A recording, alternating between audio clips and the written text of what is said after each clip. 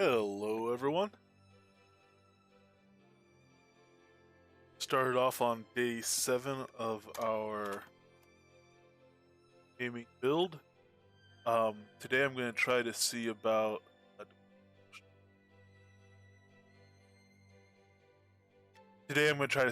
getting maybe some range passives up a little bit and finishing off the sword active skills. The passives in Blade's Tree are already leveled. We'll try to finish off the active skills, get rend up a bit higher. Maybe not all the way to 141. We might not finish it off, but certainly get it, to 121. I would hope at least, and get Ku up to whatever we decide on. I'm not sure where we're going to be stopping that one. Maybe 120-ish. We'll see how useful it is to take it higher for something like boars and the sort of stuff we're doing on a regular basis. It might be worth taking higher if we start doing like giant fights or even Sutuk. The giant, he's rendable for an incredible period of time.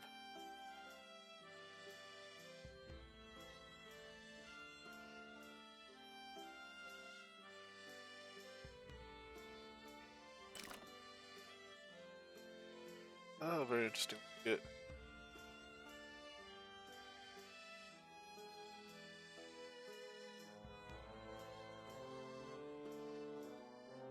A little bit of crunching there. I'm not sure why my so very loaded up, but let's see, what do we need to refresh? We have the our 3-day tamer buff is going to need refreshing. We'll take that. Blessing of Honesty is about to fall off too, which is our focus one. So we've been doing like focus regen, although I don't think we really need it. You know what, since we're doing swords now, let's do the strength buff. Combat dodge. The dex buff. So there's dex.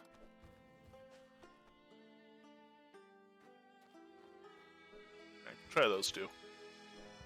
And I'll since we're here, I might as well grab my Thaumaturgy plus 10 life attunement, and I will grab the earth one as well, which is plus 10 earth attunement, which will be handy if we actually start using strength of earth. We should probably get that going too.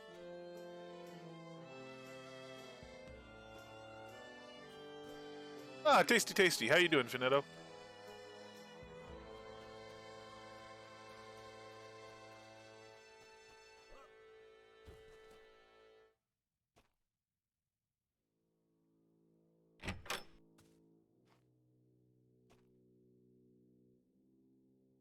Not bad at all.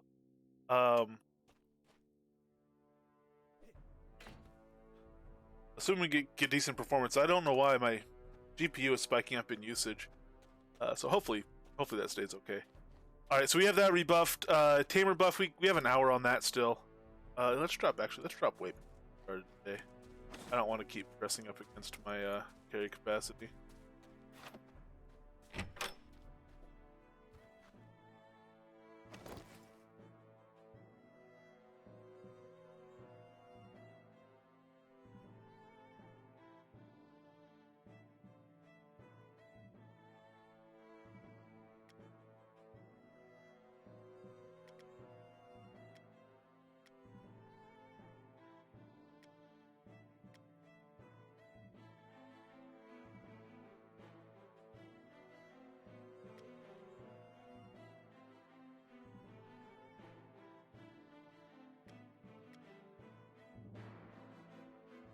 Back over. Let's open these supply bundles as well. Some more recipes. Nothing super exciting there. Find nuts help, but they're not exciting. Those are gray bundles. We got learning speed food. That's not bad. Ooh, meteoric iron binding. There's a very good recipe. A spearhead. Meteoric spearhead's also a very good one. Poison potion spire. That's a good poison potion, but that recipe is very common, and the troll belt, all the artifact combines are reteachable, so not a big deal. I'll list that for literally, as cheap as possible.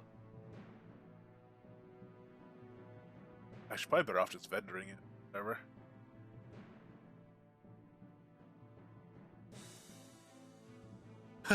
What do I keep track of, like, inventory and stuff? I don't really. I just let it all stockpile until I have to sort it, and then once I sort it, I'll do something with any quantity that I have enough of to actually do something with.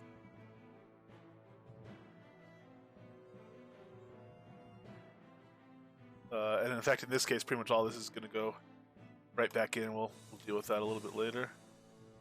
Oh, I had 199. I got a taming color out of that too. All right.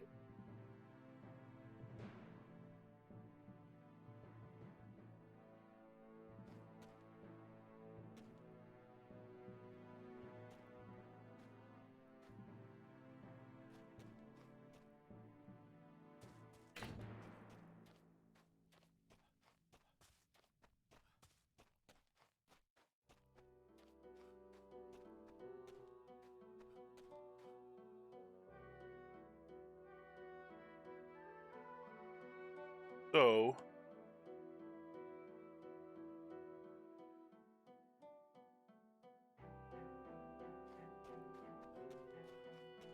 hey Buzz, how you doing? Really good to see you, man.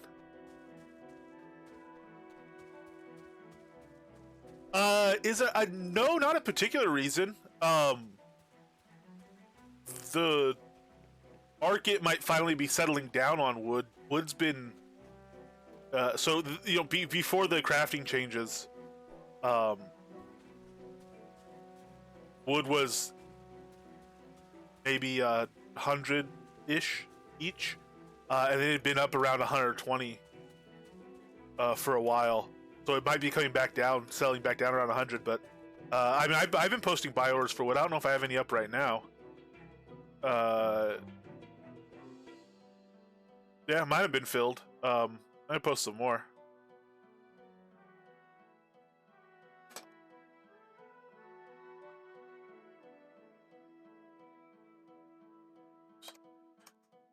Do 1,000 at 118 each.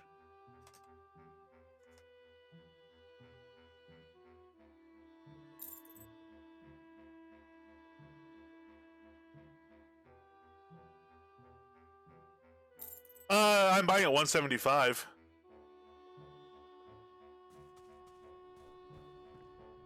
On silver. Those things should come down. They're not coming down as quickly as I would have thought.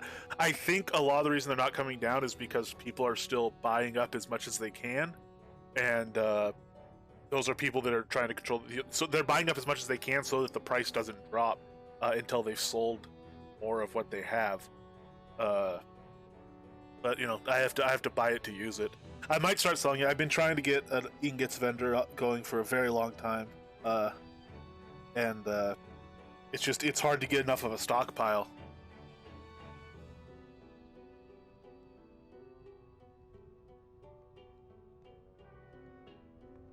Deck?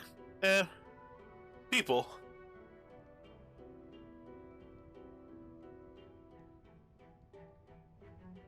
No, not Dax really. Oh, there's someone called Dak Optimismo or whoever. He does a decent amount of trading as well. I thought you were talking about him. Yeah, not Dax maybe a little bit. I don't think so though. I don't know if Dax is that active. Dax took some huge losses because he just his the way he was trying to control stuff doesn't work, especially when like drop rates will change. You know, the way he was trying to strong arm artifact markets and stuff. Yeah, which he could kind of do when he was more able to strong arm stuff, and there was a lot more limited supply. Now there's less of a limited supply, and that people could do a vendor search, a town vendor search. There's just no way for him to maintain that, and so a lot of he took some big losses on all that stuff because a lot of stuff he paid over market for. You know, he kind of had a reputation as buying stuff super cheap and then selling it super high, but he bought a lot of stuff at reasonable prices and just tried to sell it super high.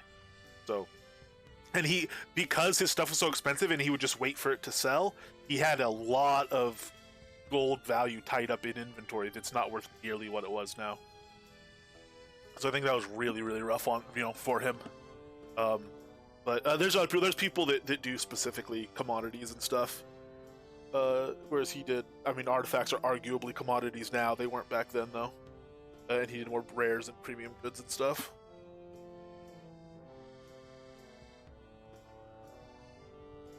Alright, we'll get a little warm-up going. I guess...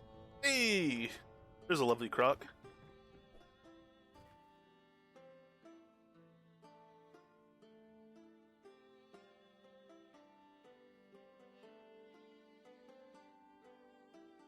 For an unbuffed croc, that's actually a pretty pretty beefy guy.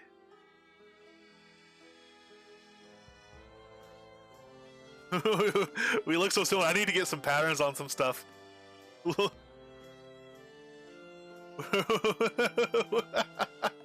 We're eerily similar.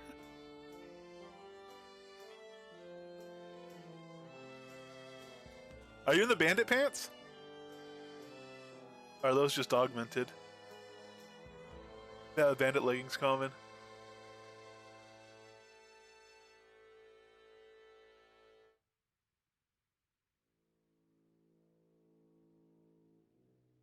Very nice. We're gonna try to get some. Oh, we could do a rare ringmaster now. I think maybe. Yeah, I think we can.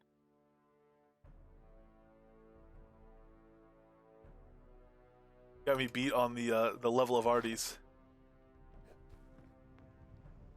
Ooh. Hey, silver as well. Thank you, man.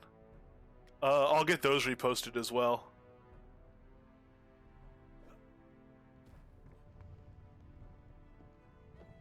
Let's go ahead and get an artifact upgrade going if we can. G? Which is a unique sorter for taming gear for me. Remaster uncommon, I think we can make a rare on that. We have... Oh, no, you know what? Can we not? 6, okay, we need 2 more rings to make a rare. 2 more common ringmaster rings. That makes sense.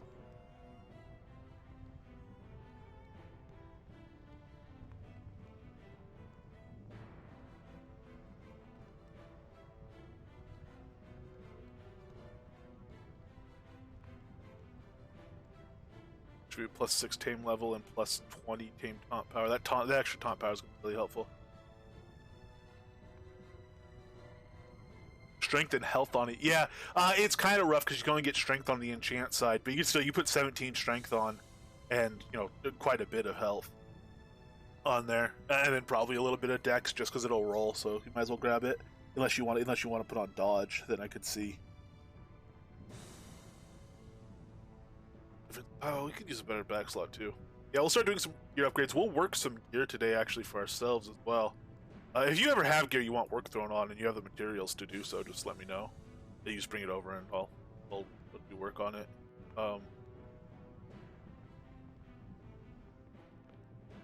What else do we have? Just upgraded our gloves. This is uncommon, that's far. Boots are still far. Helms are still far because those are going to be legendary at the next stop. Captain Trico. Oh, we want to see if we can kill the captain today too.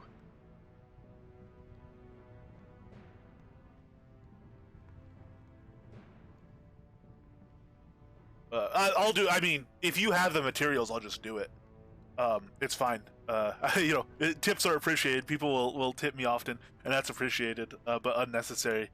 And then if you want to actually buy stuff, I mean, it's hard with artifacts because I'm trying to sell more artifacts that are worked, but I generally don't. So it's just, if I'm putting work on an existing artifact, I don't know how to price that. Mostly I just do cost of ingots, and anything extra you want to pay is fine. Or nothing extra if you just want to do the ingots. But if you bring the ingots and the artifacts and everything, I'll just put the stuff on. Too seldom, how you doing? Quite good to see you. Quite good indeed. I wonder if it'd be quite good to see the captain. Let's try it. Let's see what happens. We got an hour still almost on that buff, so Tartarus. And I am gonna do, I guess, Crocodile on him. He moves a lot, so Spider might help, but he's immune to poison damage. And this is gonna be rough. This is gonna be rough because I can't do a tonal and still hold aggro, which means I don't have a good of clearing out the stuff that's around him. I doubt my pet. I doubt I'll be able to do this. Maybe I might have to get a wand and do some like Ring of Fire stuff in there on occasion, and get some AOE going, because otherwise the pet's just gonna come down.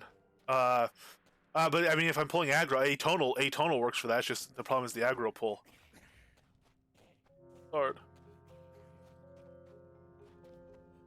I'd have to decide what the line is too between supporting your pet. You know, if you're killing stuff so it doesn't kill him first, that seems to me a very supporting type thing to do. But it's arguably just, you know, more offense. Gwendolyn, hello, hello.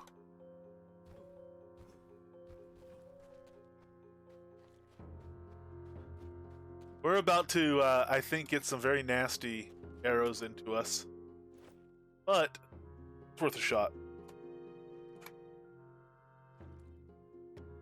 Put on a legendary look croc. Oops. Well, I can be locked. No, I want to unlock him. I don't want to forget and have him locked. Have the situation we're trying to overtame him at some point. Blah, blah, blah. Oh! I don't have any.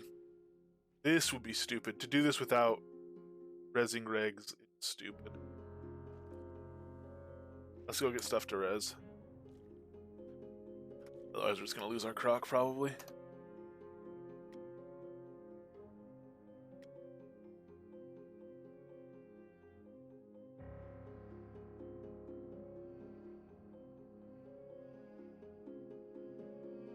Just don't die. Simple, yeah. Easy as pie.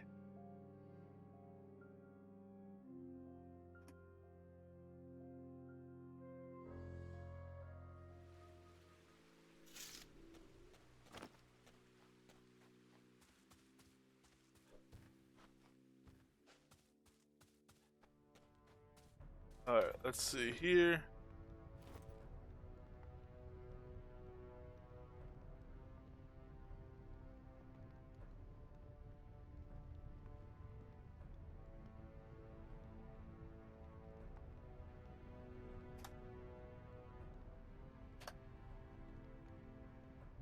My reagents bag on me? Oh, that's right. I couldn't. It didn't fit in my bank the other day, so I just dropped it down here. That's why. Okay, and I think I'll still need to put Mandrake in it. No, I have Mandrake in it. Beauty! Alright, we're all set.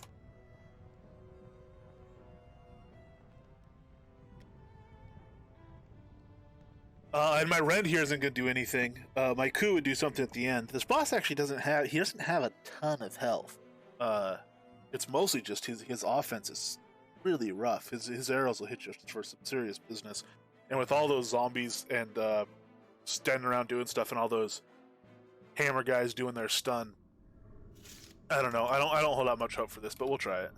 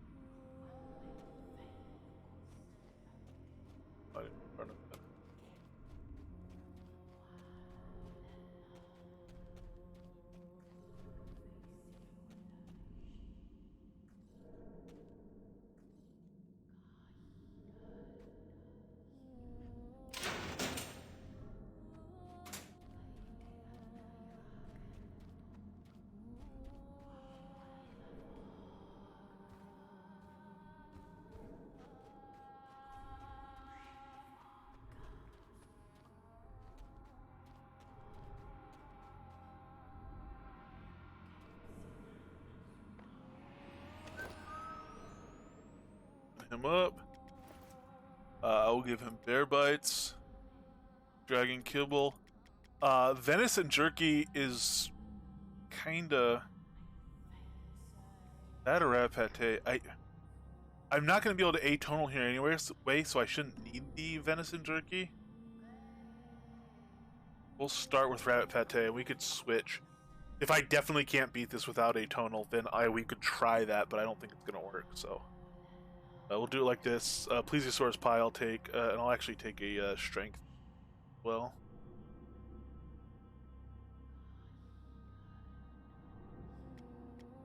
Or Aether rather, might Aether. Sure. Hey, JJ, yes, I do indeed. Some scalular protrusions.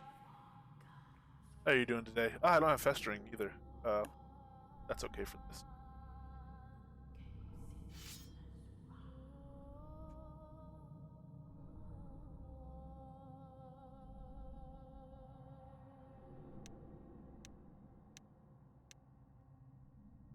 Switch to my coup deck.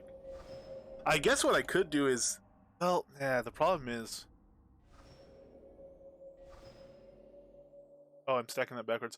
I was gonna say I could just atonal and stagnation and kite them as they follow me, but I can't. Well, actually, yeah. If he is aggroed to the boss, to Darkfeather, Darkfeather should stay on him even if I pull aggro away from him for the smaller mobs. And if I pull aggro on the smaller mobs, I could just stagnate and kite them until the boss is down, and we could split. Kind of cheesy, but it should be effective. I should have a 5th coup card coming up at some point. Yeah, we'll just drop that stack. No, that's why, because I'm still on my Ren deck. Oops. Oh well. We can switch without dropping anything.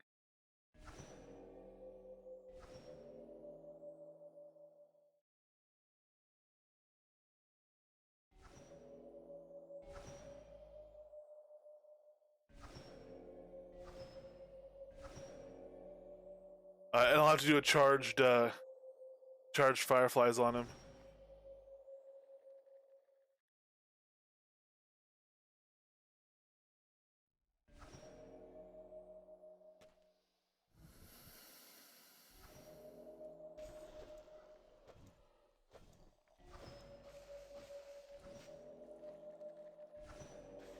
I want stuff to aggro to him. Let's get his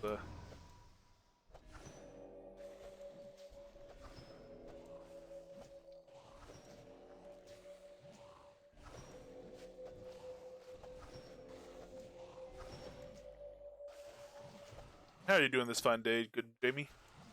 JJ? Good, Ava?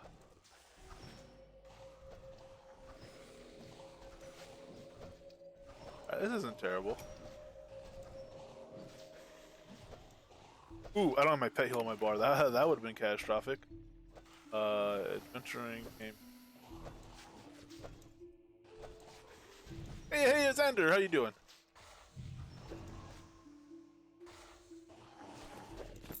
Alright, well, I'm just gonna let him chomp through these guys, and we'll get them out of the way before we go over. Doing it, I wouldn't necessarily want to do it this way all the time if we could do it faster.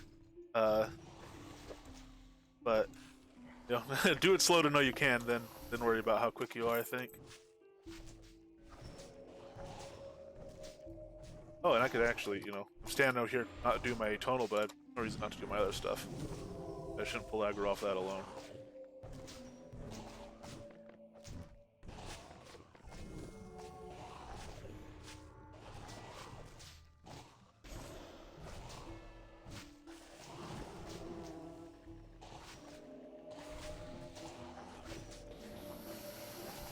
How'd you end on boars yesterday?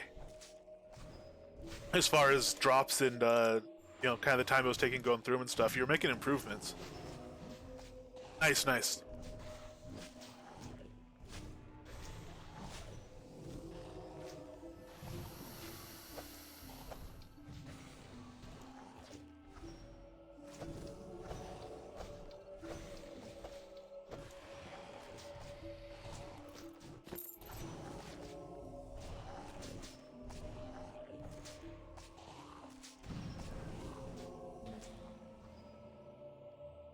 Okay.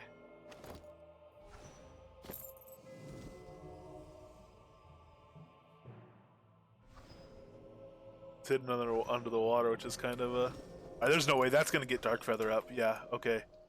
You attack Darkfeather.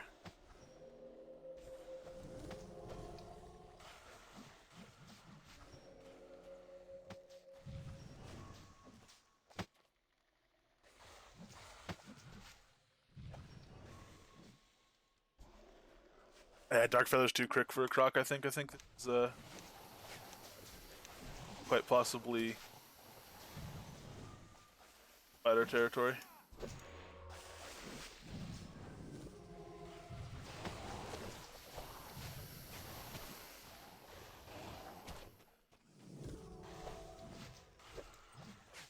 I could also put on stagnation.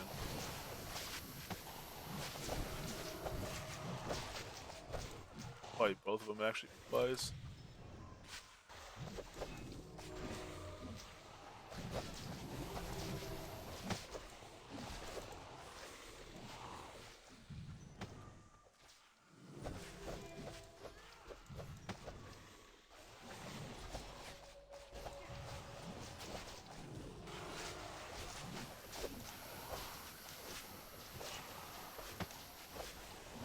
Oh no, go, go, go, heal, heal, heal. Oh. Back on.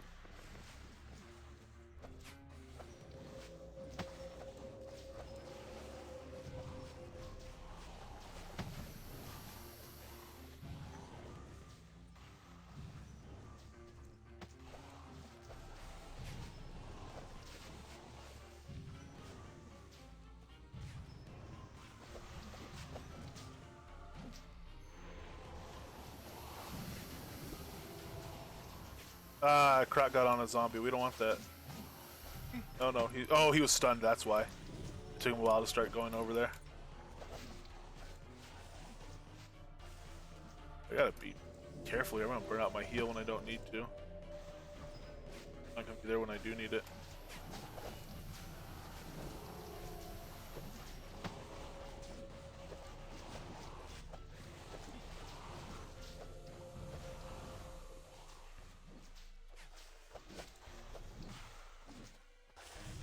Alright, so 2600 we could start the coup on him.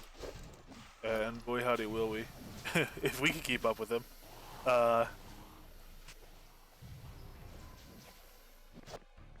You give him to ideally gloves. Yeah, anything's good, but gloves are the best. That's kind of my thoughts on it too. And we're at rare gloves right now, so other slots are probably, like rings right now is probably the best for me actually. But still, when the gloves drop, it definitely feels good because they're the one really that that everyone wants. Oh lord, I let my stacks fall off. Oh, there's a skelly on me? That's not good.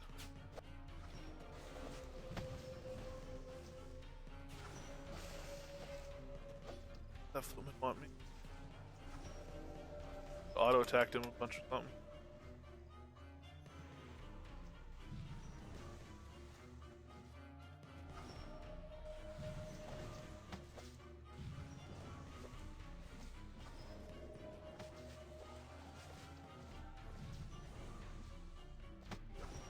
One nice thing is, so the Croc is slow, but the zombies are slower. So as Darkfeather moves a lot, yeah, he's kiting the Croc, and the Croc's doing less damage on him.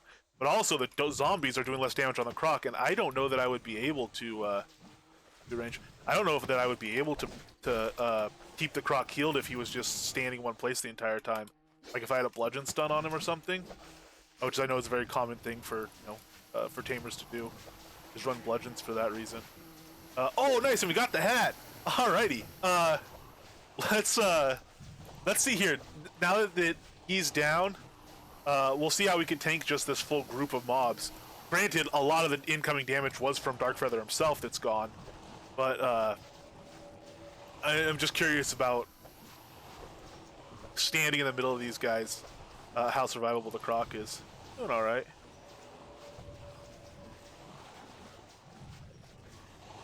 Jumping through him, yeah, okay. It looks like he can probably survive, actually. Once you have Darkfeather's damage out of it. So that means we're not so far off. Maybe I could get a stun in. Yes, indeed, and that's our 4th common ever, but I've kept every one. So that means I can now make an uncommon.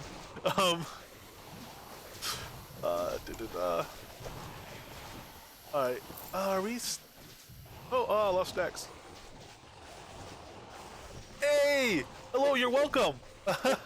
Good to see you. Sorry, you were AFK at the time. I didn't realize. I saw you up on there and I had never raided you, so I figured I'd give you a raid, but I think we caught you while you were sleeping.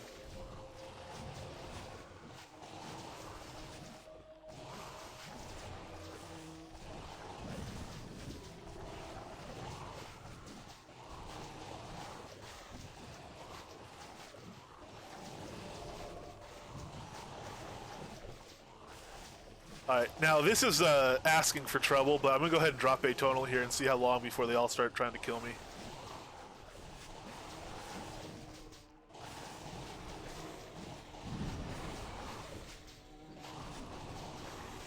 Yeah, for sure. Just the monk that was there kept checking on you, or whoever it was, kept coming in the tent to see if you were sleeping soundly.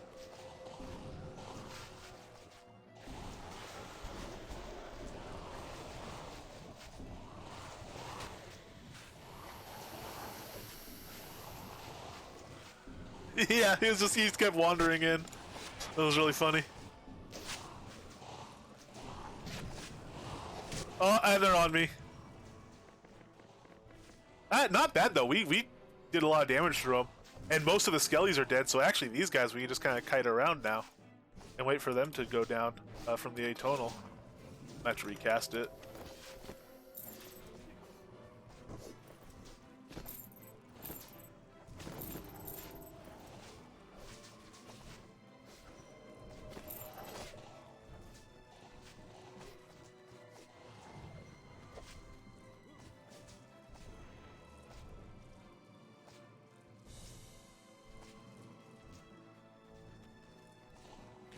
We're so close. We might as well finish them off just so we can say we cleared the whole room. Normally I wouldn't do this though. Normally I'd kill Darkfeather probably and split. Probably pop in, kill him, and run. If we get his kill down really fast. It does make me wonder about getting some bludgeon going, getting knockdown going. Actually, probably knockdown with a staff. Can you healing blast pets?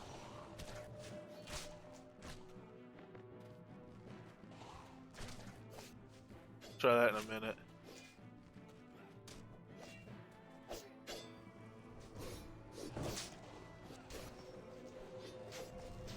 Yeah, forget what I said. These guys are dying too slow. We're gonna wait for this last one to drop and then we're gonna leave. Alright.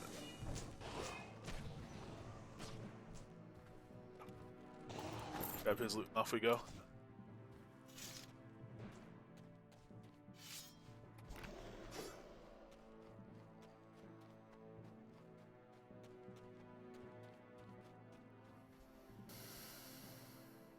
Nope, stay back here. Don't go run him back in.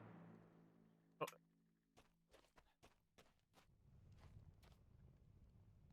Not that.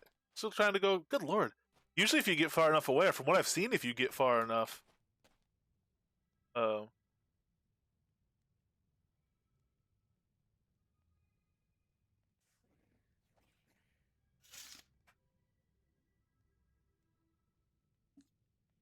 I'm not. Let's see. Okay, let's try to get healing blast on there.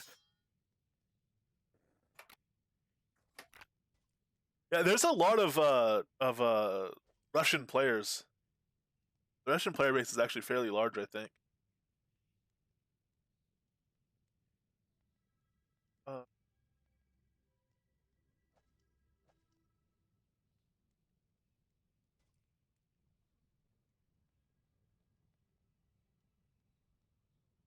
try healing blast. We'll wait for cooldown. We'll see if this is a valid target, and we won't know how well it does on him, but it'll work.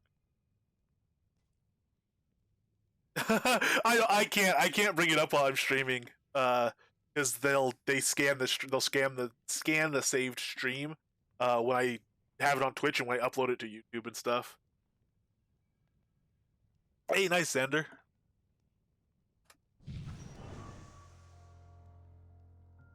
Yeah, so Croc is definitely a valid target for healing blast.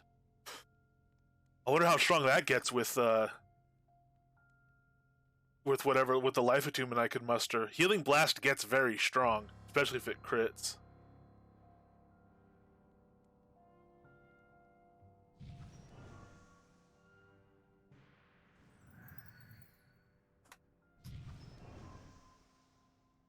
So we can do that.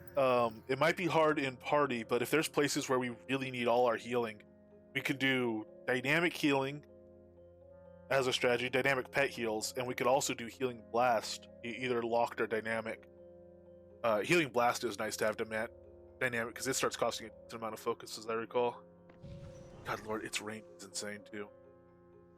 Range on all this stuff is crazy. We have at 31.2, and our range passive is pretty low. Life reach is 89. Good lord. You can get this to 40 easily. Hey, alright, take care.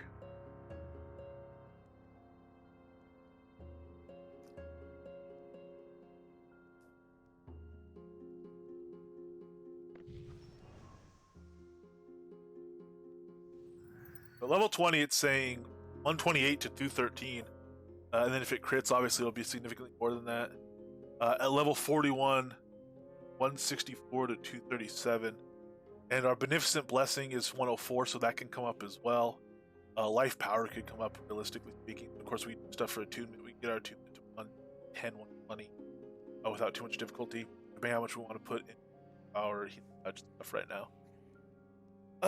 So I don't think we need it, but that's definitely something good to keep in mind. We might actually, doing Spider Queen might be a situation where we want to go dynamic heals plus healing blast. I'm trying not to make the goal for this build soloing Spider Queen again, because that's what it was last time, but I do definitely want to solo. It is a goal. Maybe not our big goal, but it is a goal to solo. Alright, that's interesting. So we have a tricorn hat now.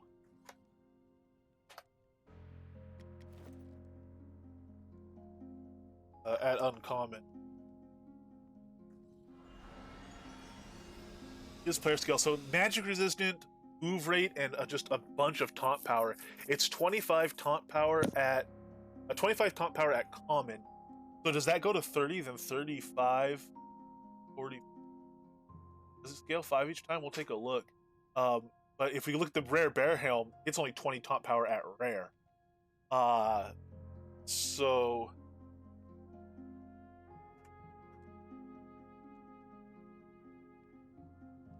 oh, it's always wait, what? It's always 25% taunt power. That doesn't scale. Hey! How you doing? Thank you very much for popping in. It's been a while. How have you been?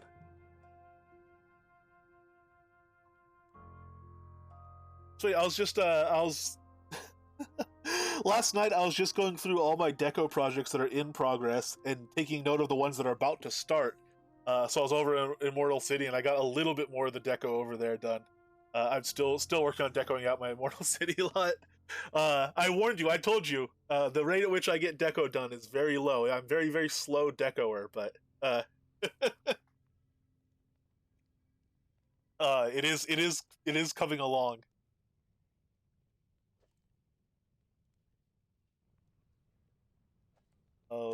Okay, so taunt power isn't going to scale on this. The only thing that scales is magic resist and move rate. The move rate isn't that important. It's my move rate, and the magic resist isn't important for this fight, and isn't important for a lot of fights, because 10 magic resist, I could just do like the defense or refrain of resistance. Oh, I need to get that in and see about refrain of resistance in terms of the damage it gives to the pet. Let's get that up.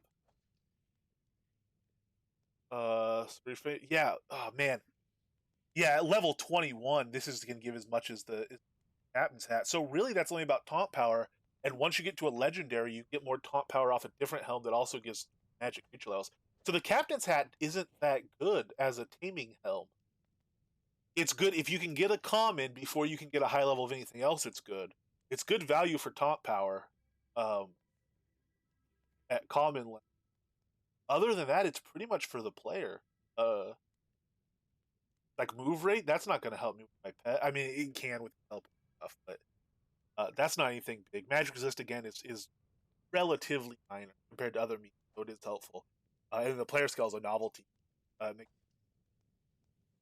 Yeah, I don't see using the Captain Hat.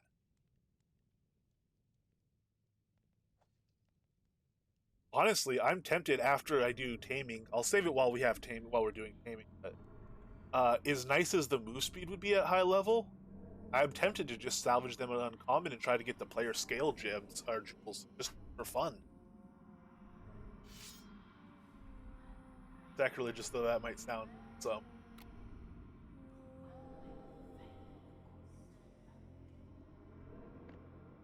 Commander resistance will crack this off. And yeah, pet takes it fine. Plus 12 damage resist, plus 2.2 magic resist. That damage resist is dependent on spec level, so that'll never scale up. It'll always be 12.2 unless I raise my spec. So that's not extreme, but if you look at it relative to the actual pet's resist, uh, if you look at it relative to the pet's resist, I'm at 71.3 with that on, max 55%. So it's actually a significant percentage. You know, it's raising it, whatever, or something like that.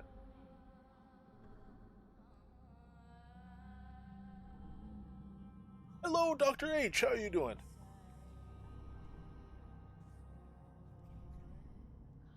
Just got ourselves to an uncommon captain's hat and then realized we don't really care about the captain's hat. Wait for the song to fall off to make sure. Yeah. Oh. Yeah, okay, yeah.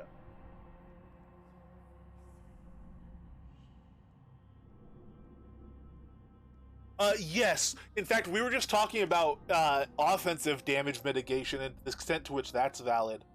Um, you know, I use atonal aria. You know, obviously, straight damage is good and killing stuff is good, but even that, just to take mobs down so that they are not attacking the pet, because I could only heal the pet for so long against a lot of damage.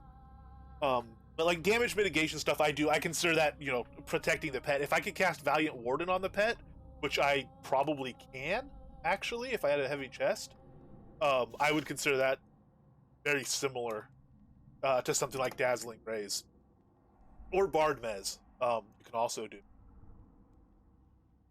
I don't Bard Mez. I'm not a huge fan of Bard Mez. I should play with it again. It might be less effective to the point it's fun. It was a bit overpowered to the point where it wasn't fun. I didn't really enjoy very, very powerful, but I wasn't crazy about it for that reason. Yeah, so Dazzling Rays, yeah, Moonbeams um, is up to 3 targets, whereas Dazzling Rays is just an area of effect for as many as they can hit, right? Oh no, up to 6 targets. Okay, I thought it was like in an area effect around the player. It's a very long mez too, and I have it leveled, so we could try that in there. Actually, against the Spider Queen, Dazzling Rays might be very good. But we could also try Bard, see how it's going.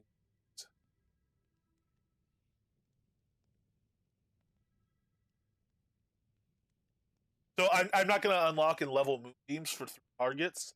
It doesn't add any real benefits, I don't think, over. I don't know if its duration gets larger, but I mean over Dazzling Rays. I don't. I think I'll probably just use Dazzling.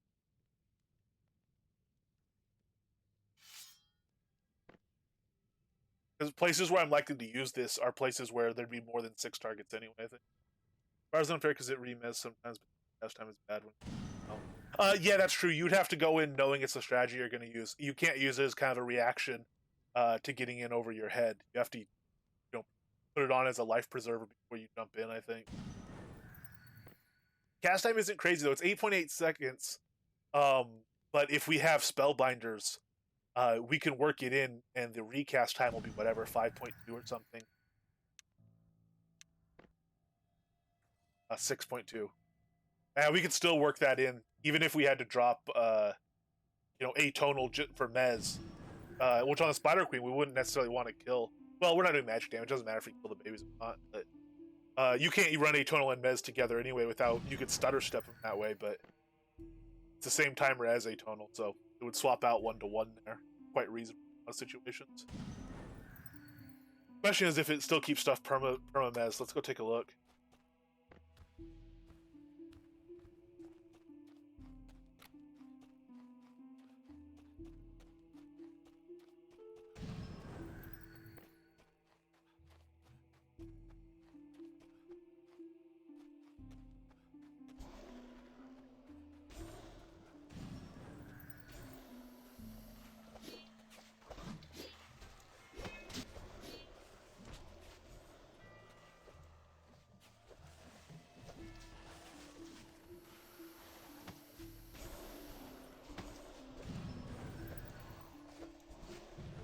interesting.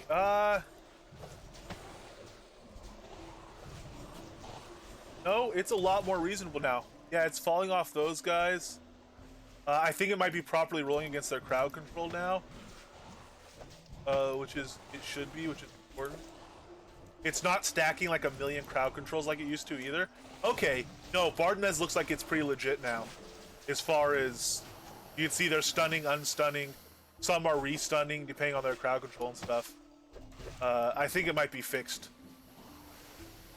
And Dazzling Rays might be more useful. Keeping a decent number of them stunned, not for as long. How long's the stun effect last? Let's see if we can get 1 minute. Good. Oh, that one's good.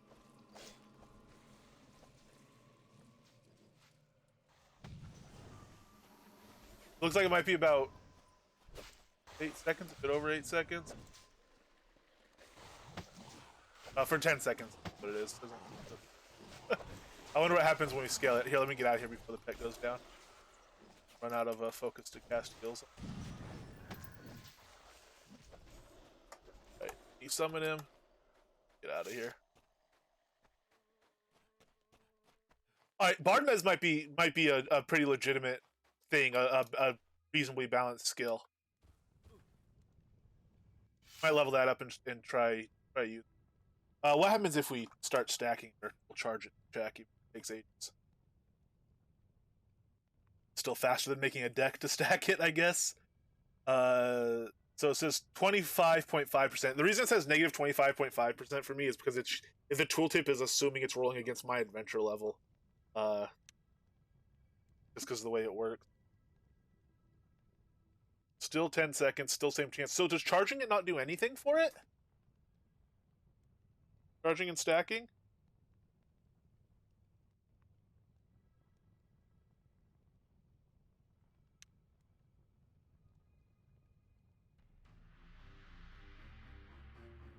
Yeah, I've used it to get through LB's Castle as well. Most certainly. Back when LB's Castle first came out.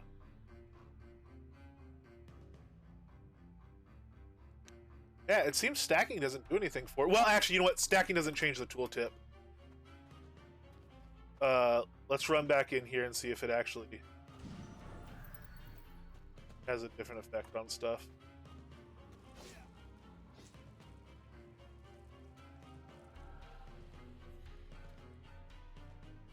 Yeah, they're not remezzing right away.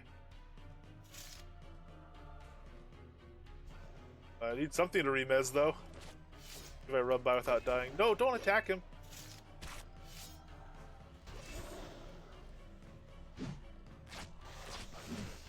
Yeah, okay, it increases length.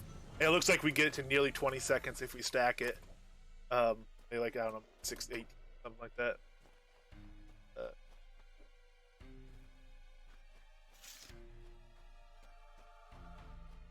Okay, so yeah, we might do like a for Spider Queen type thing, or I mean, for that fight even.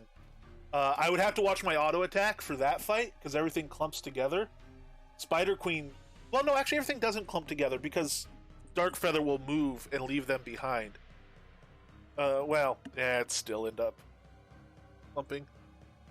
I'd probably have to not auto attack. So what I would do is turn off auto attack, and I would go to a bludgeon probably, and do a knockdown on the boss, and do Mez. That'd be a good Dark Feather thing. That seems reasonably balanced. So we could compare it to Dazzling Rays as well, and see which one is better these days. Because Dazzling Rays at 106 on a single stack is doing a,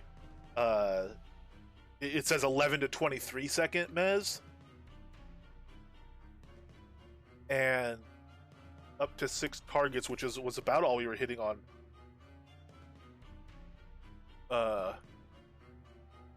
Mesmerizing Melody, and Melody does not get increased duration as you level it. Dazzling Rays does get increased duration as you level it. We can take Dazzling Rays up to 120 without any trouble. I'd be perfectly happy with that much XP, maybe even 130. And we could stack this to a 5 stack. And let's see what the range looks like then. Or the duration, I should say.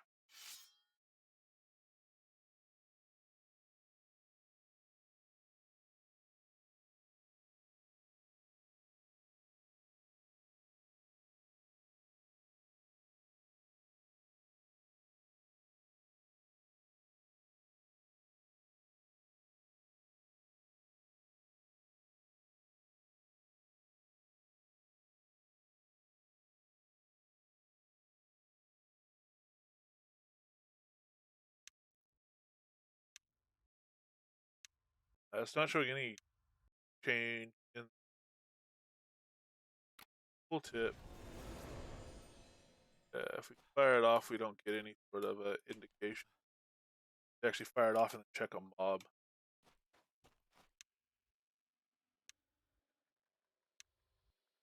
11.7 to 23. Didn't mez Dark Feather, unfortunately. He might be too high level creature.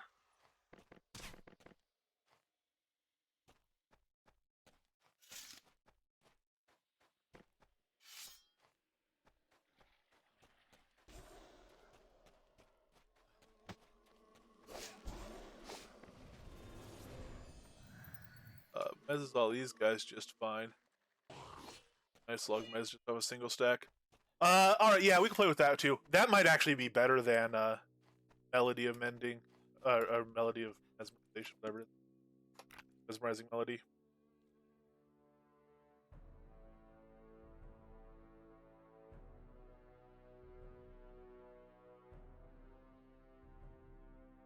Interesting.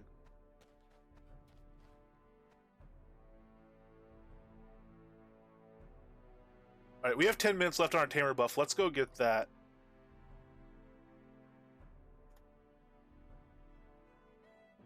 Oh, bow.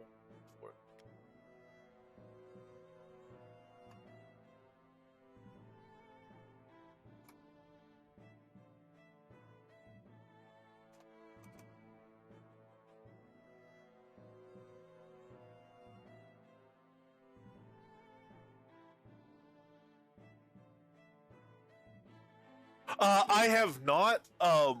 Chris did say he's going to want to get a new QA out today, though he also said he was busy most of the actual daytime day, and he didn't do a tweet saying the build was out.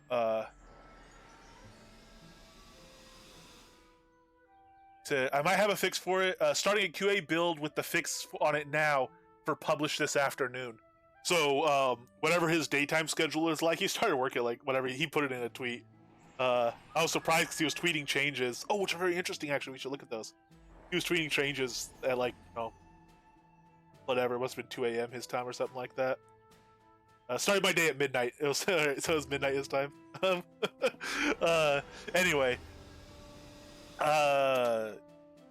hopefully that comes out this afternoon. And I actually figured if it did, if we were still streaming, I would stop the stream and restart it just to make it easier on myself for posting. I'm putting all the taming stuff on YouTube, and then we would do QA time on stream. So I'm hoping that patch gets through this afternoon. Basically, I'm hoping it gets through within the next 3 or 4 hours. Actually, ideally the next 3 hours or so, but we'll see what happens. But for anyone that didn't see it, there was actually a very interesting tweet that Chris put out, which is this one here. He's changing the way skill levels and int interact, and he's making skill level for a damage glyph in Magic count more and int count less. And so there's a picture there. There's a chart. That chart is for any given int and skill level, the percent change you should expect to see in your damage from that glyph. So as he mentioned, pretty much everybody's gonna be getting a damage boost. The only, if you have a GM skill and you have 200 int, you are going to be looking at about an 8% boost in the power of any magic skill that's GM with 200 int, which is pretty intense. If you're a lower level character and you've just gotten your skills maybe even only to level 80, and you're maybe rocking like 50 int, or actually it's level 60 even in 50 int, you're actually going to get like a 20% power increase. So lower level mages, mages have kind of a rougher start than melees in a lot of ways, because they can't hold shields like a melee user can, and they can't always do. They're not as survivable as archers, in my experience, because they don't have as high dodge because they're not dex focused. And they're not in leather armor; they're in cloth armor and stuff like that. So That I think will be helpful at lower levels, and then at very high levels, you still get more power. If you look at like a very high level fire mage, might be at 400 int or even like 410, 420 int, but the chart goes to 400 int, and they might have like a level 160 fireball or 160 chain lightning or something like that. Um, and they would be expecting to see about a 5% increase in the damage out of that. So mages are going to be getting more powerful, which is cool because right now magic damage tends to trail behind physical damage in PvE and PvP. Um, so that's going to help close the gap. The place where magic damage does not trail behind is fire mages, and death mages are actually really strong too. Um, and I mentioned that in a sense, and he actually replied that there will be a slight Ring of Fire nerf as well. He's making the ticks 10% longer to slow it down a bit. So fire spells for a very high level fire mage might be getting, you know, 5 to 8% damage increase, but Ring of Fire itself is going to get effectively a 10% damage decrease by having lower ticks. So you'll still get a net damage increase as a fire mage, but it won't be as much as it will be for other mages, which I think is good. A good balance on that change. Um, Also, there's an advantage to having your fire ring tick slower. Yes, we'd prefer to have it tick faster, but the way fire spells work is they do a certain number of ticks, and it takes a certain amount of time between each tick. Those multiplied together are the duration of the Ring of Fire. So if your Ring of Fire is ticking 10% slower, it is lasting 10% longer, which means it's going to be easier for players to get to the point where they can keep a Ring of Fire down continuously before the cooldown on it wears off. Same with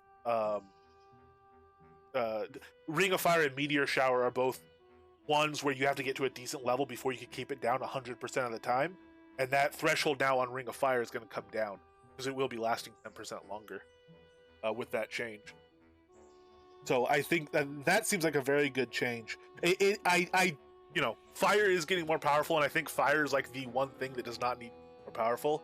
If there's only one thing, it's fire. But there at least is some compensation in that, and it's a compensation that everybody's going to get at least a little more powerful in fire, and the way in which it's compensated is disproportionately helpful to lower level players, which I think is really is good. So anyway, bit of a sidetrack there, but that was a really interesting tweet, and I'm excited for that change. I think that's going to be a very good change. And with that, plus the new air spell, I'm thinking air might become a contender. We might come up and have another magic school kind of on the same level that I think of fire and death. Fire and death are both very, very powerful. Um, Fire more so, and fire more easily and universally applicable in its power. Death, though, also very, very powerful, and I think now air magic might become very powerful because air magic is also super defensive. It does insane stuns, and in a group setting, its usefulness is kind of multiplied even over a single, one v many or a single player setting. Because you in a group setting, you can eliminate the need for a tank, a good air mage. All right, so we are here doing the South Boundless Forest plus 10 pet level buff. And I'm going to have to still use my location track.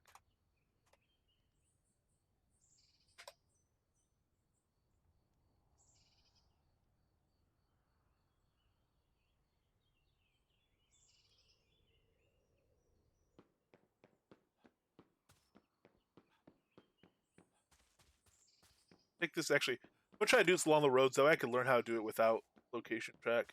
It's going to take a little bit longer. It's a little bit further route. But if I come down this path to here, I can run this trail out basically where it ends, on the edge of I think, for the bear totem.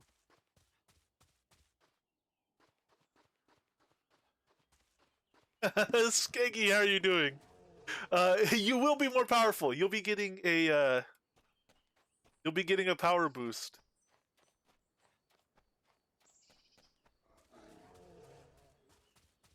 Yep. Ah, there's the bear totem. Beautiful. So bear totem needs to face north.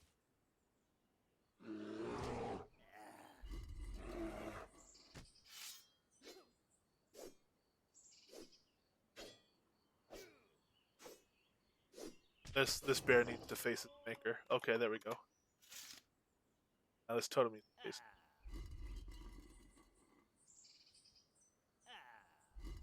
Actually, large brown bear I should tame. I don't have a large brown bear. I need to grab more necklaces. I took a bunch of necklaces out of my inventory. Carry at least some. I don't have a regular grizzly either, I don't think. Okay, actually, okay, so we'll run around this time now. And stag is the one we don't have to change, right? I guess we'll go to wolf next.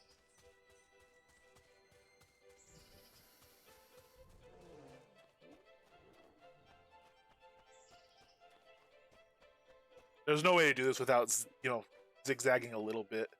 Or I guess you could come in, if you came in a different entrance, I think you'd be able to do just one big loop, but it wouldn't be any less distance that you're running.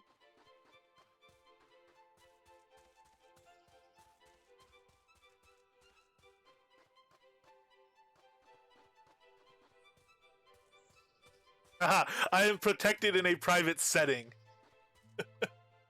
Oh gosh, I wasn't paying much attention to where we were going.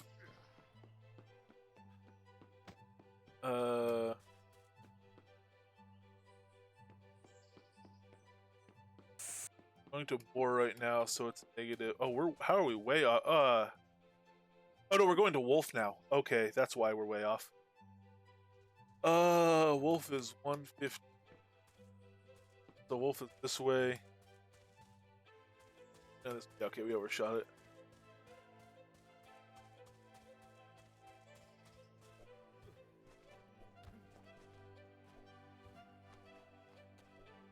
No, it's mere accumulating. That's all it is.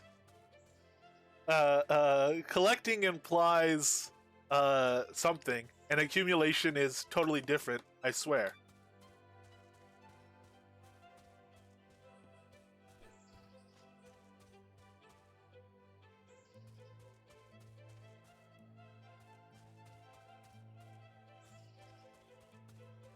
Wait, 157. Yo, whatever. Oh, Lord. Way off.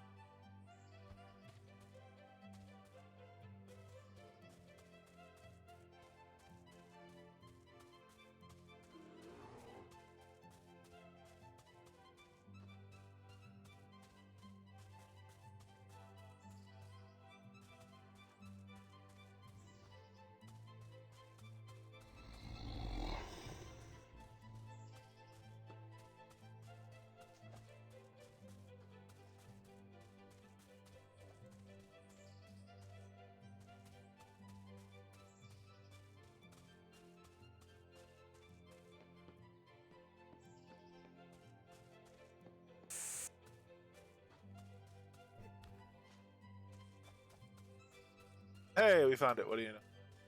Lord. Alright, he faces south.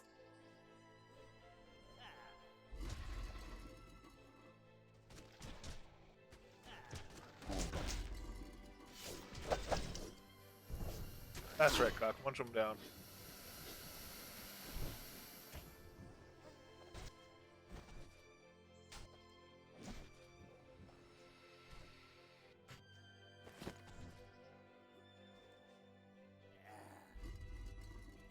Facing south.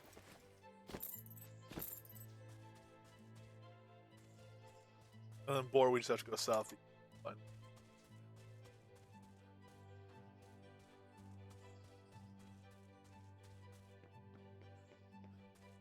Oh, southwest. Yeah, so okay, this one. Excuse me. A factor mark on the compass that I should realize sooner, I think.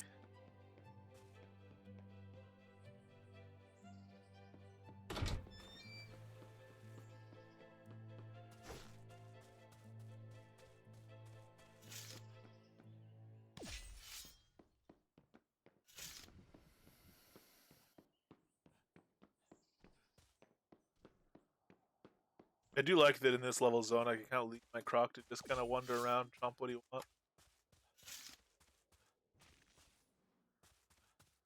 Wait, no, did this not work?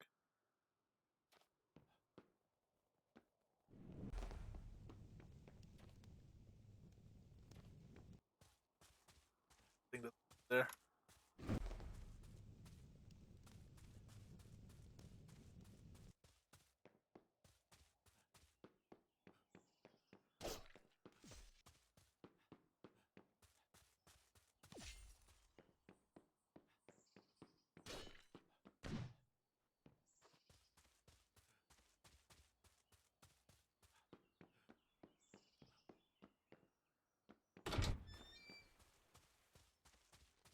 Hey, Trixton.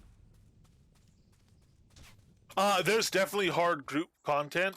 A lot of the harder group content is actually fairly new. So people are kind of used to doing a lot of solo stuff. But there's a giant fight that's, only a group fight realistically. Sutuk Waves, that's good group content. Murker Extreme, higher level zones that are very good group content. Um, so they have a lot of that, especially if you're coming through. Like if you start playing with a group of people, you can treat the entire game as group content as you level up through it together, and just always play as a group. You will get to a point where individually you're powerful enough to go back and solo a huge portion of it eventually. But yeah, you can go heal support.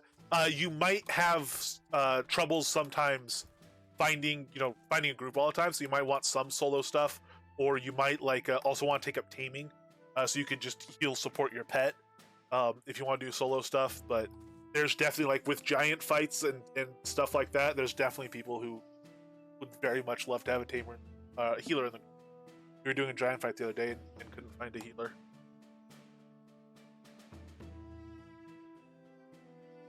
So I'm trying to go to negative. Okay, so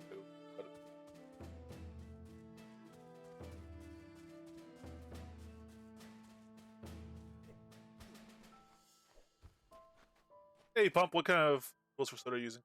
This up here is OCX tools, which is really cool. Hey, thank you very much for the follow, Trixton.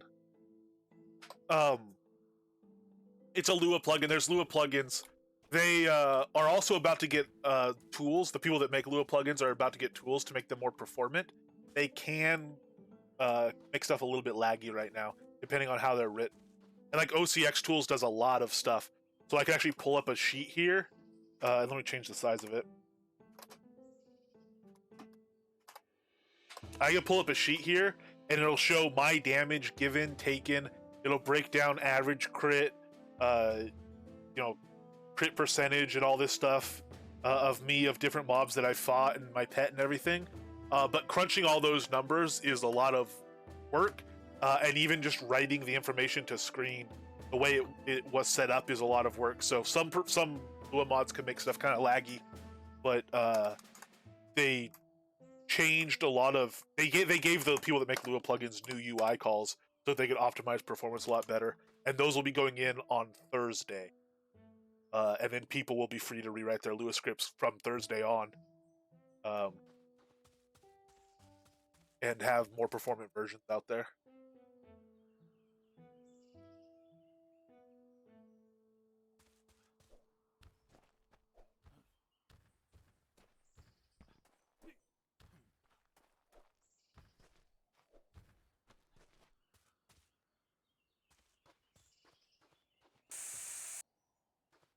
There's the totem. Okay, and this guy's got a face.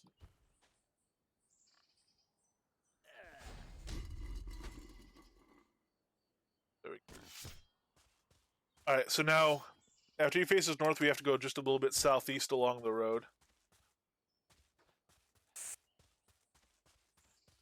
Trail, and that should lead.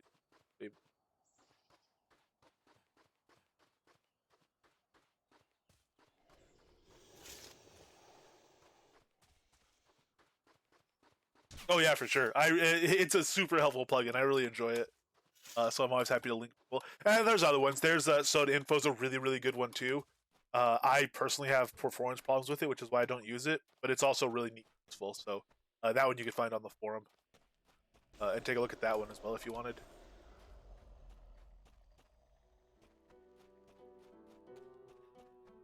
I don't remember going through this last time. Yeah, this is not. You don't need to go through all these balls.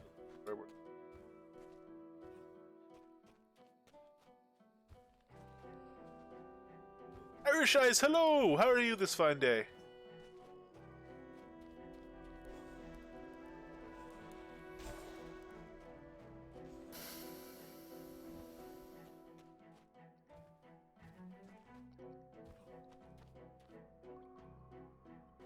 Go to the right place? I don't remember going this deep last time either. Oh man, last time I just ran right into it. I thought you could do that every time. Oh lord.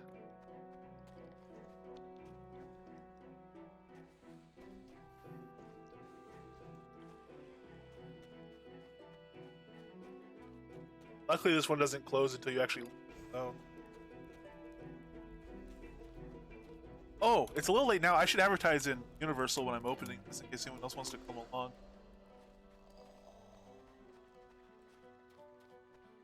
Whoa, whoa, whoa. This is the entrance, isn't it? So we didn't open it correctly? Did we not point something right?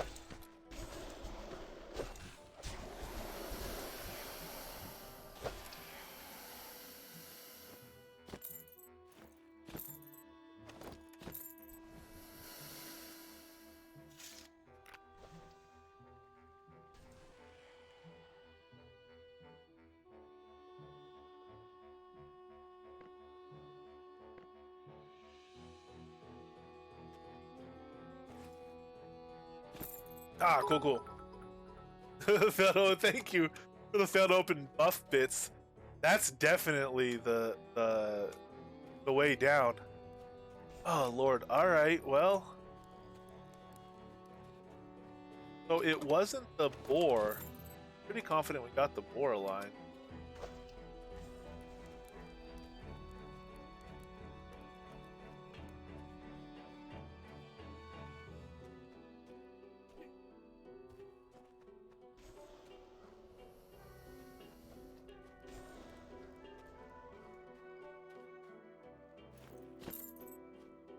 Heavy two-handed swords here.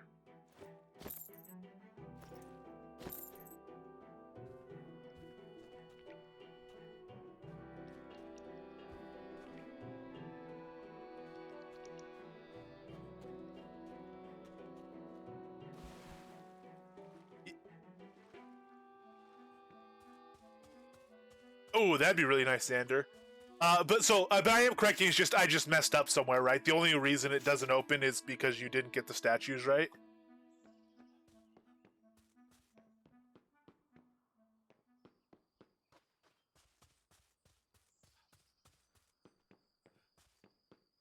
Alright, so now I should be able to go straight north along this road until we get to the wolf totem, which will be facing south. Okay, that's that.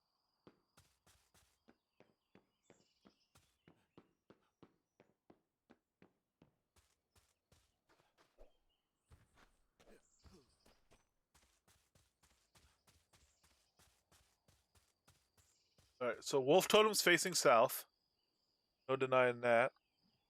Bear totem is northwest of here.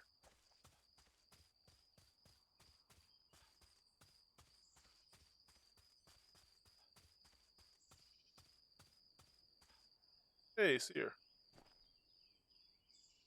You know what? I'll talk to you some other time. You clear this out too for a chance at the forest mangler, which is the wood harvesting speed buff.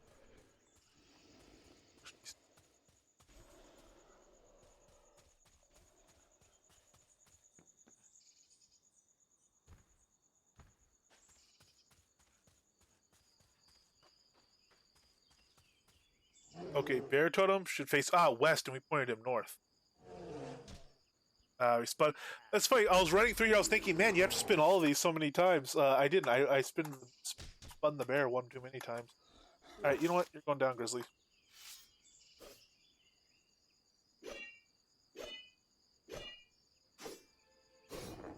Oh, everywhere. Yeah, Spindleskog's a little rougher. You could still do very well on the ghosts at a high level in Spindleskog Extreme. There's a cave in um, Lamech's Bazaar Extreme, the Infested Cave, I believe it's called, that has some very high tier spiders in it, red spiders. Those can be excellent XP. Um, Troll Dungeons, player Troll Dungeons can be fantastic XP. You can go to. I'm trying to think of the other places that Fire Mages are participating now. I was just Fire Mage. I don't grind XP ever though.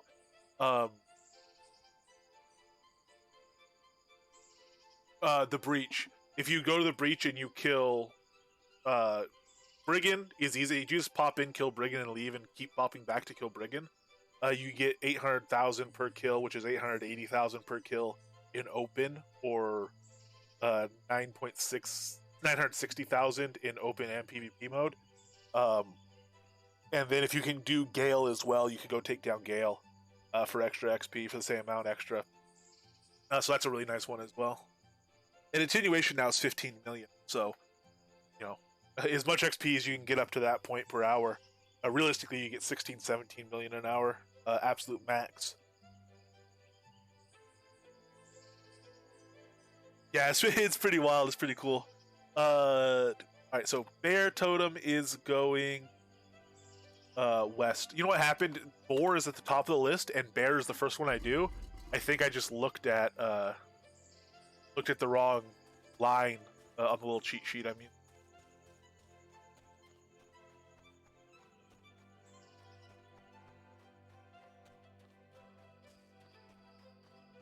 Hey, Keeman, how you doing?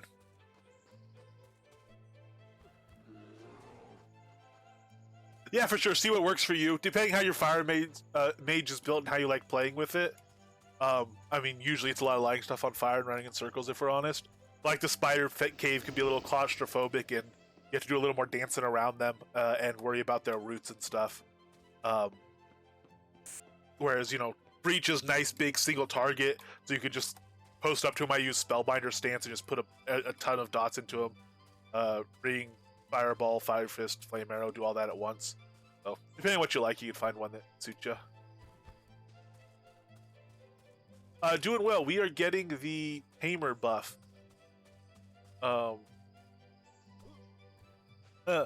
a slight mistake on it. We swiveled one of the statues the wrong way, but we've corrected that, and I'm getting a little more used to the zone and being able to navigate it without a cheat sheet and without using lock track as much and stuff. This is only the second time I've gotten this buff, so I'm not too disheartened by my mistake.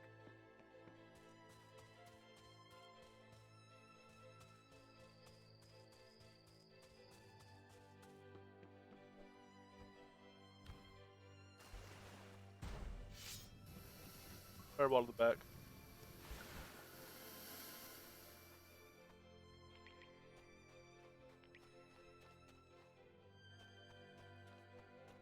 Alright, we come up into the main chamber,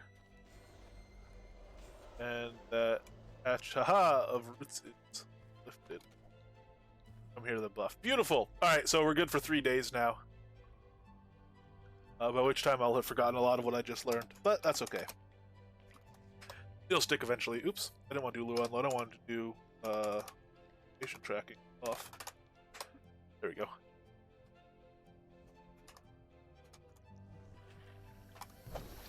Okay, so he can also get the plus 10 tame level bonus on him. It'll leave as soon as I leave zone. But does that actually work on him? Like, is he giving himself another plus 10, or would it be in theory worked on his pet, which obviously doesn't exist? Let's see.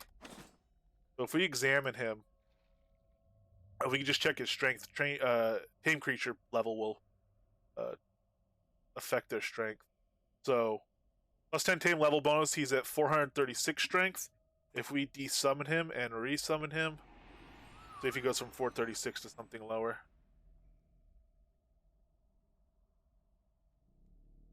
Still 436, so it applies to him but doesn't actually work, which makes sense.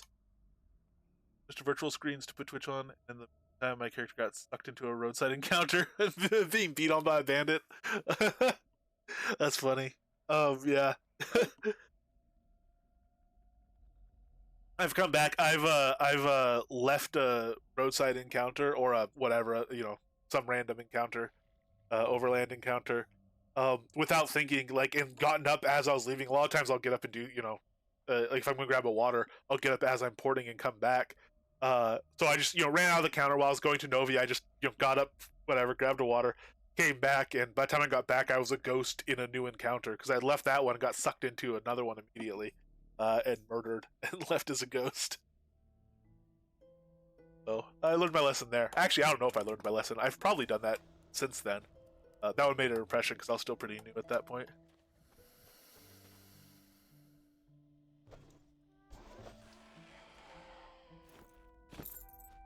Right, one thing we also got noticed off of Mob is a heavy belt that dropped.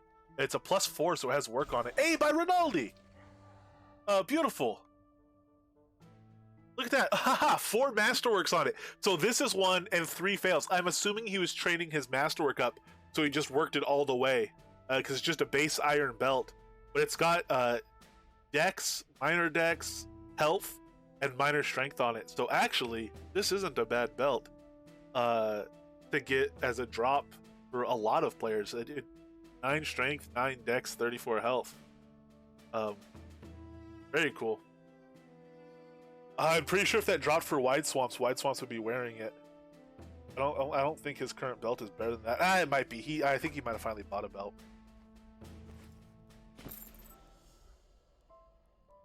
All right, so let's pop over to Spectral Peaks and see what happens there.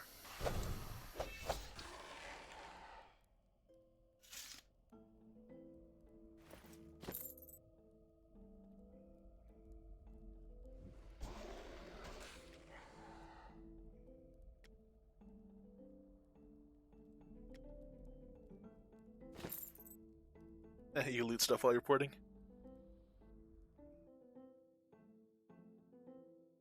Oh, nice. Very nice. Yeah, I've gotten a few Cowboy Bill pieces. A lot of Cowboy Bill cloaks, it seems. I've gotten. I was like collecting. My ultimate goal is to have a mannequin that has pieces, an entire set made by the same person that I got all his drops. And the thing is, a lot of people, myself included, tend to do a lot of the same stuff. So that's a difficult thing to do because someone might do a million belts, but nothing else, or they might do a whole bunch of headdresses and even boots and stuff, but they never do weapons. So it's something that I don't know if I'll ever achieve, but I'm saving all my stuff up, and I hope one day. The easier ones are people that do like Elrond and stuff like that, who have a lot of pieces out there that people have bought and sold when they've upgraded and stuff. Okay, why did we not run into a spider on the way here? There should be spiders in the cave here. That's odd. Oh well. Alright, let's put food on him. We're going to try this with the croc. Daily carry. I'm going to do the same thing. I'm going to go with rabbit pate for attack speed instead of venison jerky because I'm not going to use a tonal.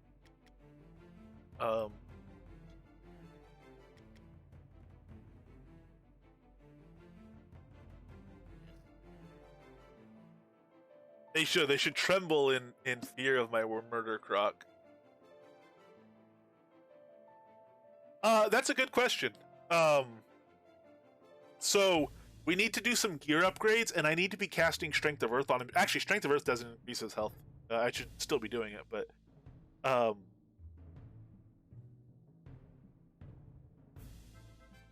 he's getting pretty close though to whatever his final health is gonna be. And when I say that's a good question, what I mean is I should be thinking about where he's still going to be getting health and getting stuff. So this is another one. Combat training. We had this scheduled to go a lot higher than 130. We were going to take that to 140. And I think at the time we said at least. We just put it in at 140 thinking we might raise it again later. So if I look at Taming respec, let me look at the XP sheet for that.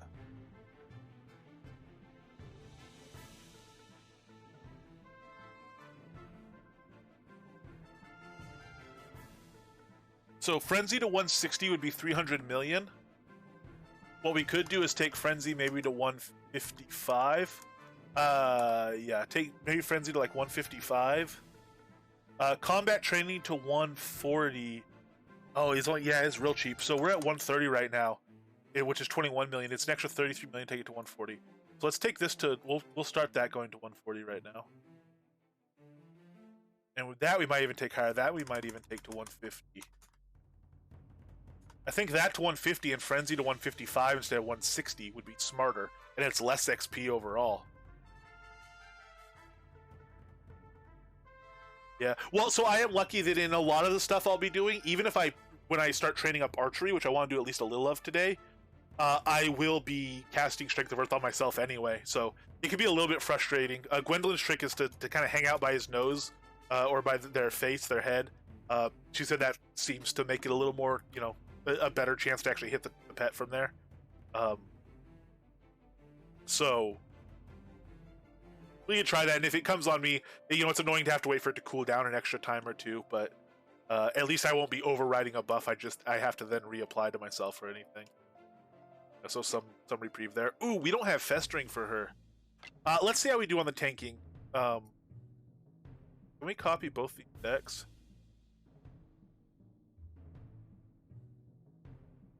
Alright, we have room to copy both of these. So I'm going to go to these. I'm going to modify them. Oops, not copy it again.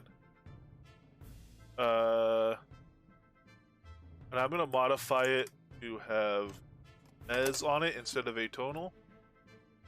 Melody Amending. We're going to try just a 1-to-1 drop-in with Melody Amending and see if it's effective here without being cheaty. I think the cheatiness of it is solved. Good. Add this Fireflies.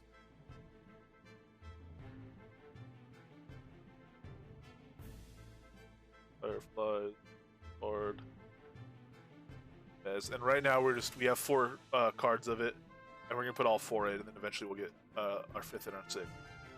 Put those in. Done there. Did I put Mex instead of Mez?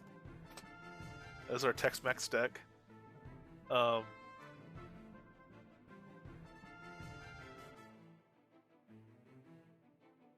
Atonal.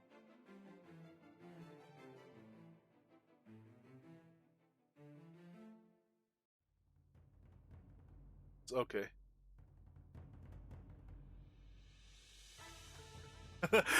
That's actually, so that's kind of part of it. This is my tool. I don't know what this is for. Cleaver. I take my gear down really low because it's like the mechanics car thing. That trope or whatever. Usually I don't run the best piece of gear I've ever made in any slot. Most any gear, if you point to any slot or any type of gear, I've usually made a better piece that I'm using for somebody else. I don't keep it well maintained. I let it run down super low because I'm okay putting repair kits on stuff. But also, I know, the pieces can be a real difficult thing to craft, and it can make more sense to major repair them and then replace it eventually. But if you think of it in terms of like gold or crowns, but when you think of it in terms of actually having to make it, it hurts to lose a good piece. So I run them down real low. And also, I have pieces that I'm not going to sell because it might start off at like 17 durability or 24 durability or something. Super low durability, so I don't want to sell it because, you'd have to sell it for super cheap or you just feel bad or no one's going to want to buy it or whatever. So I'll go wear it until it's dead. It'll have a short life, but it'll be super high stat, so at least I get some use out of it. Electricity without has no electricity. Not quite that bad, but yeah. Alright, let's see how we can do with this now. We got our food on him. We've got our 2 decks set up.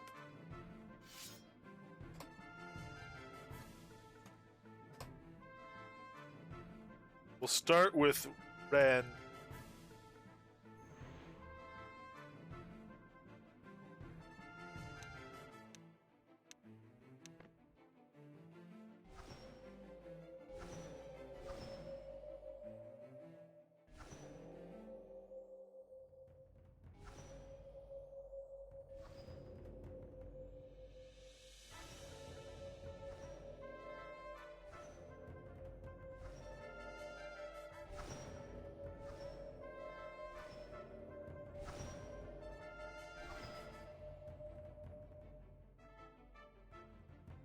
We only have 4 Ren cards. Well, yeah, we'll get our 5th Ren card here soon. Yeah, 37 dur pants. Honestly, 37 dur on pants is like if I finish pants with 37 durability, I think to myself, well, a miner only takes 10 durability out of it. We could add technically more stuff. No, I'll usually stop pants at 37, but I've definitely worn pants that were below 37. I've worn these. So these are the pants I was wearing up until 3 days ago. Right here. So they're 66 max durability because they got durability added. They have 2 major repairs and they're at 1 out of 1 durability right now. And they have been out of 1 for a while. These ones, I'm going to major repair them and then try for another enchant on them or another masterwork on them. I haven't decided yet. But it'll be their last pass on major repair. So I'll do the major repair, get as much durability back into them as possible, and then since they have 63, I will try for a 4th on them and eat some durability out. And again, I'll be looking for either like an extra 2 int on the masterwork side, or I'll be looking for like an extra 30 health on the enchant side, or some major strength on the enchant side, or something like that. I think I'll do an enchant rather than a master.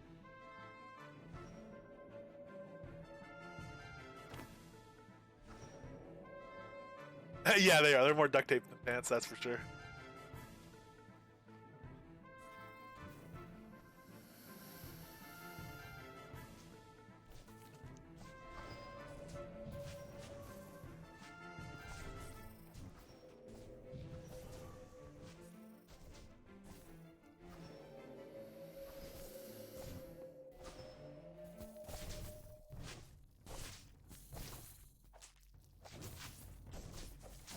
That's not good. What just erupted?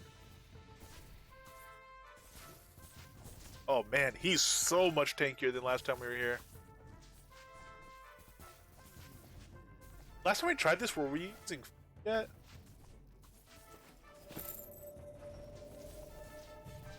He only has a 2-stack of frenzy on him right now.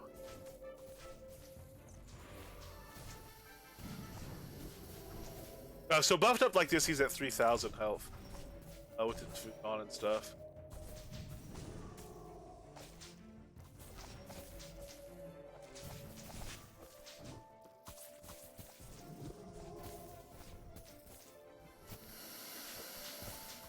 Ideally, we'd be able to do this without taming rings, though, so we can put on skinning speed rings and belt to put on skinning speed belt, that sort of stuff.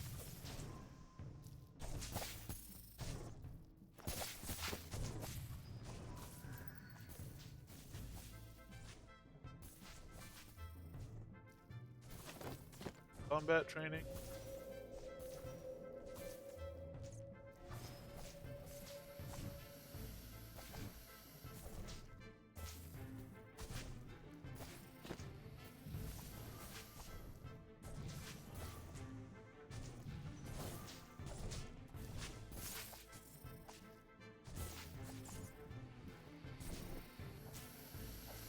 And I can speed this up with Savage and whatnot, but I'm just chilling getting all these skins in.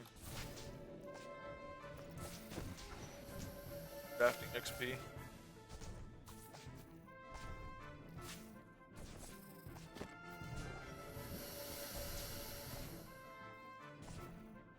And I am hoping to be a better crafter soon, so I finished my current round of like masterwork training and stuff.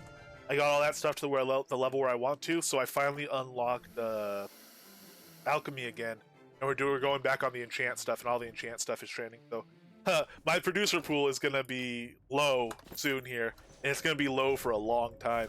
So I'm just gonna let alchemy stay unlocked and train as I go, as I earn the XP.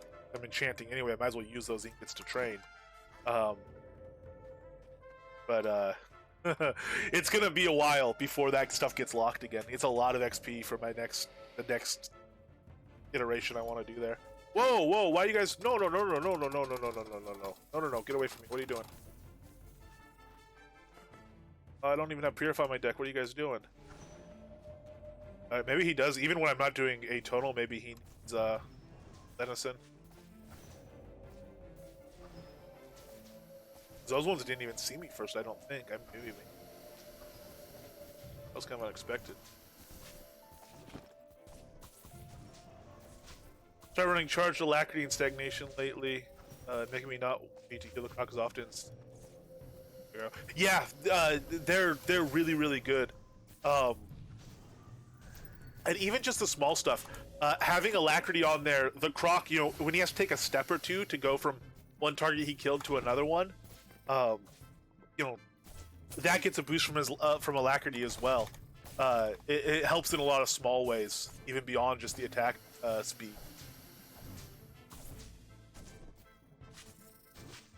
And Sonata is just incredible.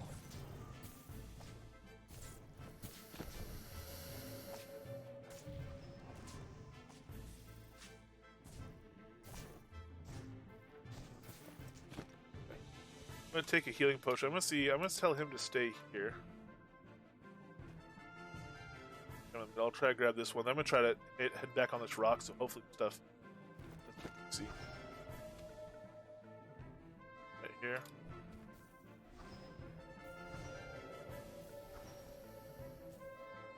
So it's still gonna see. Yeah, see, it's still trying to attack. There we go. Yeah, alright, started coming towards me, then went. Oh, some of it did. Okay, it's back on the rock.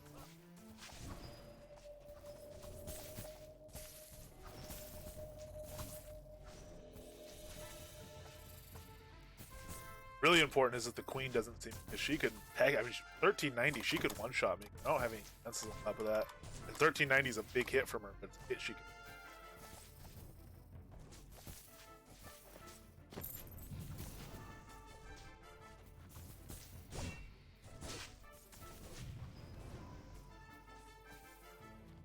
This is a split spawn wave. I think she might be spawning soon, actually.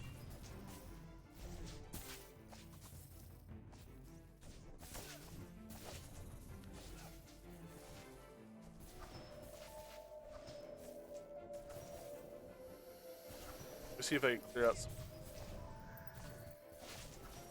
I'm not sure exactly how to play this. I guess we'll just run this still.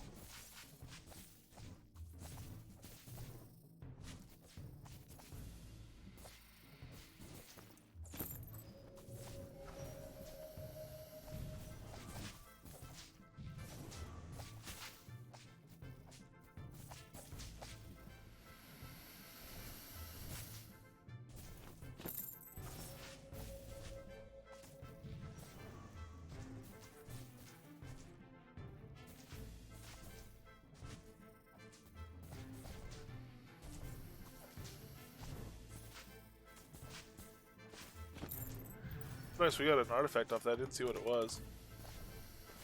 You guys don't drop artifacts very common.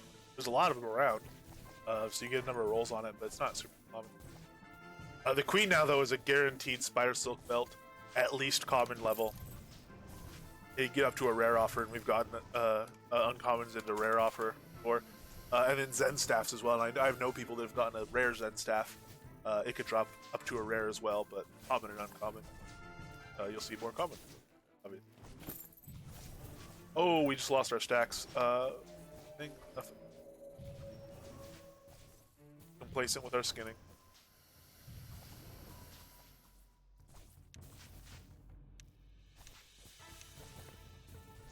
The guy on me, yep.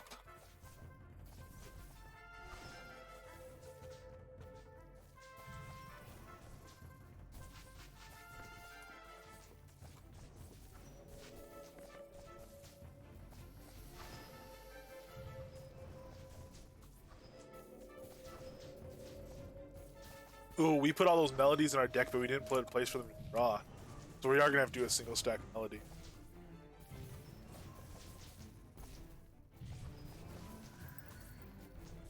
At 135, combat training.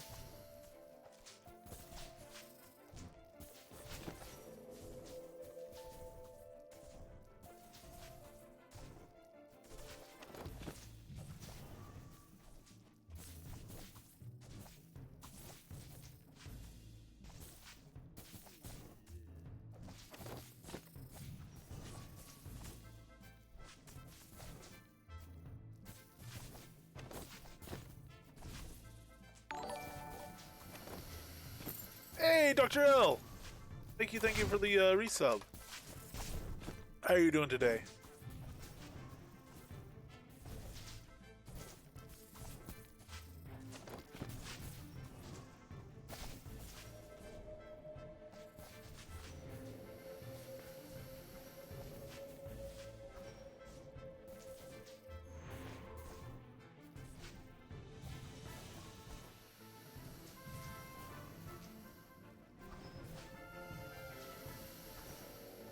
Uh, doing reasonably well.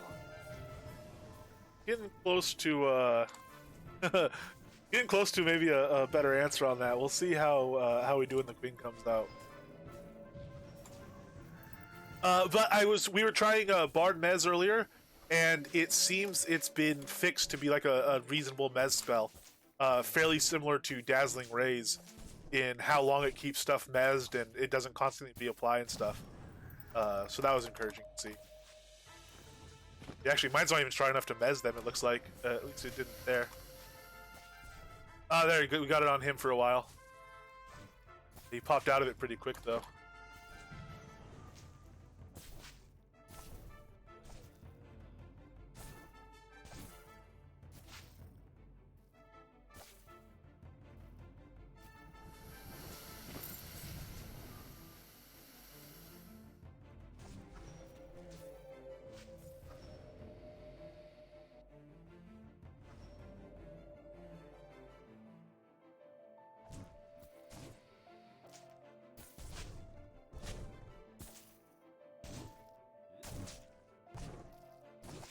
Alright, so when this one goes down,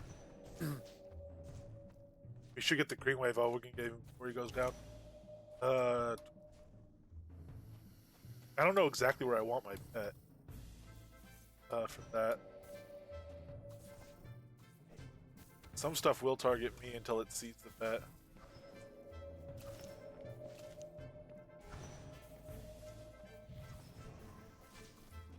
Alright, there she is.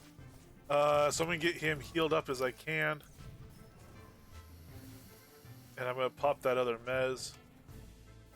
She's on the pet, which is good. Ooh, I don't have time for that Mez. Heal, heal, heal. Nope.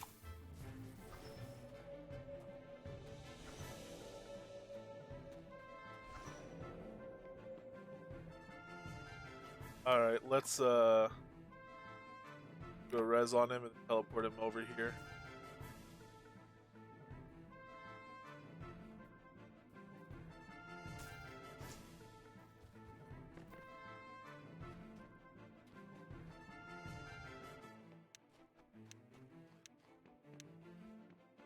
That spider will stop here.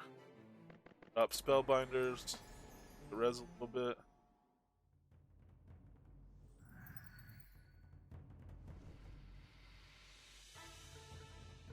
It is nice that you don't lose your food if you actually res the thing. Alright, I'm gonna put on ooh, no. Oh, we're about to lose our lives though. Put on Frenzy and I'll actually just teleport him in. And I need to do, he can chill back there.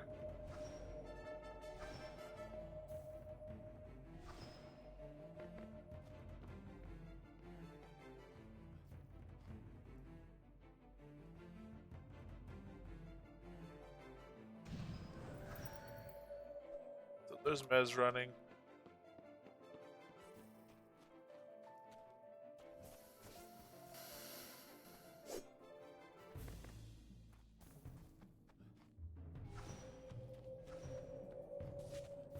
Get away from the queen. Look over here, there's a crocodile.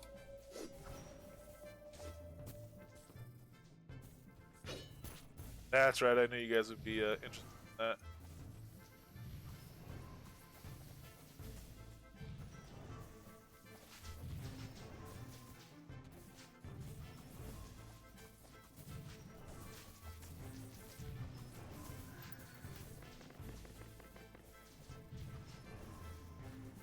Alright. We are not there yet for the Spider Queen. No way. If we're having to do it where we're tanking, yeah, the Venom's gonna get me. I don't have a purify here. If we're gonna do it where we're tanking that entire set of waves, stagnation would help slow the influx. So stagnation and mez together, and probably dynamic pet heal and possibly healing blast. It looks like we'll see. We'll keep. We'll come back when the pet's a little more leveled, and we will see how big of a difference that alone is making. We might also have to try something like, the boar, something tankier than the pet. Put on a headdress that has damage resistant defensive headdress and stuff like that. But even putting on our defensive headdress and doing all that stuff right now, refrain of resistance and stuff like that, that's not going to be a big enough difference yet. We need more pet levels and other things as well. Hold on, Spellbinders, resurrect creature, and we'll get out of here and we'll do something a little more doable, I think.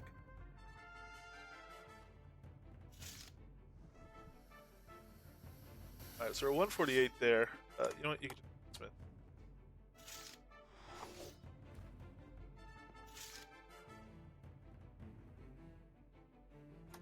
Alright, let's check his update on Brigand.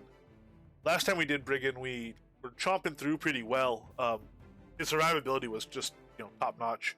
And he was chomping through pretty good. But then the Clockwork showed up, and we never actually ended up killing her. We killed the Clockwork eventually, not her. So let's go see how he does there.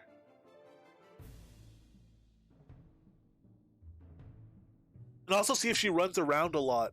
She was running around a lot, it seemed like, last time we were doing it, and sometimes she's movie, more flighty than other times, but I wonder if in general she moves more when a pet's attacking, the way dragons seem to fly more.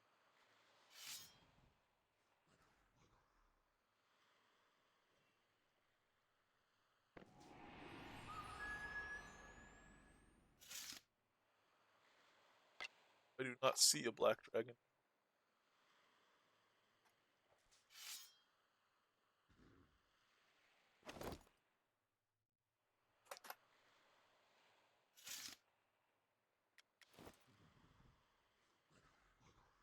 I haven't. Maybe the pet should earn a name. Maybe that's not a bad system. Let's think. You know what? I should have done venison drinking the bear bites. It'll overwrite because it's the first one we took, so we'll just put venison drinking on afterwards, and that should give us pate, kibbles, and jerky. Time it's done. Kibbles, pate, jerky. Beautiful. So maybe like the pet that kills Zen earns its name. Legendary Croc number 003. I mean, that's exactly the sort of name I would do, if we're honest. But I don't know if you do the Octothorpe in the names. I don't think you can. But NO I could put. No, well, we can name them. We can name them just, once they've earned it. Maybe the first one to kill a pig in under a minute will get a name as well. Let's start doing that. Let's have pets earn their names. I like that.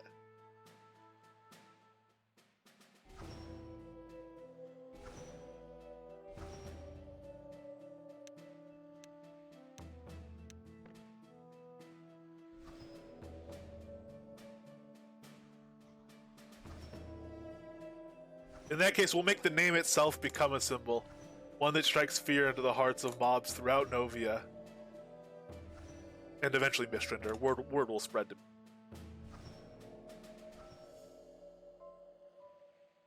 Oh, what was the first dog's name? I don't even know.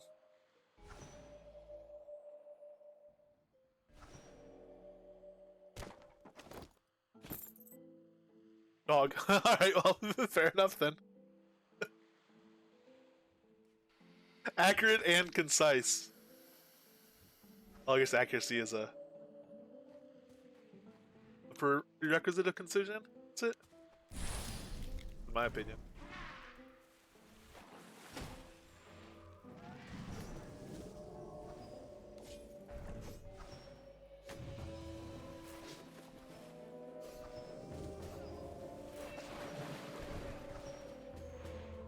Ah, he's moving.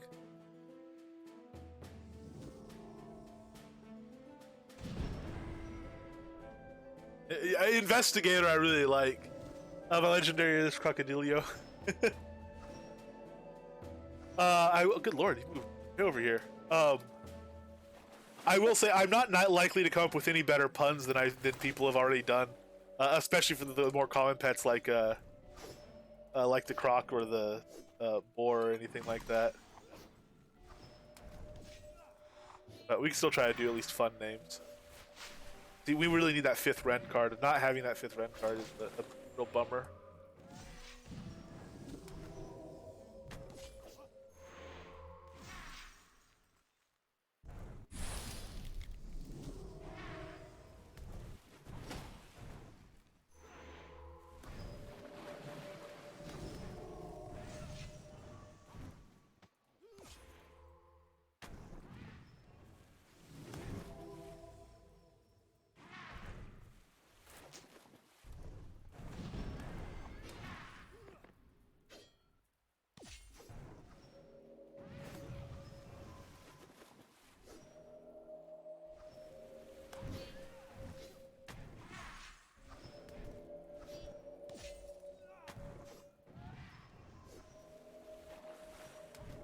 Really need to upgrade our Ren.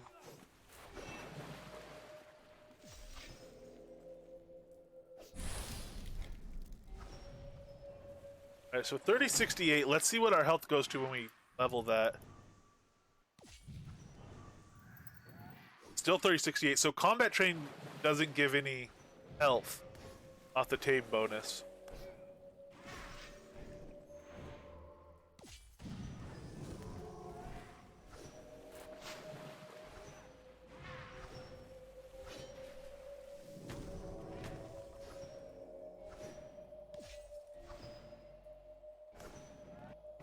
Yeah, there goes Brigand, not a problem.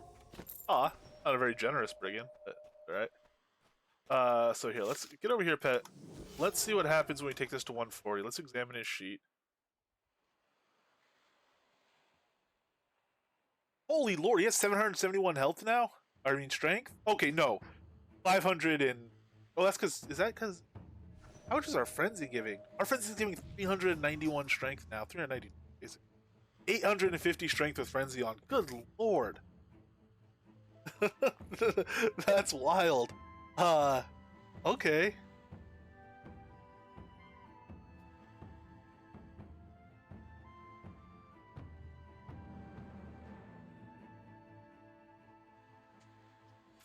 Goth pony, yeah. DOG, nice, nice. See, I'm not gonna be able to compete on pun names. Oh.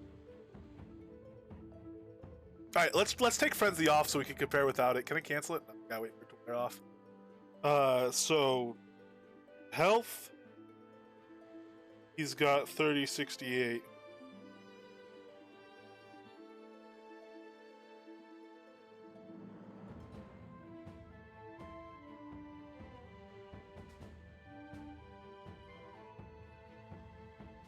Damage. Power.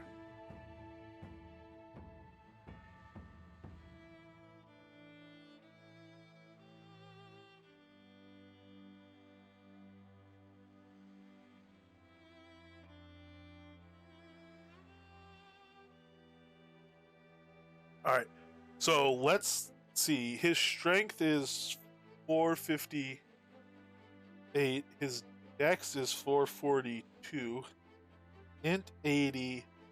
Damage he's doing is 62.3 to 108. Strength power is 144. Crit damage multiplier is 458. Taunt is 95. And resist is 45.9. So let's keep that in mind, and we'll level this up to... I said keep that in mind, I wrote it down, obviously. We'll level this up to 140, and we'll see.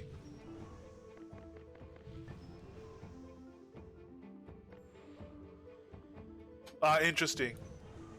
Oh, well, we're gonna have to wait for that to fall off, but whatever. Should help that, hold on.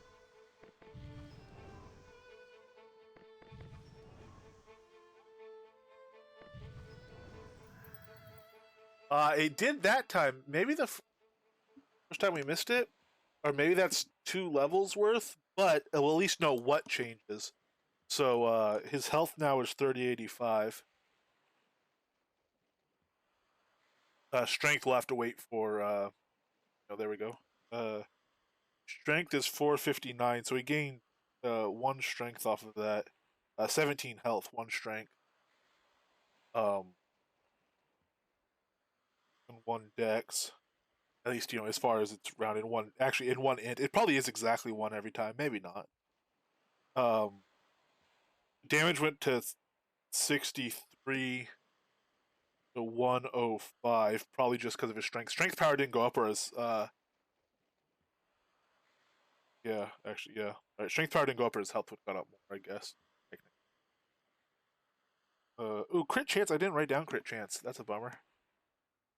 Look back and see what that went up. But crit damage multiplier didn't go up, so crit chance will have only gone up from dex increase, I think, not intrinsically or anything like that.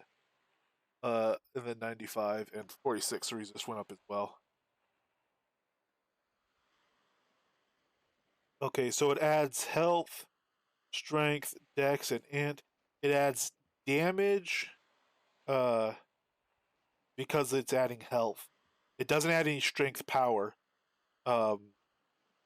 It adds no crit damage that we can see. Crit damage multiplier. It probably adds some crit chance because it adds some crit chance because it's adding dex. And then it doesn't add taunt, and it does add some resist. And resist, I think, is just natural. I don't think it's a function of its strength or anything. Okay. And so we'll stop that at 140.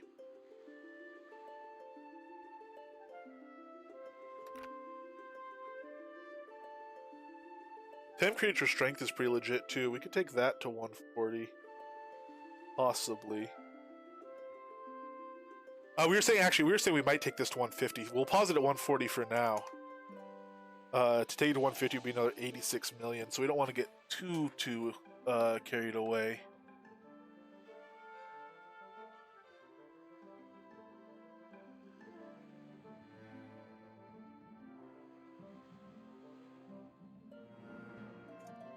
Let's see here. Heal creatures at 141.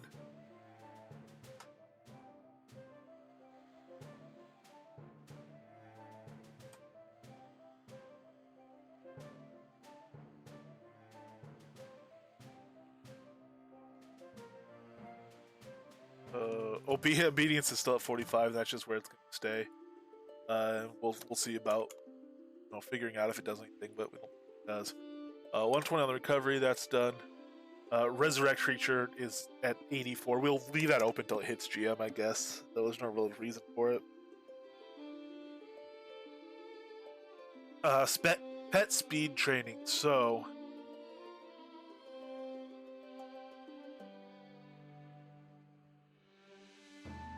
that's move speed. That's 130.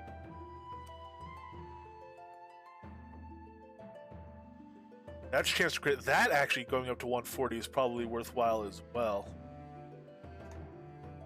33 million.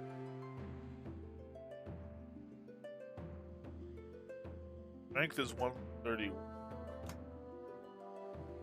Concentration we're okay with right now. Refresh we're fine with.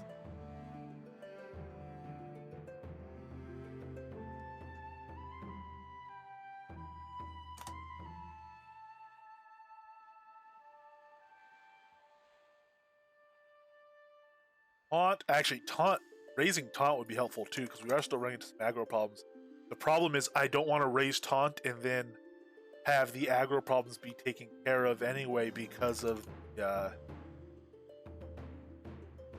gear we end up using. And just have it have been a waste of XP. So if we took Frenzy to 155, Combat Training to 150, Speed to 140, Strength to 140, Attack Precision to 140, and High Toughness to 130. That'd be an extra 371 million. That's more than we have to spend on it, realistically speaking. Unless we drop another fire passive, which we could do actually. But I don't know how much I want to put into Earth and how much is still going to go into Blades. Actually, Blades is still going to need a lot. Yeah, even then it might be a bit much. I might have to kind of pick and choose on that. We'll let the gear come up a little bit more then, and we'll see where that leaves us and what that leaves us wanting. We'll do a couple more fights and we'll try with different gear combination, different pets, and we'll see what's lacking where.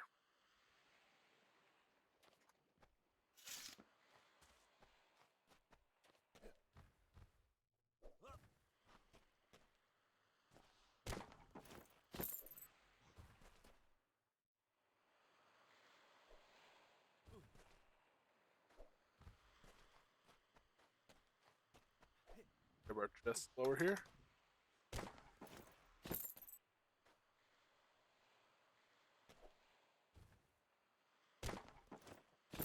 Ah, nothing special out of them. All right. Well, we're two rings away from a rare in one of our slots. Speaking of stuff that'll help out, that extra taunt power on them. Let's go see if we can grab those real quick. Let's see if we can get one of these boars down in under a minute, and earn our croc a name.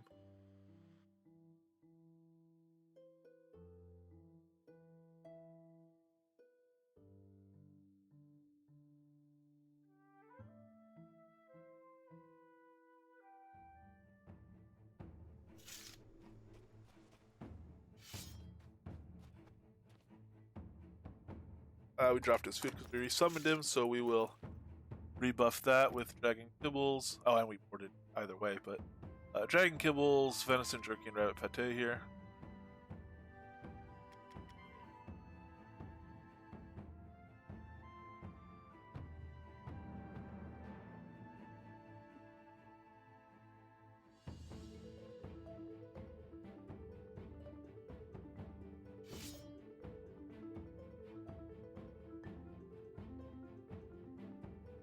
Level 67 on Rend, so we will get our extra card soon enough.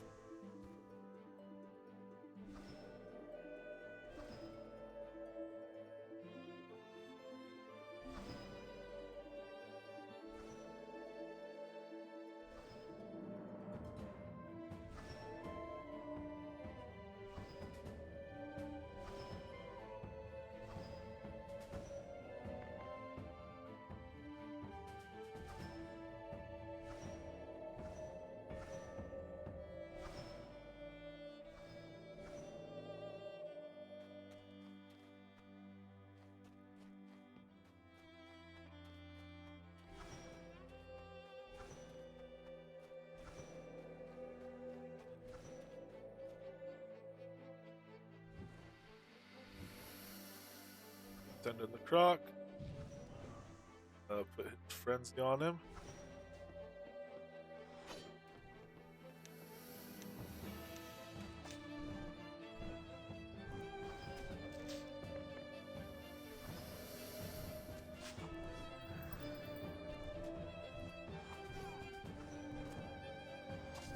Put some Rens in. Oh, that can be a tone.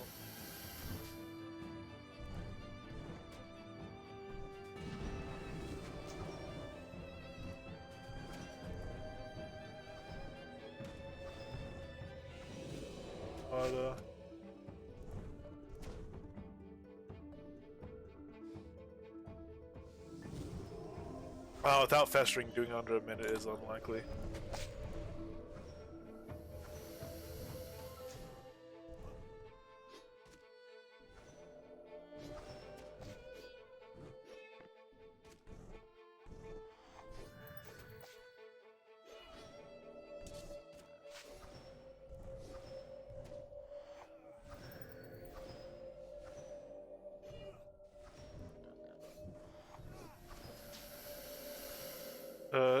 Whoa! Ah, he was out of range when we put it on.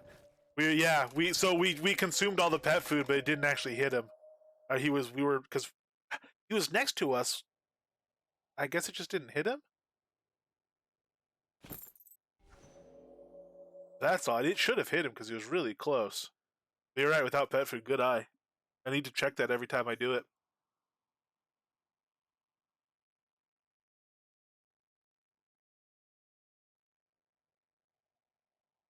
You made him go extinct, yeah. Hopefully you get better drops today. All right, we will do. Yeah, we'll do one more. That's right here. Then I will go grab festering, and we'll actually make sure the pet food hits him this time. Very well noticed there. Need to pay attention to that.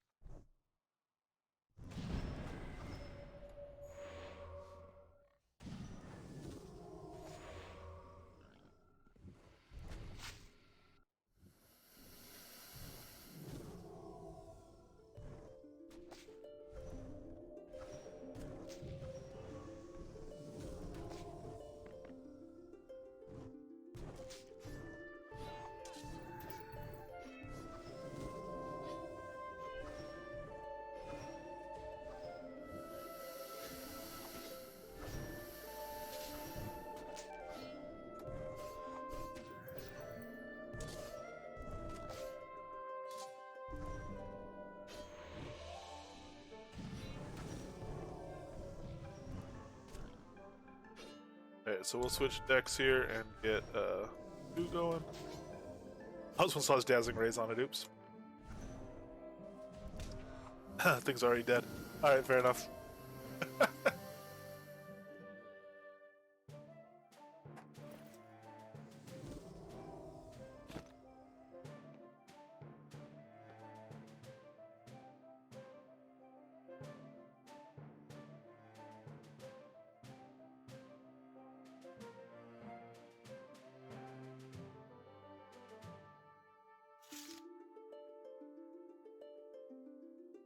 Alright, let's go ahead and grab that festering.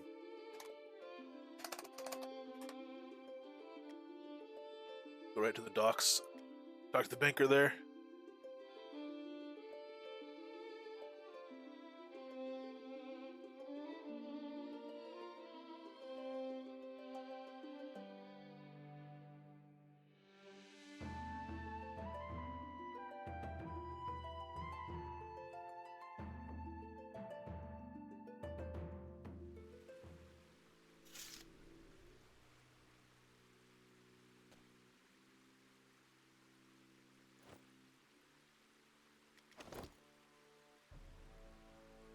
Grab a big old pile of festering death there. And might as well get some more health potions while we are here.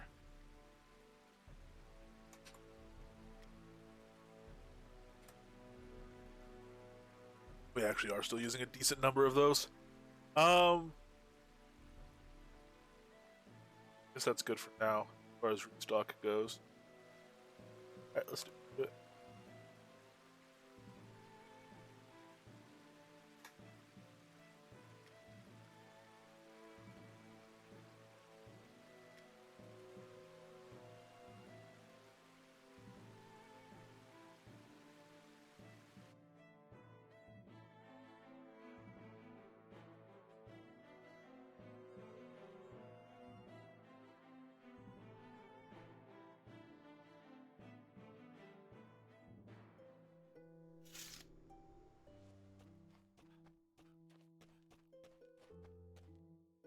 Maybe that's what it. Maybe he ran in a while and then put on the buff when he was still behind us.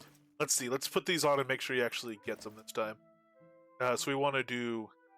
Oh, we're out of dragon kibbles. We really need that one if we're gonna try this. All right. If anyone needs dragon kibbles, by the way, let me know and I'll send some over. Oh, I need a dragon kibble.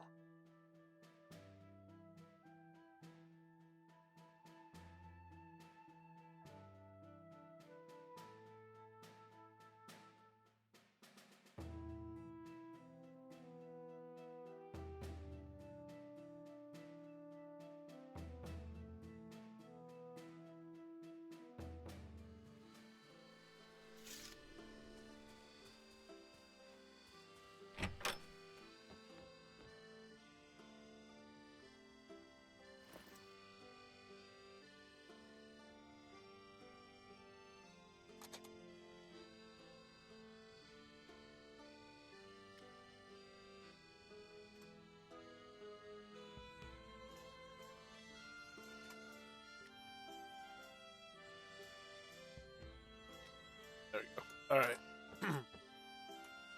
Let's go ahead and see if the third time's the charm on these.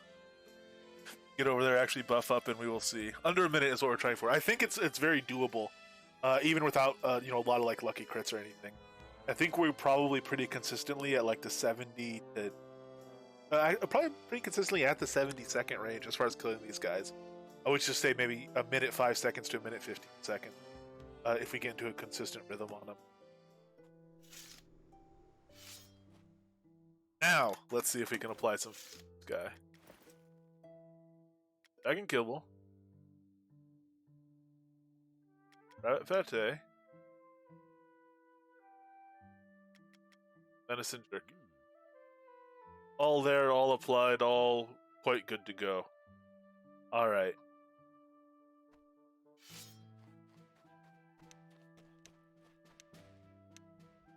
And now we don't really need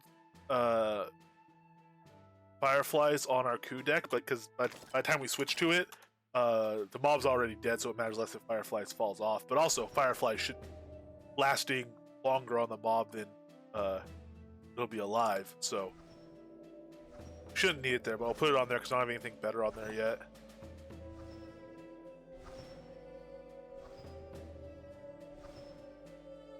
Yeah, so cowbell or fleet foot. That's another thing. We still need instrument for that extra speed. That's another one of the things we've yet to add.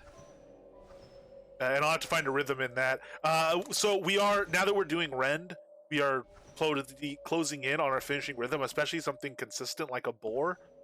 It'd be nice to have a very consistent, okay, I go in, I do this spell, I do this song, this attack, and literally because stuff isn't falling off and because it's a consistent fight, we would just basically go through our deck once, apply everything in what's a good order for it. So maybe put in my first rend, put in a fleet foot, by then second rend is stacked, put in the second rend, put in the third rend, then do my alacrity, then do my sonata, then do my melody, my atonal, whatever the order is, whatever order works out ideally and well. We should be able to just get enough stuff that lasts long enough that we go through it once on a boar, and by that point the boar is dead. It might get to the point where maybe we put coup here locked, or rotating fireflies, and we could reapply it once because it's a 30-second cooldown, and then coup can pop up there or something. We might have to try to get stuff onto one deck if we get fast enough, because there won't be time necessarily to switch and restack. I think maybe we'll switch after we throw our initial rend in that case, if rend starts lasting long enough. Lasts for 22 seconds, as is. I'm not going to be killing them that fast. So maybe reapply once. That's on a 4-stack, though. Maybe reapply once and then switch over immediately.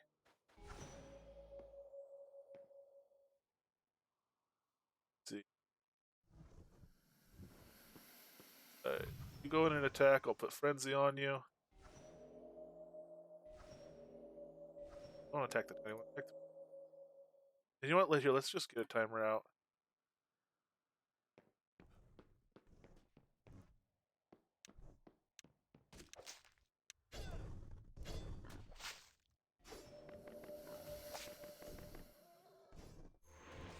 Alacrity.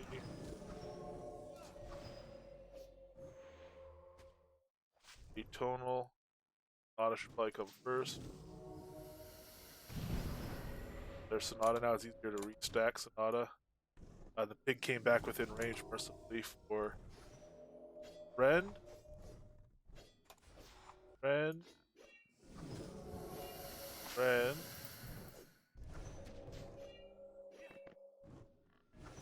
Life best.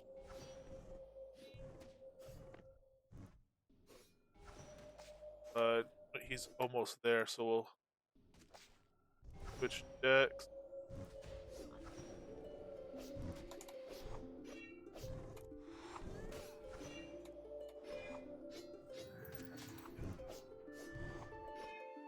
So a minute 5, a minute 6 or so that's not bad. An extra 10% attack speed maybe would have made the difference. All right, so that was really close to a minute. Let's see. Let's try another one. Let's see if we can break it. And obviously, the timing's not super precise. You go back and actually check the timestamp of when the first attack went in and when it said dead and stuff like that.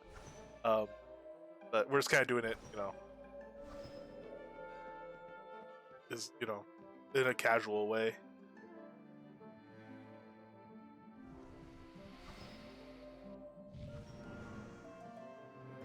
Oh, let's do it. There we go on his first hit.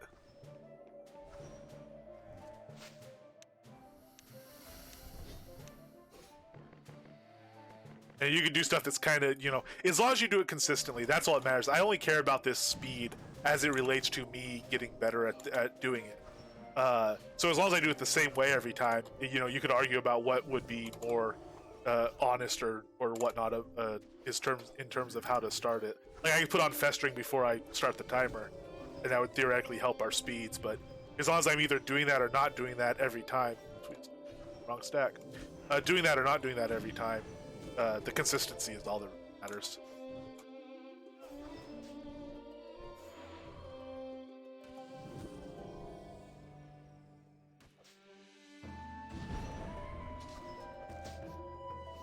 Yeah, 5 minutes is a lot faster than when I first started killing them. When I first started killing them, it was basically just apply rend and run in circles, then reapply rend when it fell off. And I did that for a long time for each pig. The good news is it wasn't that much longer after I could kill one at a time that I could fight two at a time that way. And it didn't take me twice as long. So because of the style of fighting I was doing, we're have gone off doing this properly and accurately. Because of the style of fighting I was doing, it was a quick jump to where I was doing two, and it was taking me, 1 1/3 times, like 33% longer or something like that to do two. I don't know, but it was more efficient for sure.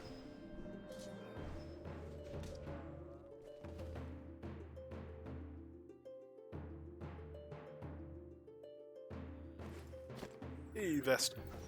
Yeah, I mean, festering is really, really nice. And I know Lucian has some for sale really cheap in Haven Ridge. But if you're fighting for 5 minutes, you probably have to do like 60,000 damage to kill one of these guys, because they'll regen. If you're not doing festering, they'll regen a ton.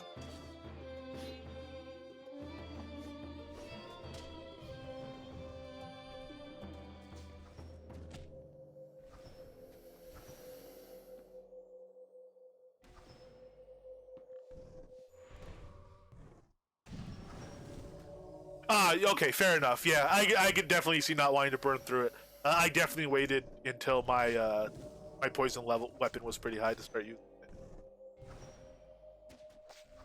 But until I got to like GM. Well, 40 seconds isn't bad. You don't get a whole lot better than that. I think it's 40. Isn't it 45 seconds at 120? And it's a 4x skill, so it's expensive to take it high. So I'm at 120, and my poison lasts 50 seconds. And it's, about 5 million XP to get it that high. No, it's about 5 million to get to GM, excuse me. So if you take it to GM, at 40 seconds, that is GM, isn't it?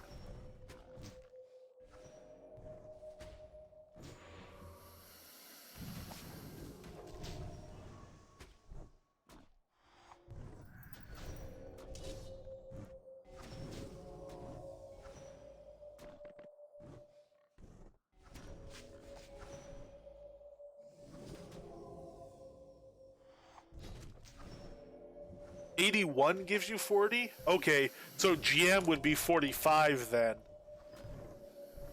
Presumably, if 120 is 50.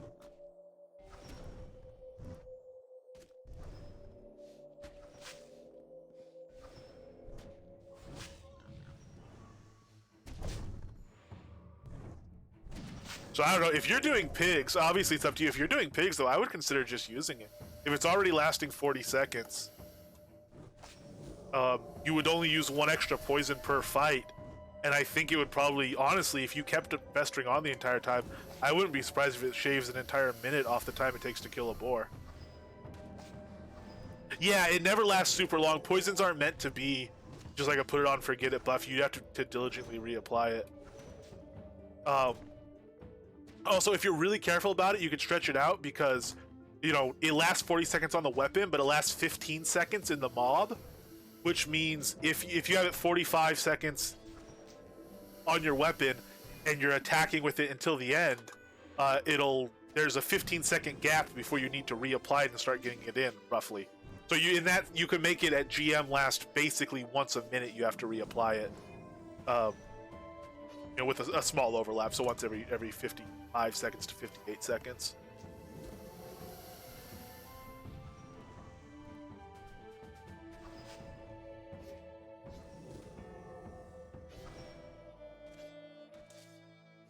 They're both ready to coup and switch.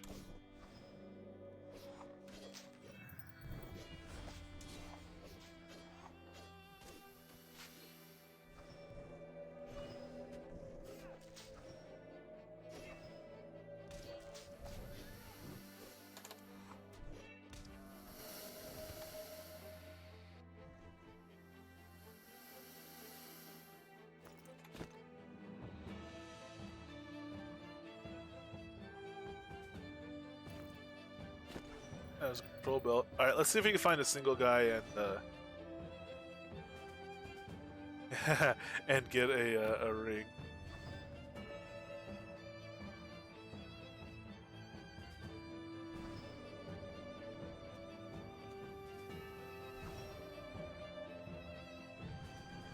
Alright, we're not gonna do a 1 minute kill here because we're all messed up, but go for it. Might as well see how fast we go.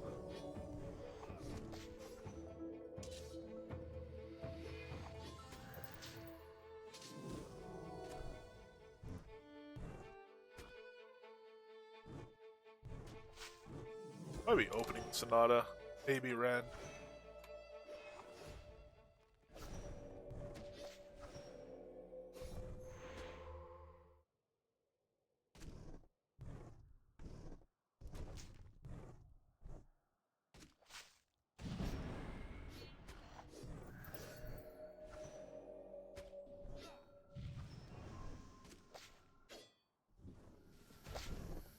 Five.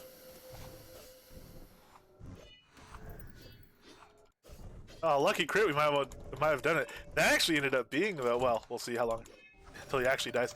But that ended up being not much more than a minute. That was actually very encouraging.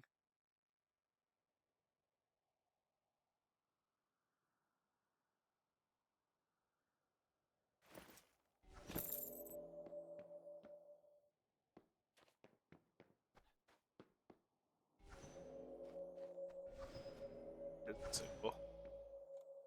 We'll try for the minute on him.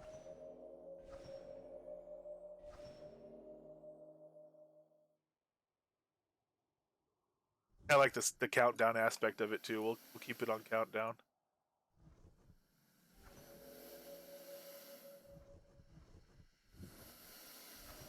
There it goes. Start at the first attack.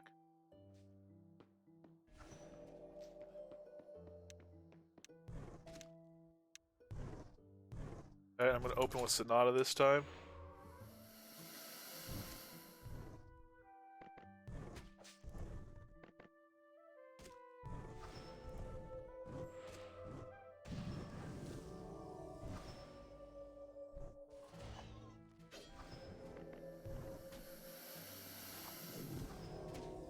There. Booty. Tonal. Alright, Frenzy lasts for a minute, so it shouldn't be necessary to do that. Oh, 9, 6, 5. Ah! We got it. Where that was 58 seconds or something like that. Well done, Quality Pig. I think the big difference there was starting Sonata. That's probably a better way to do it. Not pig. Crocodile. Well done, Crocodile. Hey, another control belt to celebrate. All right. So we get to name our crocodile now. What name properly conveys the ferocity with which he slayed that boar? Question. To dog. It's gonna be the first pet we've named, so I guess dog isn't it would have fitting meaning.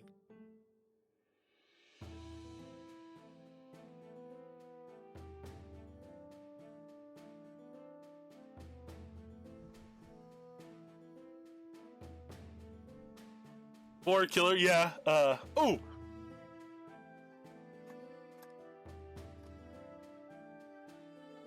I've got one.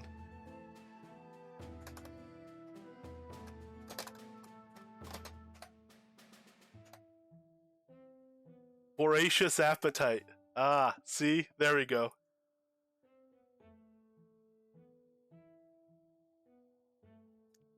So voracious appetite is now the name of our croc.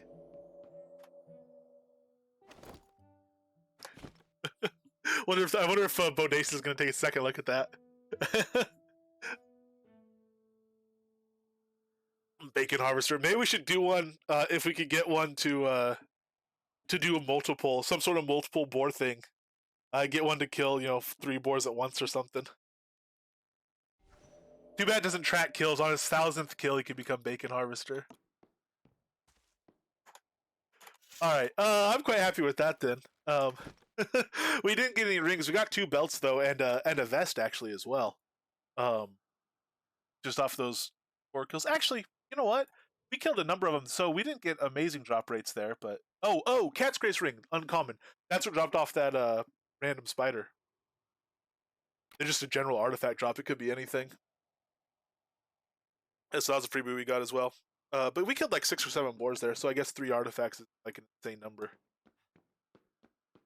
Let's go see. Let's see how he does at Ruined Keep these days.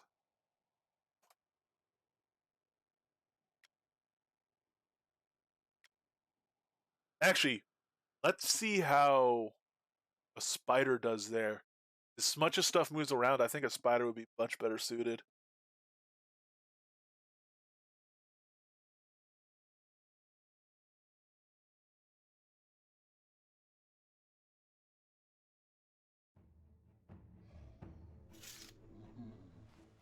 Ah. Straight to smash.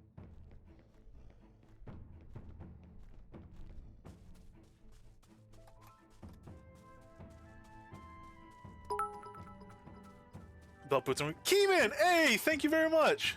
Gotta feed the zoo, thank you very much. That'll buy a lot of rabbit pate. Have a good night, man. Sleep well. We'll unlock this, I guess.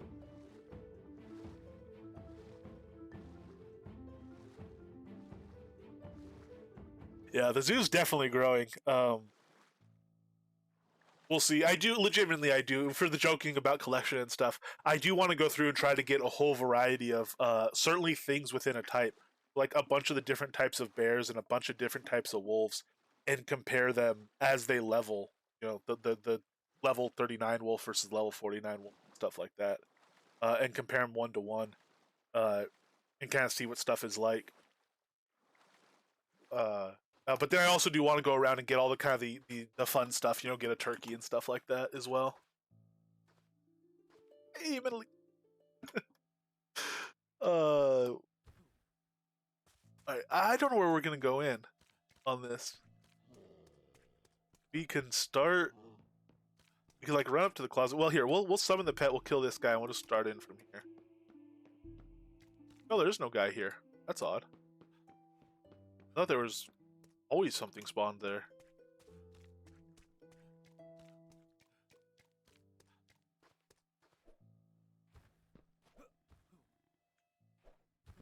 Alright, well, we came in here, so this is where we normally start from. We'll start from here. That torque doesn't come over for us. We'll jump down here and summon the pet to us. All right, sweet. So let's get him up. Ferocious black arachnid. We'll put more food on him. And here I am gonna actually use the bear bites, and I won't be running a tonal. Uh, Dragon Kibble. You know, instead of rabbit pate, I'm gonna run venison. Well,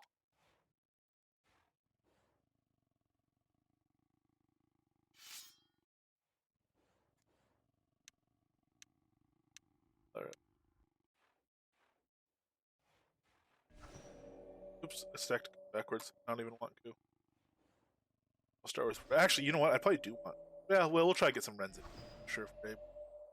I'll start the deck.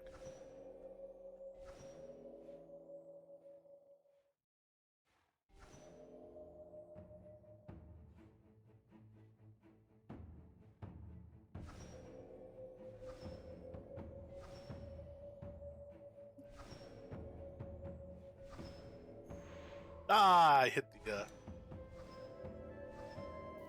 atonal.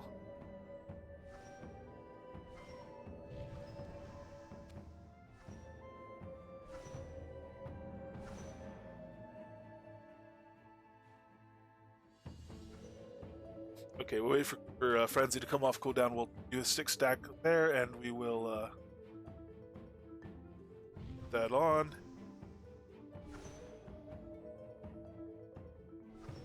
Stack it. Up just down here and summon him. Nope, attack Man Smasher. Man, Man Smasher you usually have to edge closer to.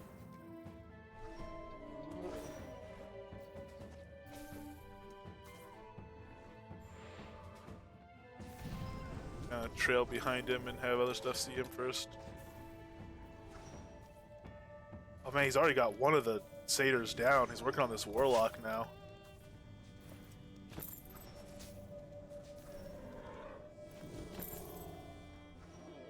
Let's see if he can get over to Man Smasher.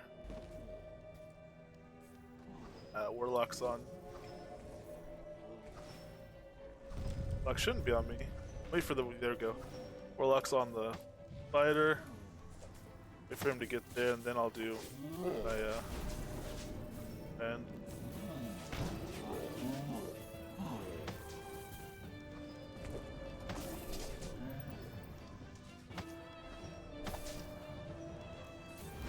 My frenzy.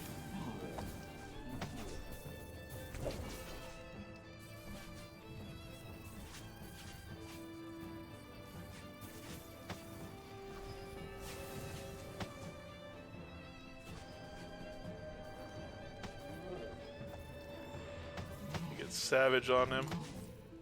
It's gonna depend on what damage Man Smasher puts in. Oh no, man! I'm gonna be able to get it off without having to break it to heal him. Or very nice. Ah, there's a big hit.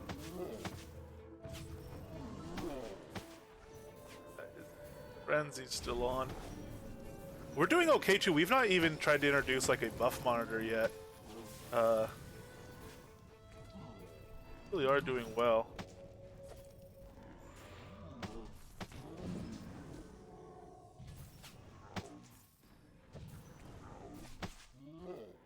Focus pot just to make sure we're staying topped up on there. Ah! Try to get more Rens in. Ooh, let's get Fireflies on Man Smasher as well. Hey, Satyrs, don't mind me, just hanging out with y'all. I may have a little bit of confusion going. The Spire's at 4264 now on health. Monumentally impressive, at least to me.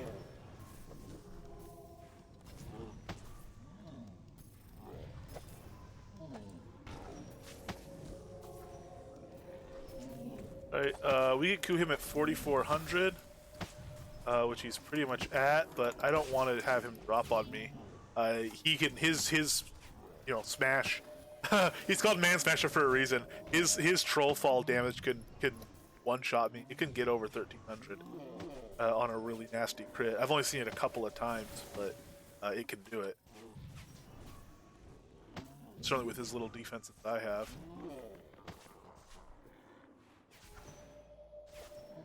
So we'll keep our distance. Now we can put in alacrity.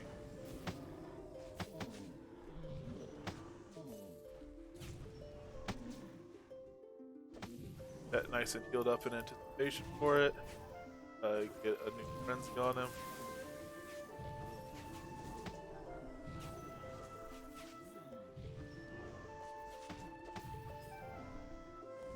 There we go. He is down. Awesome. And the pet just chews through these guys. So we got a basher here. It's a rock maple handle. Got troll head as well, which isn't bad. I think troll essence, troll heads are probably gonna get an drop rate increase on the release. It sounds like, along with lich skulls, I should think.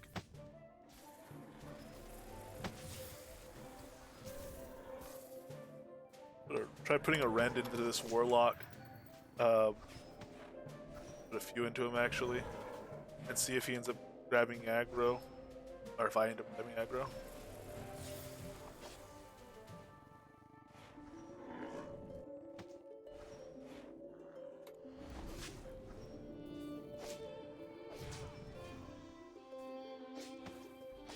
So we're up to about 22.5% physical damage, or a healing debuff off that.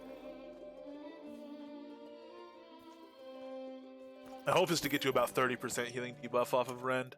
Then we'll be at about 75% total with that and Festering. Wonderful! So what do you call a spider now that kills Man Smasher?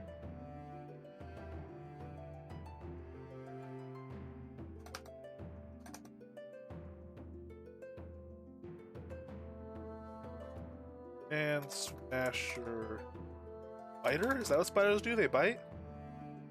There you go. Man Smasher Biter. Fair enough.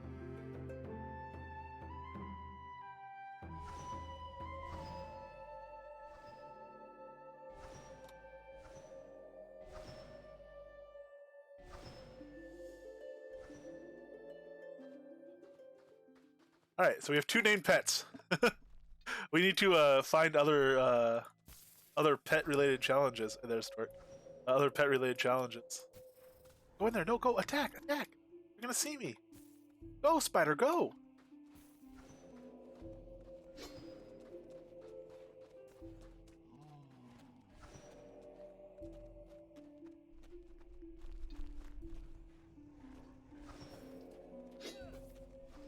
Look, don't look at the spider, guys. Look at it.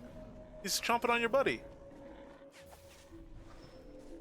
There you go. I thought that might get your attention.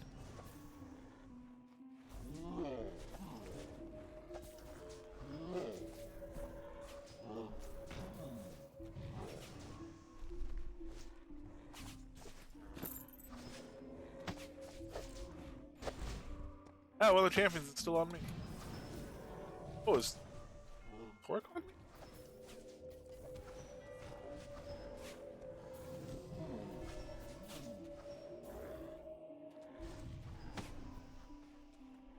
There we go.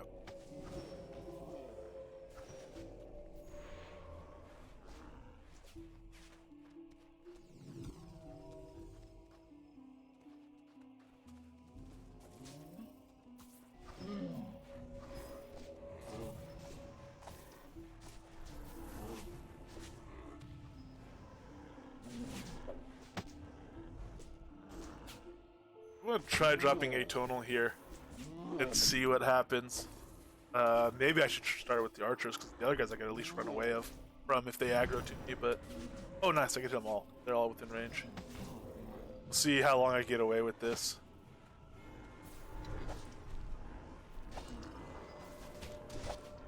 Oh, no, okay. Champions are on to me. And I think the archers are on to me now too.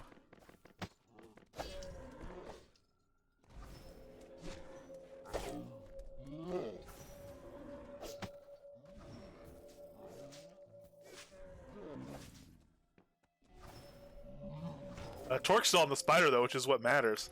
These guys that can kite and sink their damage and stuff like that until the Atonal's finished them. Torque stayed on the spider. That rock could have taken me out.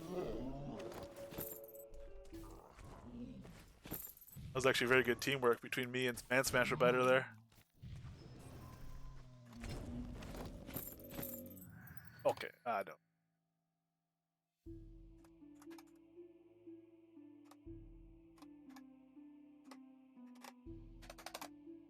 Spider or spider? I'll do spider.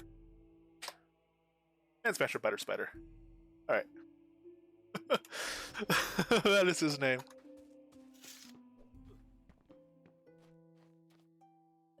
It makes me wonder what that is in German. Though I doubt spider and biter, or spider and spiter are, I doubt that's any sort of wordplay in German. That'd be a heck of a coincidence. Alright, well, I don't know. If they were both of some German, yeah, it'd be a coincidence. So, what kind of bow do I have? I have a bow on me at all times. One of the other things we wanted to do today was check out getting our ranged up a little bit. So I have a bow here that's just rapid fire damage, which we won't be using, crit damage, durability, effectiveness, strength. Oh yeah, this is just a really whatever beat the bow type thing. So really an auto attack bow is all we're gonna want. We could start off with this one though. Let's go to Clockwork Dragon in Cruel. And actually, before we do that, let's see how many arrows we have on us. 95 arrows. That's not gonna last. Let's go grab some arrows.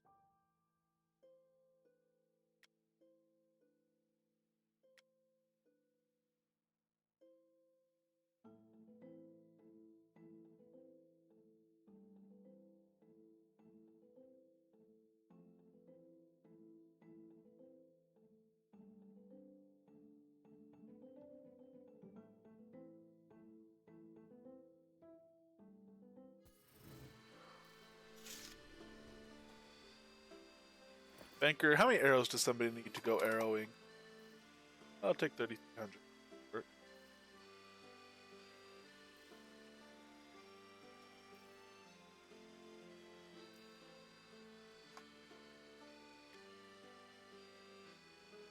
Alright, and the first thing we're going to want to do, first order of business, is getting our range up sufficiently far that we could be out of the dragon's chain lightning range while still being, able to hit it with our arrows.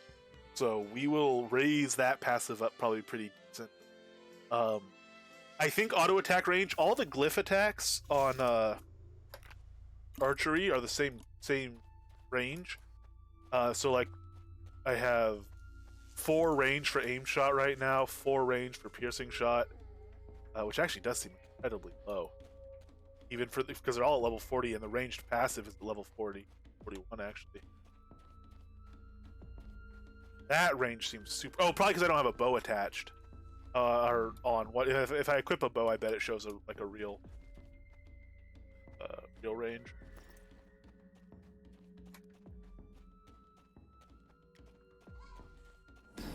I'd be better with gray pine than rock maple, probably. Yeah, range 25.4, 25.2. So that's not bad at all. I'm assuming auto attack is the same as all of these. We used to have a dungeon where we could test it. We still have a dungeon where we could test it, actually. It's just the things aren't labeled properly. Alright, so let's summon... we'll use the spider here. We'll use Man Smasher Biter Spider.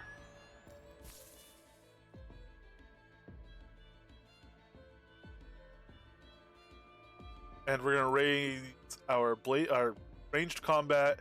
Ammo Scavenger we don't care about. We'll GM it just to get, basically so we don't have to carry as many arrows. It's less of an economy thing of saving arrows and more of a, not having to carry 10,000 for battle thing, but still nice to save money on arrows. Eagle Eye. I don't know how high we're going to take it, but we definitely want to take it high. The range we want to take pretty good. As long as, as long as we're getting like at least 30 range, probably. Not that far from. The draw strength will take up for now as well. I don't know how much XP we're going to put into that. And we're not going to do any glyph attacks, at least not yet. I might eventually want to stay shot or something. Spider. I will buff him with food.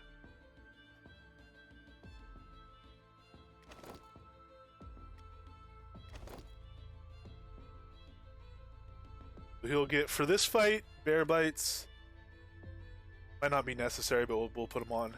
Dragon kibble and rabbit pate. I won't need the venison jerky. I have no chance of drawing aggro here. And we will put on Aether Deafness Potion, though. A little extra crit chance. And we'll put on another Aether Might as well. Improve our doing a slight amount. Mostly just delivering, pestering it.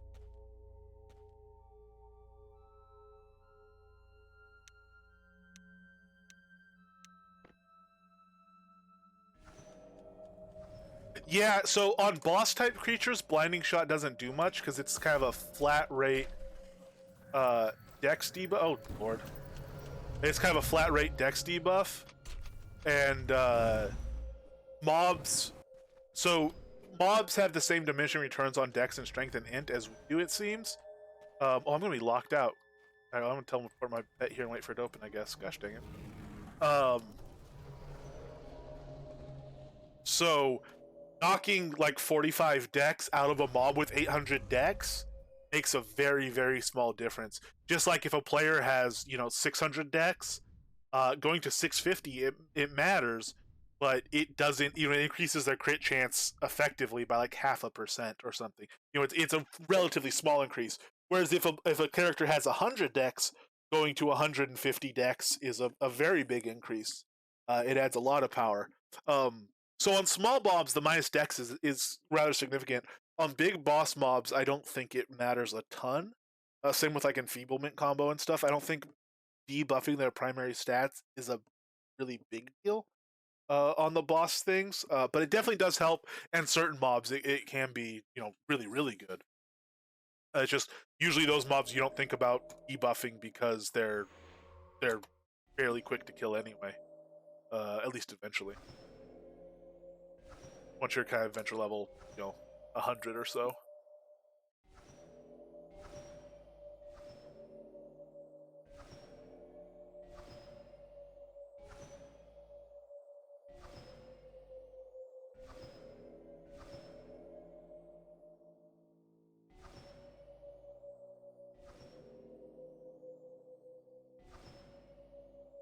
Yeah, disabling is really legit. I quite like disabling. In PvP, it's also recognized as a very nice thing to be, drop disabling into folks, make them have to clear it or go slow. PvE, it seems to be underappreciated, but I'm with you, man. I think it's fun and good and useful.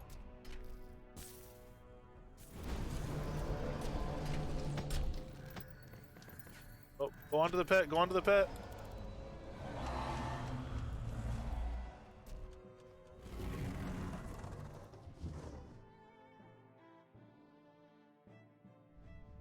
Oh, okay, so this is my range for auto attack. I have to be at least this close.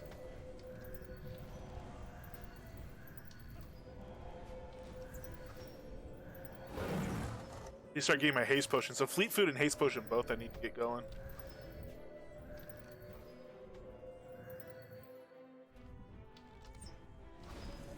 That's what I'm gonna try to stay just close enough to be getting arrows into him. And we'll see if he does chain lightning if it hits me.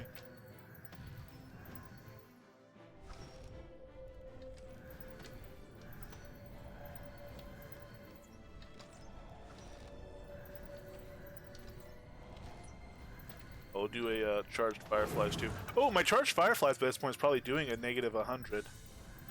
Oh, it doesn't reach from here though, of course, because it's range 20. I'll have to get closer for that. So yeah, negative 99.5 on a 4 stack. 5 stacks past 100.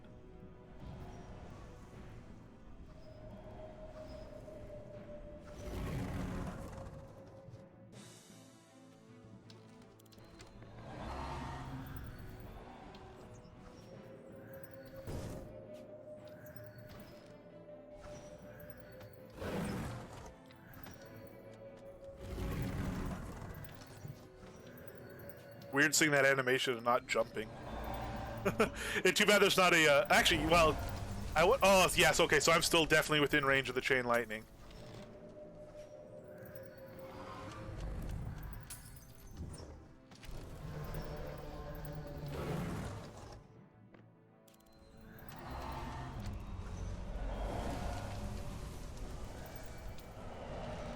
I meant to pull out.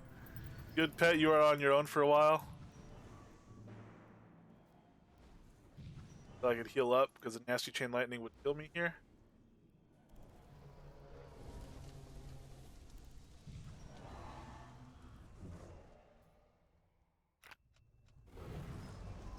Potions are off cooldown. I could heal up, come back in.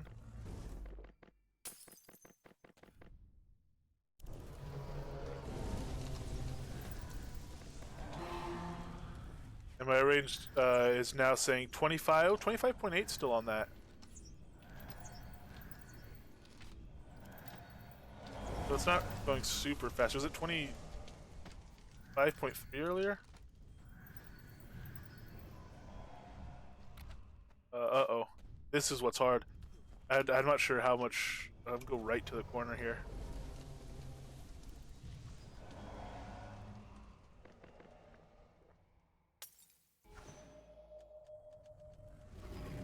Oh, his frenzy. Let his frenzy fall off. That's not good. That's spiders.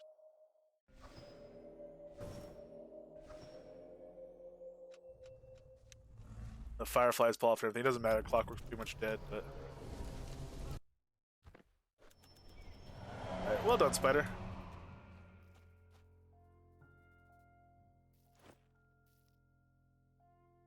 Stones, pile of zinc.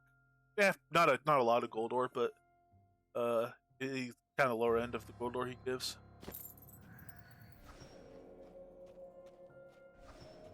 Alright, so that's not a bad fight at all, actually.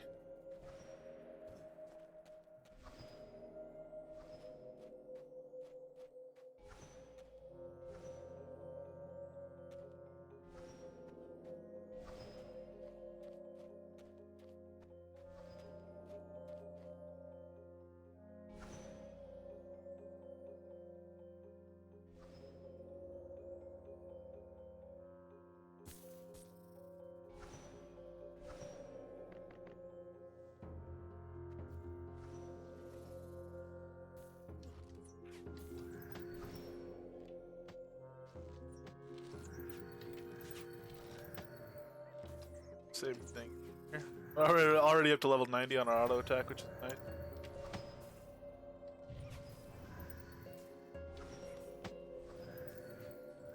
Yeah, I've always liked Root in theory more than I've liked it in practice. It's okay in practice. It's good in PvP, especially the way I like Rev and stuff was using it. People don't have any resist to it and aren't used to it in particular. But even if they are, you know, it's powerful in PvP. In PvE, I've never really liked it. Like in Trip as well. Trip is much better in theory than I've ever personally found it in practice. I've seen people use it to good effect.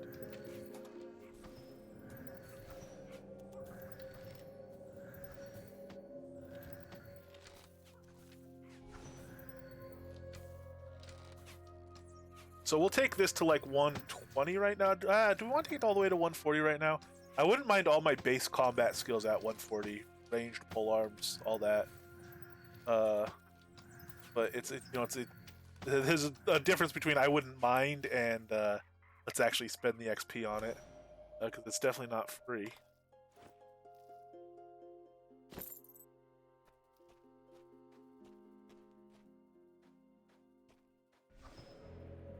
So let's.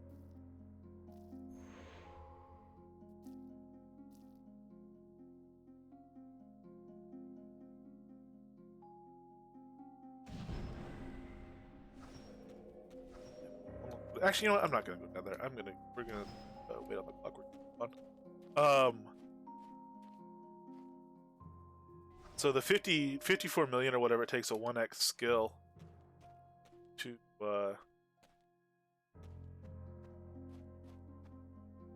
get to 140. Stay here. Teleport over here. Okay, now he'll be on the clockwork when it spawns. To immediately get aggro on him. I don't know if I want to do that right now. How much XP do we have? 500 million? And we're also going to be taking the passes up with range. Nah, we'll stop range at either 120 or 130. 130 is 20 million. We could take it to 130. for now, I guess.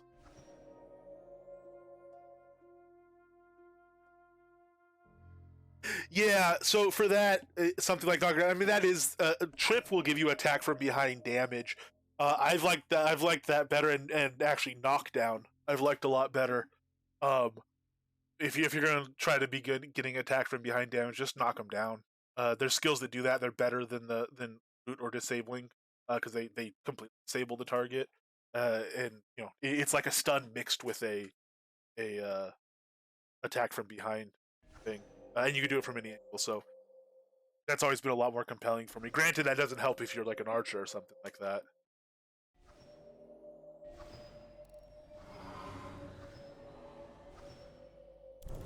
Although you can, you could knock down and then switch weapons. When we were doing the heavy build, we were doing a lot of fights where we were switching weapons mid fight, including our our bludgeon hammer with Ren gems in it.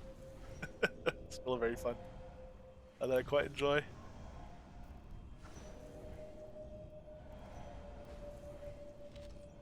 Alright, so Clockwork is up. Where we are within range. Here, we'll have to run in closer to get within Firefire range. Oh, did that Fireflies get off? Good. We have 103, so we only need to charge into a 4-stack now. I'm gonna see how this little guy does without a lot of healing. Oh yeah, our range is already increased a ton. How far back we are.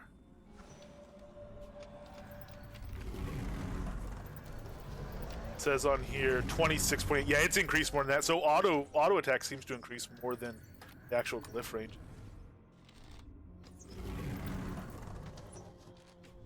Alright.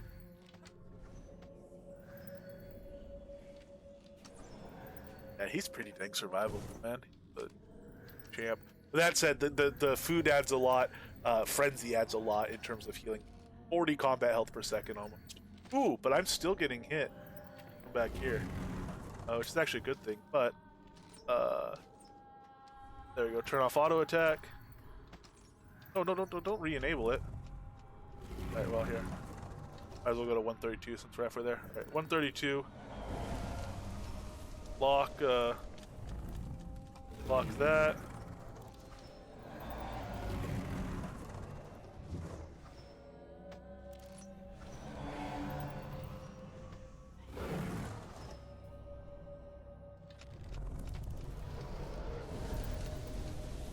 Apply fireflies to him. This is where, when he's flying, is a good time to come in and drop some of the buffs we can't otherwise drop, because he doesn't do chain lightning from the air. And when he drops down like that, we can get out of range. But he can drop down immediately to chain lightning.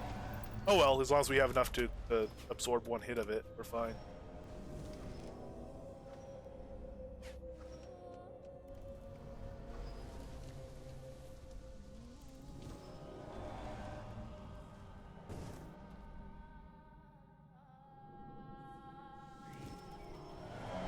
Parting with knockdown, swap to bow and chip down until they're on their feet again. Yeah, and if you get your knockdown really good, and oh nice, Wayland Loop and Ring of Jones drop, and 27 Kodos, and the Thaumaturgy gem imbued recipe, and the frayed map of Braemar.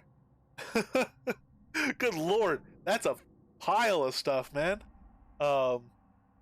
It's not like it's the most amazing artifacts, but I mean 27 crowns isn't bad.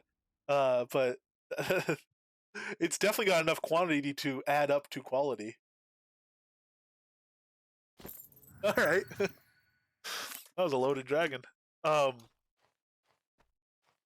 yeah, you can get your knockdown lasting pretty long. I think if you put a duration masterwork on a bludgeon weapon and then do the knockdown and then switch to a non-bludgeon, something that doesn't have the duration masterwork, obviously, I think the duration will stay long. It should. So you could do that. It doesn't recalculate duration based on current weapon. It's the weapon you put it in. So yeah, that could be a very interesting strategy.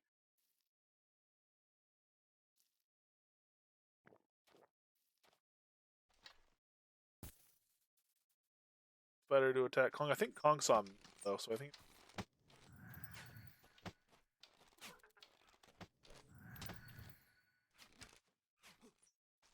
Care about me? Go away. Fight the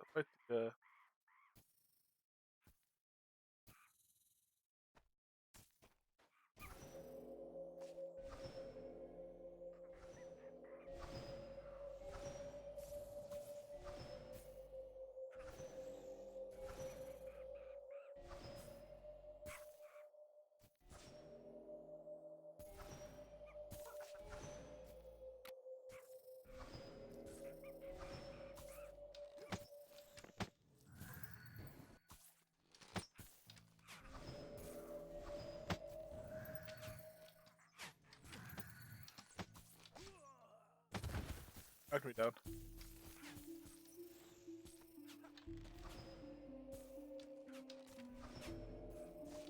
I'm down, got me all come.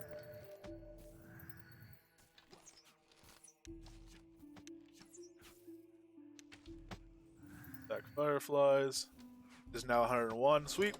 And pretty soon we'll be able to go 3 stack, then a 2 stack, then eventually a 1 stack. That's at level 150 though.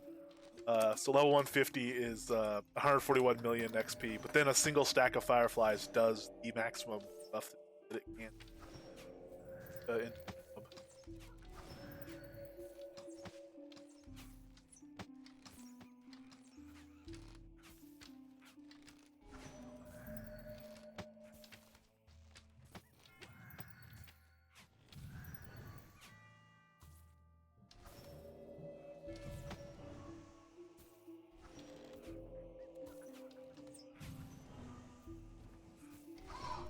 Ah, Clockwork Raven. Good lord, what are you guys doing here? Alright, well, let's run some atonal for y'all.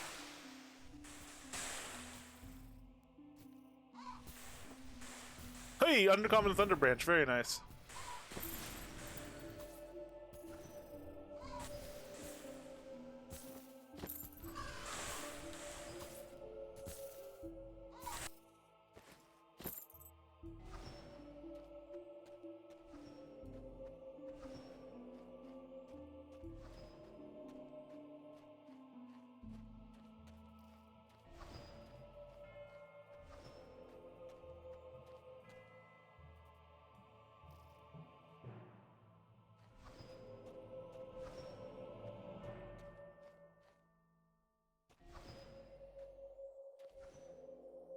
Alright, then obviously this is still my Ren deck, so I mean, we could do, for bow, we could put some more stuff on, but because we're so far away, I don't know what it'd be. You know, the Bard songs, we're too far to even be casting Bard songs here.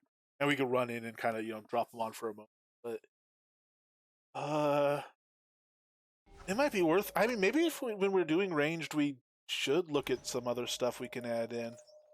Although, we could also try Bludgeon on him, go in and just knock him down. Whoa! Oh man, I thought for sure you would aggro to the spider there.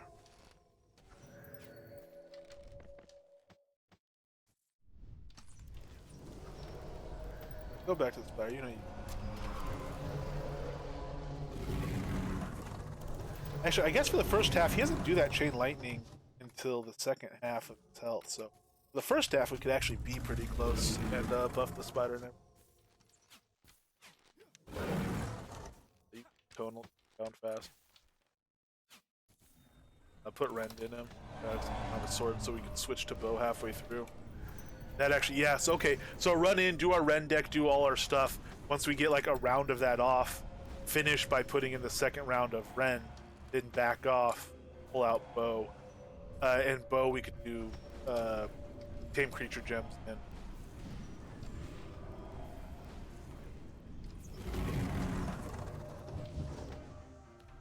pets buff pretty high. Or we could also, if we wanted to, at some point down the road, put Rend Gems in and keep the Rend high even though we're back to bow. Yeah, and I think, I'm trying to think the cutoff for Chain Lightning. I don't remember if it's 50% health, so 9,000 health. I thought it was like 6,000, so basically I think 33% health. And then my song, yeah. So we can get a better strategy going for him, knock him out quicker. Although if you're just bouncing back between him and Kong, by the time you get to the point where you're waiting for the respawn anyway, it doesn't technically matter. It's just fun to know you're doing stuff in a better way. How you doing today, Submarine Mike? Hey, 777. Lucky crit. Hey, Silver Clockwork Head! Yes! This is my first ever Silver Clockwork Head. Oh man, it's about time. I have killed a lot of clockworks for this head. I have been beating the odds on this head forever. Man, I seriously, I don't know what the drop rate is, but the drop rate, I've killed probably, on average, you know, you'd probably get about 3 heads off of as many as I've killed, which isn't nearly as many clockworks some people have killed, but... Oh, man. Nice. Oh, good to finally get that. Man, I'm going to kind of miss that as a trophy that I've not... That's been like my arch nemesis as far as trophies to get. It's around 9k health? Okay, so probably 50% then, because he's 18,000 health. Probably about 50%. Thank you. Yeah, that's a big one, man. I've been waiting for that one for a while. Now I just gotta get the black clockwork head at some point. That's really, really fun. Alright, cool. Yeah, I don't have the black one yet, so I will have to go get that one.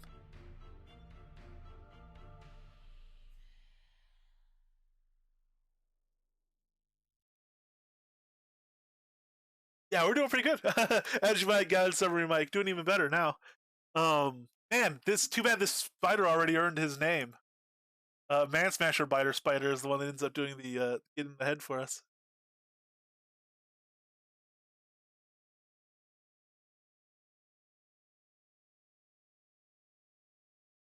Yeah, yeah. So it is mobs like Chain Lightning. That bite attack is actually an AOE as well, and Gust is an AOE. So on the dragon, it is still pretty, you know, scary to get close like that. Especially like I'm running Plesiosaurus Pie right now. When I'm not running that, I only have 900 health in this gear. That's about to go up. I'm going to start casting my Strength of Earth on myself. I'm going to put some work on this gear. It pretty much just as much strength as we could get, and then Dex backing it up. I don't think I need to put any focus on any of these pieces. I'll use it as an out, probably ahead of health, but I don't think I need it. Even doing stuff like with the Rend and the coup de grace is fine.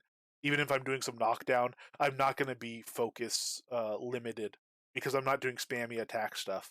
I'm just doing buff stuff. It's mostly Bard Song. So I'm okay with the super low focus we have. And again, in cases I'm not, I take Ichthyosaur Ice Cream.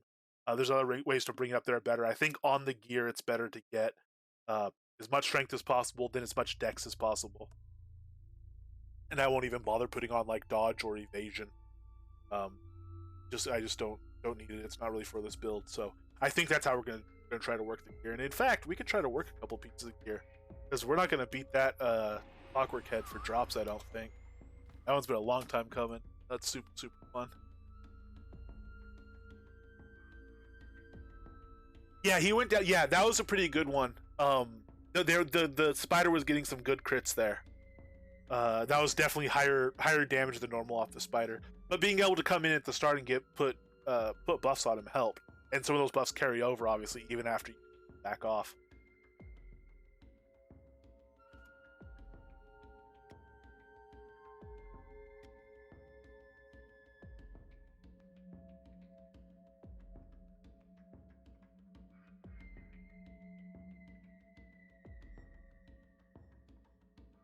Using this, so stop. They'll be popping out.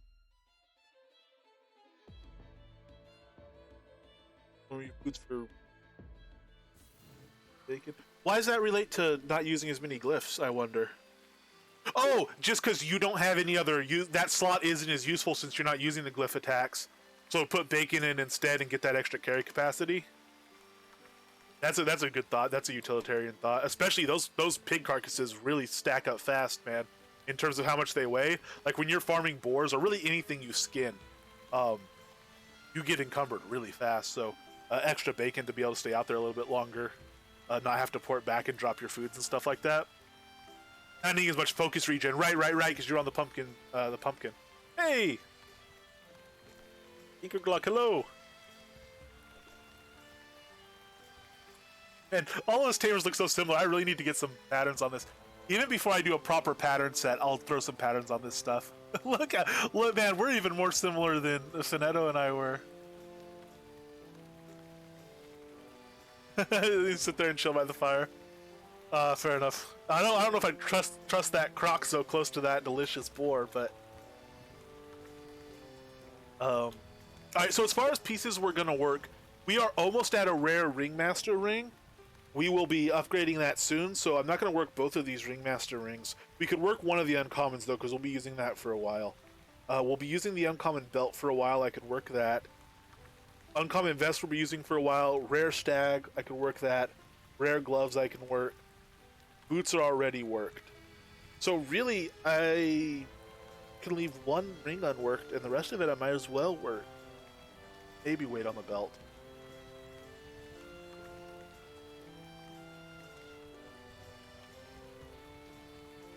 Alright, well, let's see what kind of rolls we can get.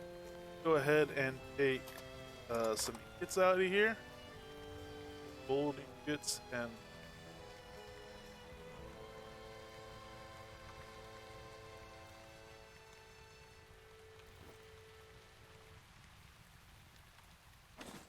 oh boy, let's start. I guess we'll start at the top, and we'll see about this stag helm. I will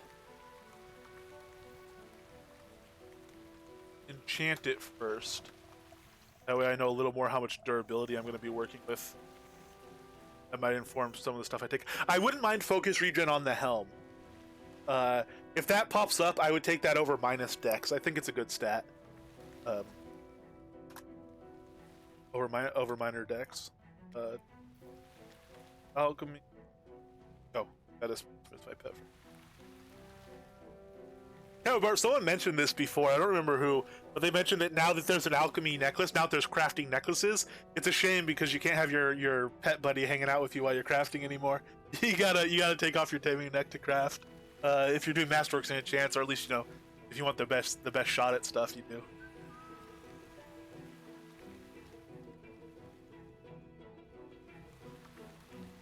Okay, so this isn't even locked inventory yet, so let's drag this guy over here.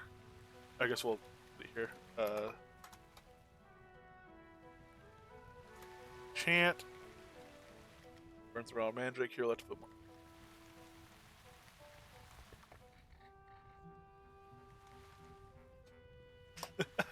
Getting a clone party in zone.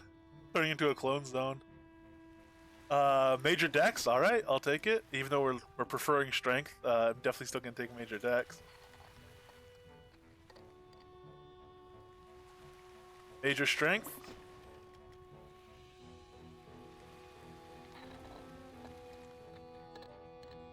There it is there. Strength. Sweet. Couldn't have gone better. Alright. To the masterwork table. Hey, nice. Went through the Fed dungeon on the assault. 103 adventure level. Very, very nice.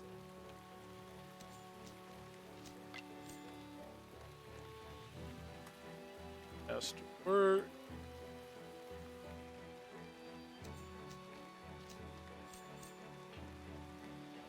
I hate to say it might be about to get rougher. I'm going to talk to Fett about what we're going to be doing as far as the guild troll dungeon, and I'm gonna see. I don't know. We're gonna. We'll see. Stuff might be happening eventually. Oh damn! I just hit eventual 100. Hey, Metal Key, nice, nice. That's a big one, man. That's a milestone for sure.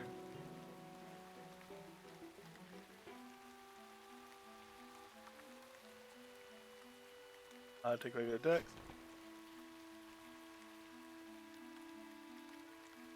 I won't. So it'll largely be up to. It'll largely be up to Sir Diddy what happens. I will probably be offering him the use of some guild resources though, for indefinitely, as long as he's in the guild and wants to use them. But I will mention that as a concern. But as far as making it all level 6, that is not going to happen. Because it's just that many rooms at L6 is so many totems. We would need what, even like 5 times what we have between the two of us, or more probably. What we have between the two of us. So we couldn't do that if we wanted to. All L6.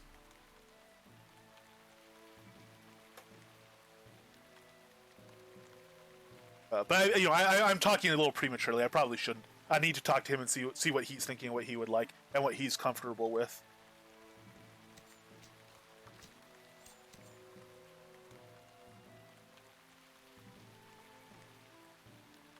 Ooh, focus regen. I'm not gonna take it yet.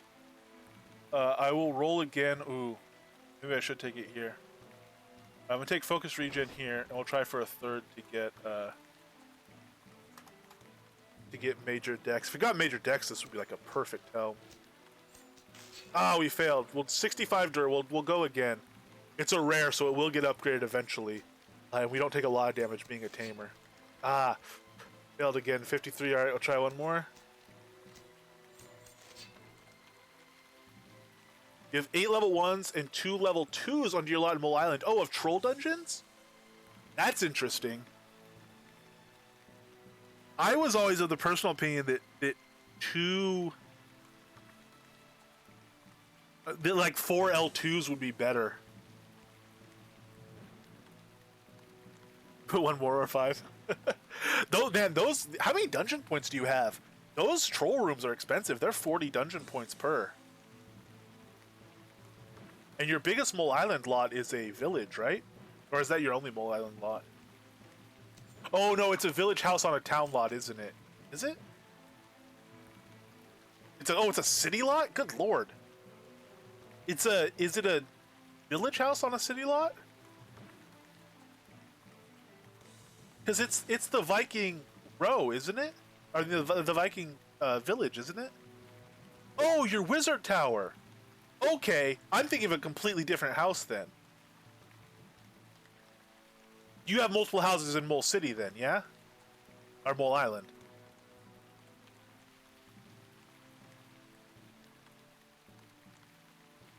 Village weekend fishing retreat is just a village lot. Okay, cool. All right. All right. Minor dex. I'm gonna skip minor dex all the way to the end. Minor avoid. All right, 36 dirt. We're gonna stop it there. Still got full strength at least and 8.4 dex. But you know, it's an artifact. We got the focus regen on it too. So that's not bad. Since we're here, we'll just go straight to the masterwork. Oh, no, you know what? Ringmaster vest? We want to make sure to get strength of earth power on this ringmaster vest. We got to socket that with the Gaia's gem. And we're going to do enchant side first on that. Supple leather leggings already worked. They're actually not bad. Gloves. We'll go straight to the enchant on gloves.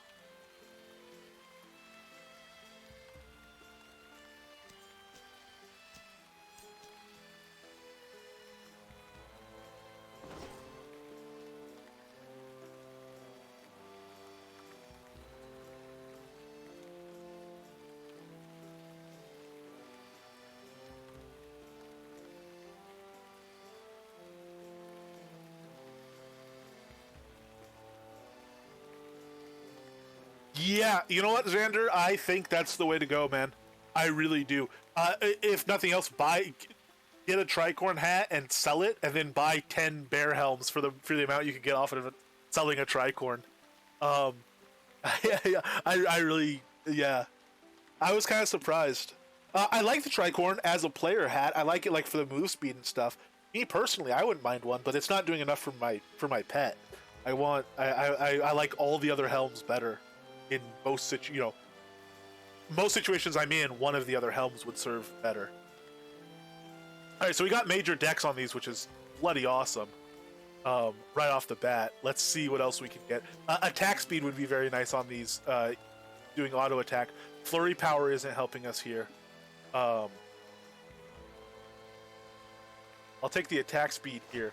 It's not a lot, but it's not bad compared to 1.7 dex, I think, even though we're doing so much singing. The dex is also only going to help us when we're attacking. I think auto attack, sneaking in extra attack every here and there, is going to be better than a minor dex.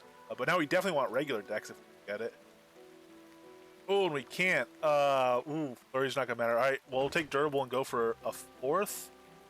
Might as well go for 1/4 now. Then we'll work it on the masterwork side. Out of the enchant side. All right, we'll work this on the enchant side. And then how much durability is left, we'll go for the 4th until it's gone. One moment, please.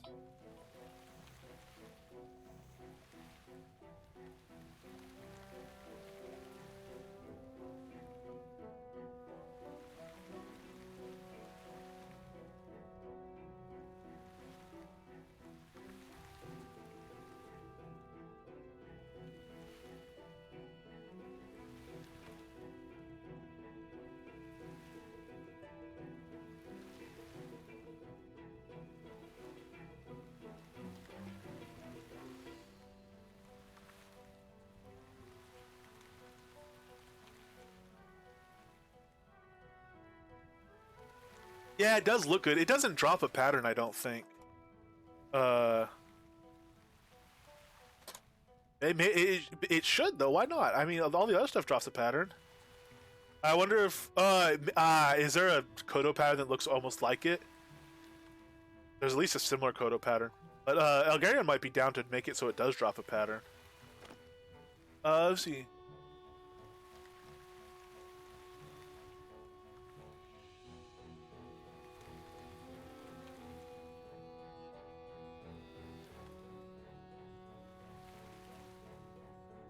Yeah, even being able to handle the fight, that was mostly a joke. I would go for the bear helms.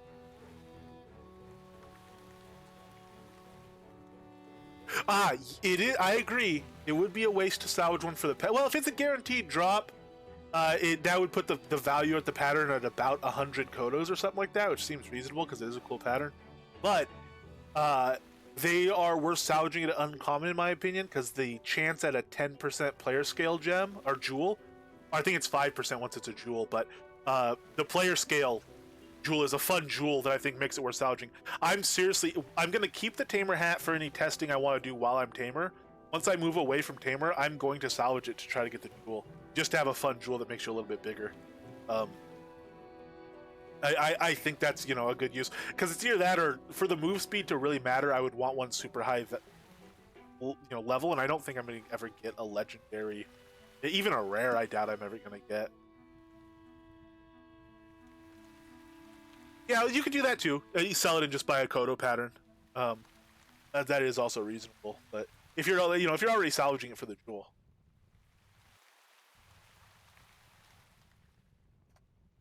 Alright, let's see what we can get on enchant-wise on these gloves.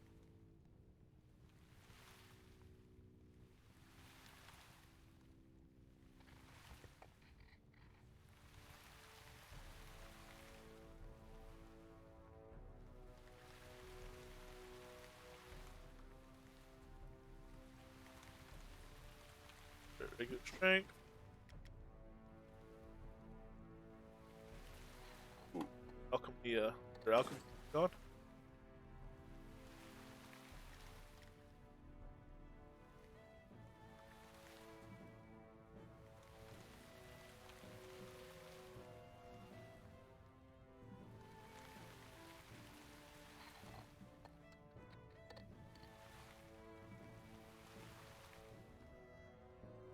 Exactly. Someone did that. There was a Halloween costume party last year, and somebody did end up getting very large. That was before those jewels were in, though. So yeah, you get even larger now. It's swole AF, man.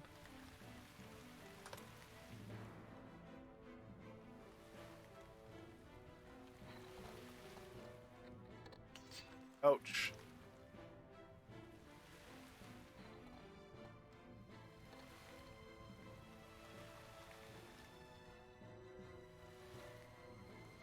Ooh. Durable, I guess. We're in a bad spot here. We're going for a fourth on both of these. We have more to gain from the fourth on the enchant side, so we'll keep pressing enchant. These are rare gloves, so they have to last a little while. It's gonna be decent period of time before you go to legendary gloves, but the 30s, I guess. So we'll do one more here, and it'll be a 34 if it fails. Durability, last. Yeah, alright, 34 dur. That's a bummer. Not very good.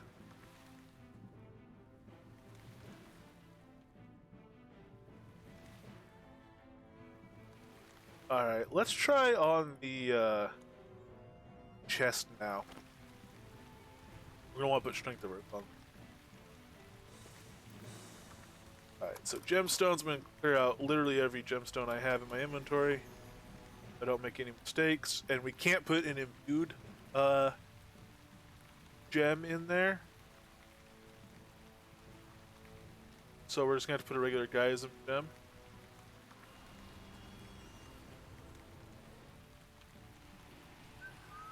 Oh, it is last day of Trash to Treasure. Yes, I will. You know what? So everybody, it's the last day for Trash to Treasure. You have not. I will go. everyone can feel free to enter. I will draw it tomorrow, so you can enter all day today, which is, we'll call that midnight New Britannian time.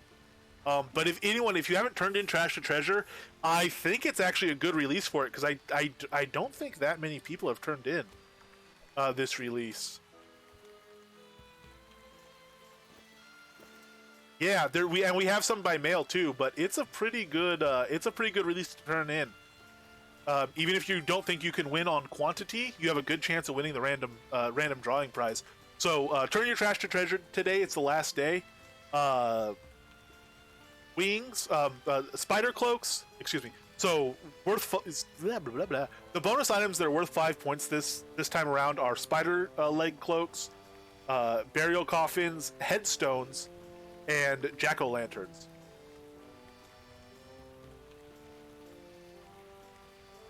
I'll put that in universe too.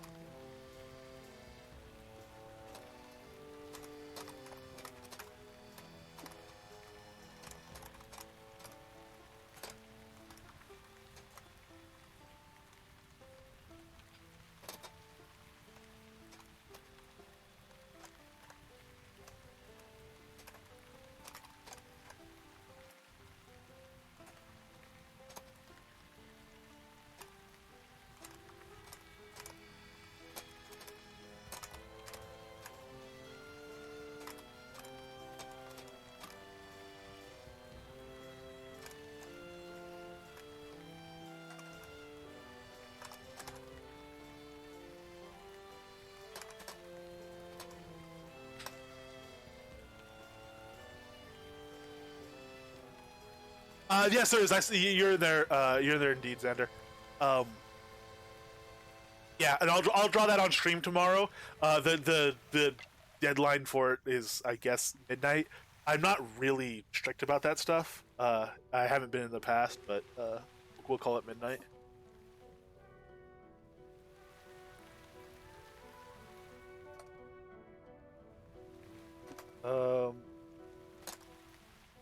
So socketed chest, Guyism gem into not Ringmaster common. We want to do our Ringmaster uncommon.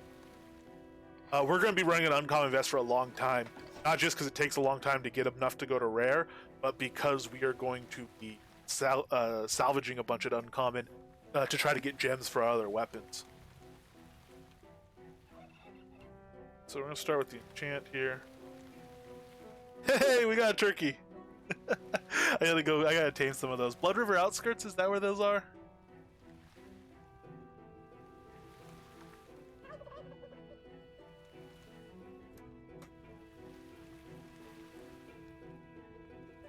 Okay, cool. Gotta get me one of them. Alright, so Guyism Gem, Major Strength would be good, or Strength of Earth Power would be good. I'll take Strength of Earth Power there while it's there. Doesn't have a lot of durability. Because it is an uncommon, though, I don't worry about it having too much durability, especially, again, in this build where we are... Ooh, Major Strength, where we're likely to... most of the hits are going to be the third. Hey, got it. Can I get regular strength? Oh, man, didn't even give me regular strength. Alright, we'll take regular dex. I won't go masterwork this one.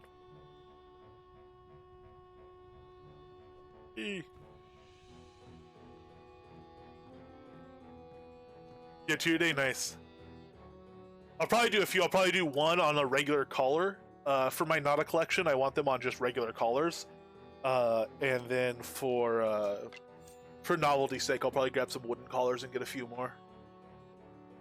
Pass them out to people at Thanksgiving and whatnot.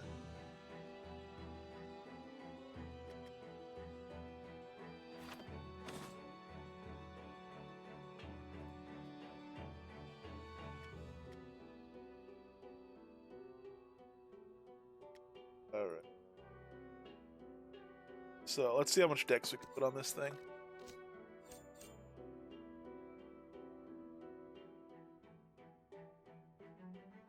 Ooh. I don't even need evasion on it. Alright, I'll put on the minor dex before I run out of rolls.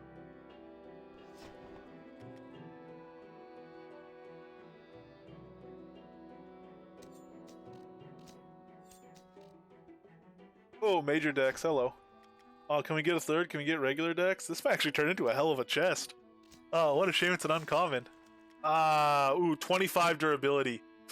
What the hell? We'll go one more. It's an uncommon. 34 durability. All right, we'll leave it there. 20 dex, 10 strength, strength of earth bonus. Man, so close on both of those. Oh, well, it's not bad actually. Even then, it could have been so much more, but it's still not bad. I've been going through and locking things actually. Okay.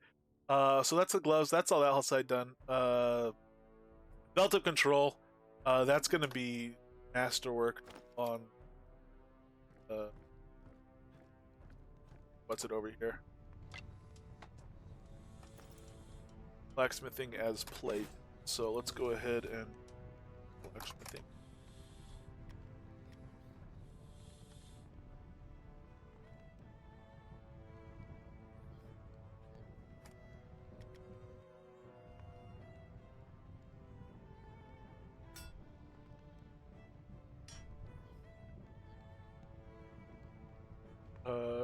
Major health is almost tempting over minor strength, but we'll take strength so we don't eat out a bunch of ability.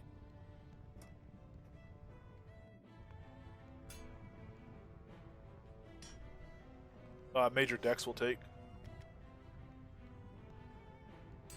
I probably should have gone 2-2 first. What happens? All right, we'll stop that there.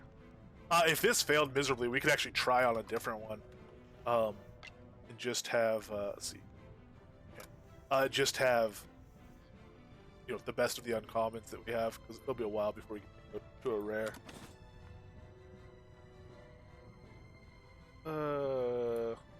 Taking dex probably. There. Alchemy rings.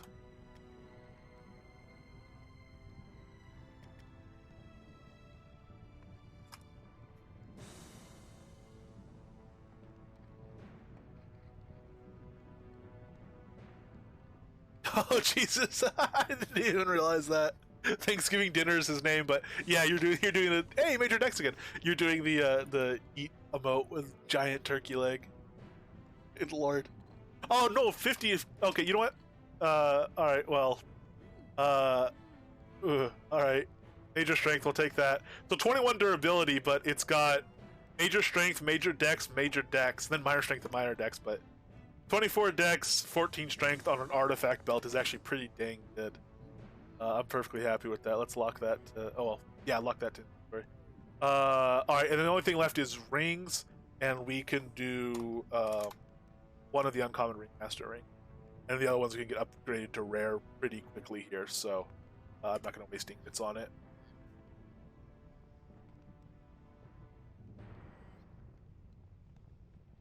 Aha! Okay, that finally went down. Get out the out. Waiting for that to fall. Oh, whatever. Mandrake.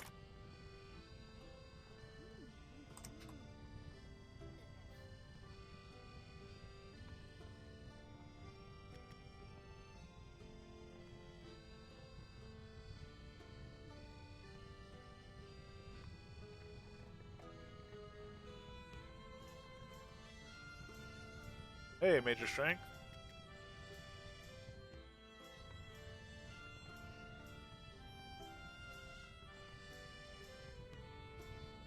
Good strength.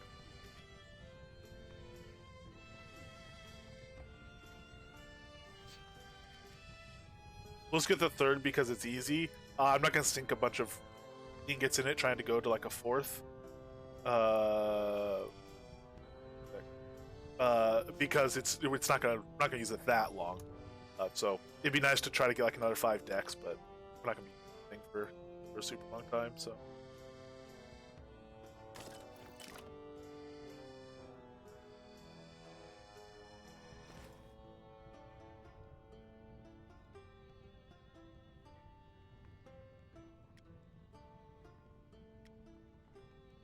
Well, actually, I don't want to do that. Uh-oh.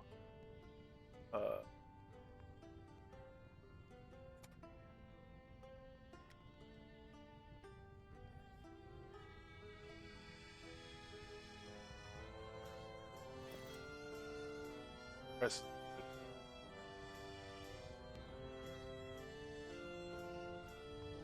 Yeah, not imbued jewels, but we'll put a we'll just do it now then. We'll put a Geyser jewel in there. So jewels.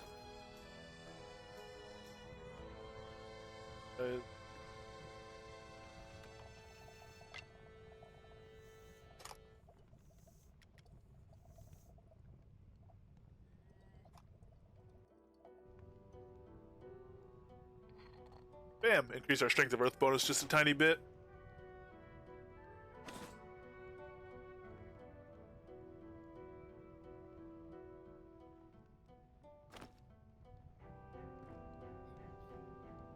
Munchie turkey leg. So let's drop the ingots we just used.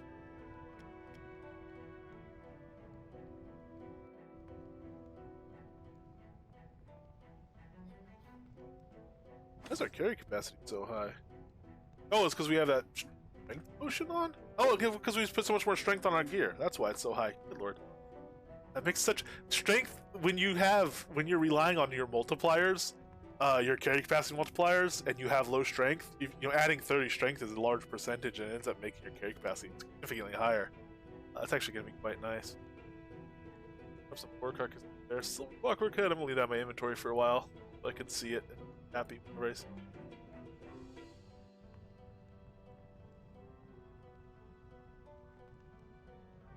That's what we have right now. 241. I need to make more gems later. Okay. So it wouldn't be bad to just pattern this stuff with something. What patterns do we have that are kind of cool? No, my patterns aren't even here anymore. I'm gonna port over to Novia Market. Hey, Gwendolyn's here. We have another Tamer clone. Gwendolyn. I don't even see the other Tamer.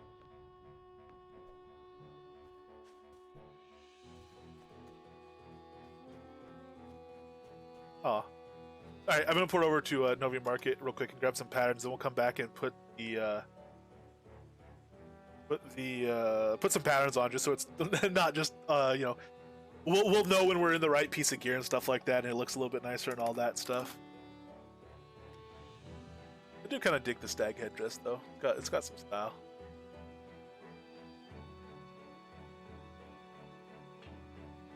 Oh, for sure, man. Whenever you want to, and here I did some pieces as uncommon because it's gonna be a long time before we get to a rare and stuff like that. You can kind of split it up like that. But like helms, I would say definitely wait until they're rare. Although your stag helm already is rare, I recall. But yeah, dude. Anytime you want to just bring some ingots over and have your gear, put some work on it, definitely happen to. No. Also, it's not fully stocked yet. There is now in this main Novia Market aisle a brand new Tamer gear and supply vendor. It's not going to be dissimilar to the one in Arlia, but it's got some pets on it right now, some empty necklaces, and I'll be doing food. I'm going to start doing dragon kibble. I think it's probably like 8 gold or something like that, and I'll try to get some of all the food stocked on there, and I'll see how many collars I want to give up. I have all the rest of my collars I have with me, and we'll see how many pets I'm going to want to be stuff, but. Yeah, it's a taming vendor. Then eventually, after I'm not using the gear anymore, I'll start putting worked gear on there. I'm probably starting at rare and then higher levels. I'll have gear on there that has good work on it. But what we need is patterns. So let's go to the pattern vendor here.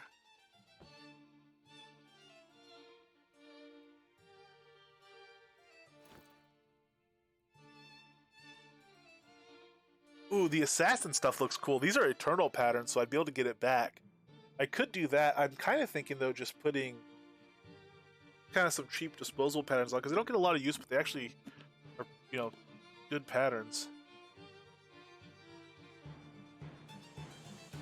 I could do a full set of Tabard stuff.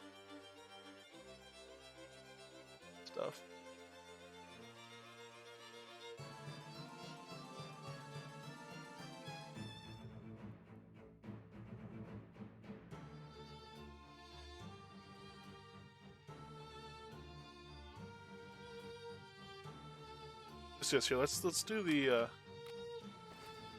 look somewhat the same. We'll do that. I won't do the leggings on it. Boots are just boots, I guess. They could stay the same. Helm. What kind of helm?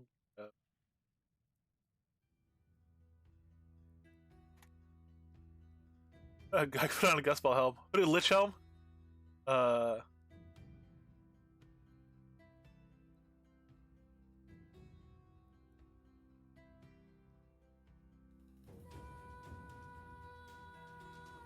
Woods.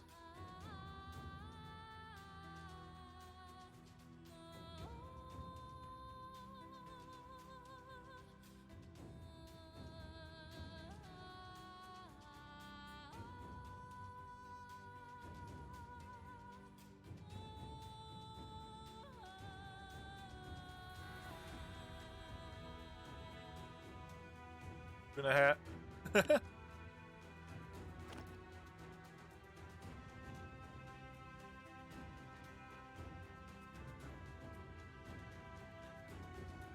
Tabard for now, I guess.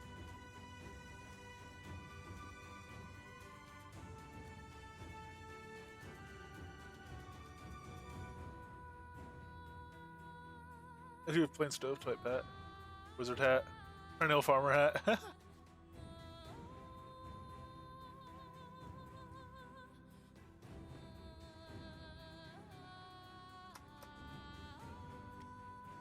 Let's go back. Earlier shops, and you pattern it according to the pattern, according to what you're patterning. So they'll all be. Actually, I'm doing leather on all of them. So. I want to get the Elven Elder Archer set from the code. That's a really cool one with the bracers and everything.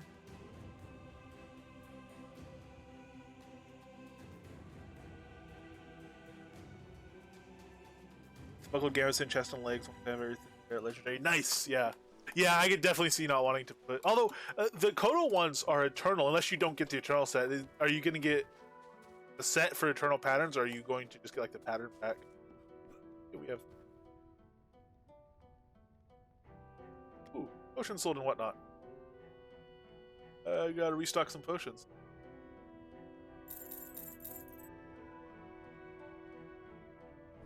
Like a lot of stuff. Alright, we're gonna be over here. Patterning. So I want to reshape the helm. So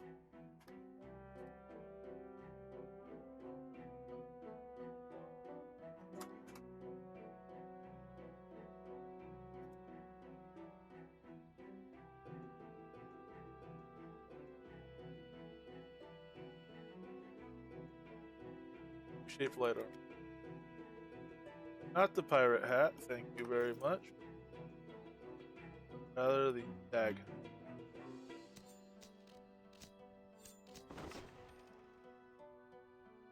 Alright, and these take dyes. I could dye them as well. Big hoop looking, but better than it was. Chest. Not the best. You could shift them off. So what you could do is, there's pattern removers that'll remove the pattern from the gear, and if it's an eternal pattern, it'll return it. If not, it'll destroy it. But you can also put on like a dirty cloth helm, whatever pattern you have, and that will apply to the piece and shift an eternal pattern off, and you can apply the eternal pattern to something else.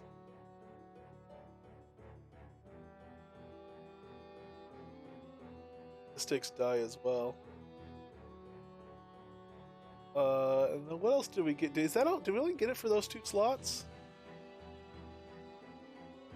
Yes, we did. Yeah. All right. Well, at least we'll be able to tell that we're in the right gear. We're not like swapping in a common that we're not supposed to be wearing instead of the uncommon or anything. I look like a stunt performer padded up to some fire stunt or something. I don't know.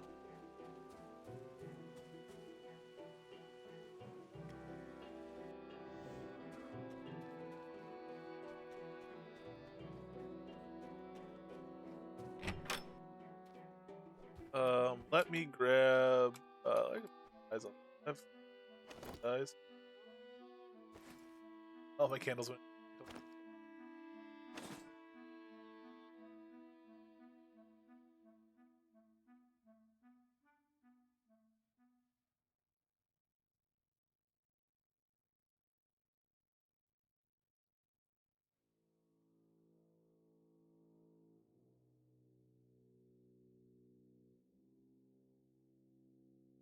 Getting diced. That's very purple, isn't it?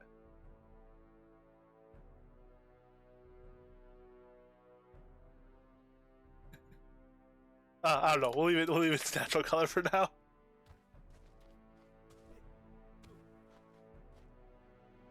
Only indicated by the belt. That's no good.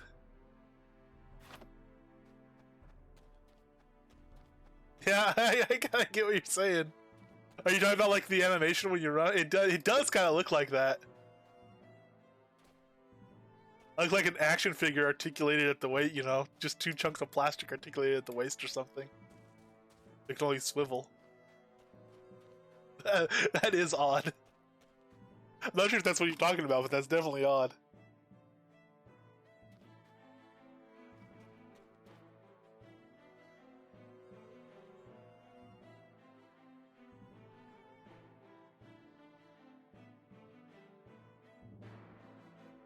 Oh, that might be it.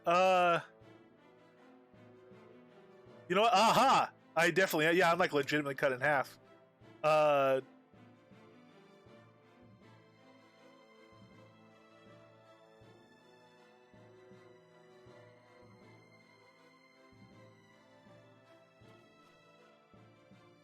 goodness, now that's an overly effective diet plan is what you call that.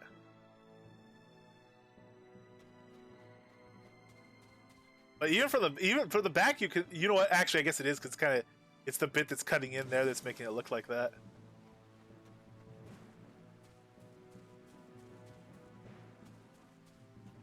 All right, we might have to add some more patterns. Yeah.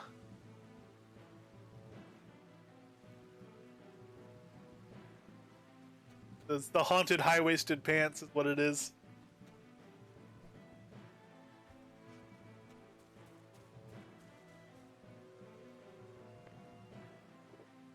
All right, let's see. Let's go real quick to Opticon. Let's see how the spider does there.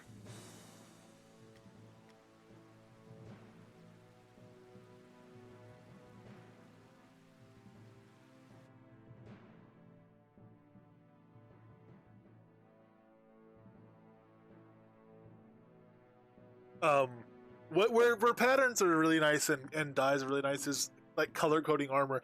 So when I was a death mage, I had my death deck and I also had a special sun deck. Um, like literally my sun deck was bright orange.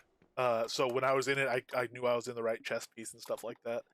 Can be very handy. Also, if you're running in, you know, if you log in and you're running into battle or whatever, you might forget. At least if you're me, you might forget what you were doing when you logged out last time. You might run into battle expecting to pull out your deck and start throwing off death rays, and in fact, relying on death rays so that you don't die.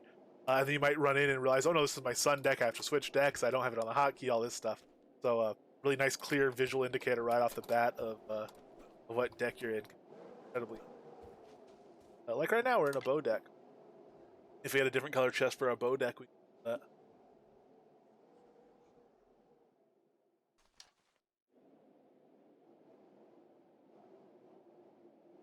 But yeah, yes, yeah. Oh, I've done that most definitely. Because my farming deck doesn't have any gear tied to it, so it'll be whatever gear I was using. I've pulled out the watering can on a mob more than once.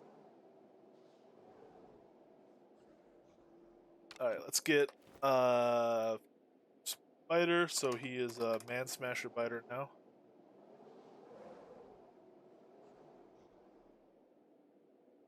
Smasher Biter Spider. And we will summon him and we'll buff him sorted face.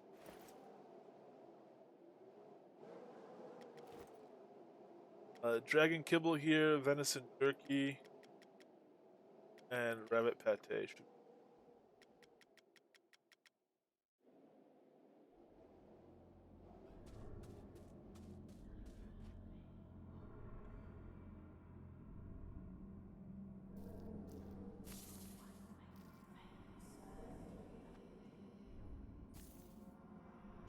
There's only one. I'm not gonna pre-stack stuff. I'll just let him go in and start having a ball.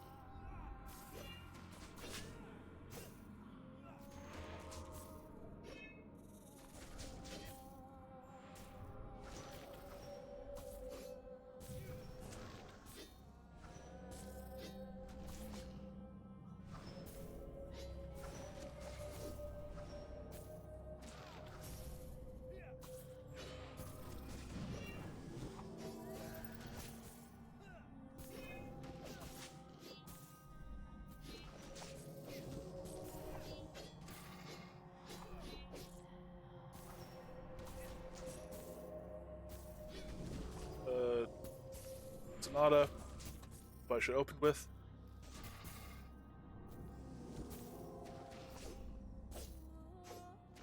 Yeah, recover in 30 seconds. Yeah, that could happen too. Ooh, 16 something off that spider. There's a good bite. The croc really does seem more efficient for this though. Well, the reason I'm curious about the spider is one, I'm just curious. But two, when we start getting like multiples and the bears and stuff, the spider has that extra health that I think might.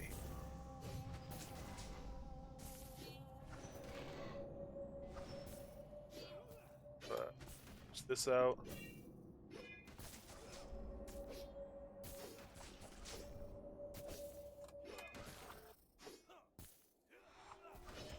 Nice.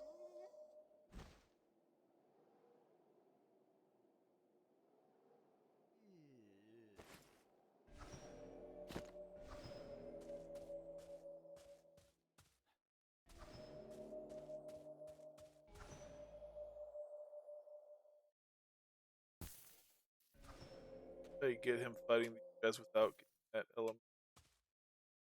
I have to just basically aggro this bear, and that's right. Teleport. Aggro this bear, then get him transfer over to the spider. Okay, transfer to the spider. There you go. There's, so I'll try this without a tonal.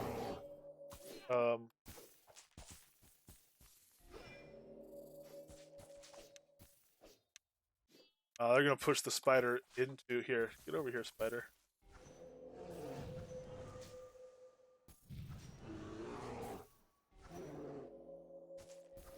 Ah, yeah, that'll do it. Actually, that's not a bad idea. I should think about that because it's not a bad way to consolidate deck slots, or more importantly, binding slots. Although we should be able to bind all decks, I think, on Thursday. Maybe not. That'd be worth checking Monkey Bay.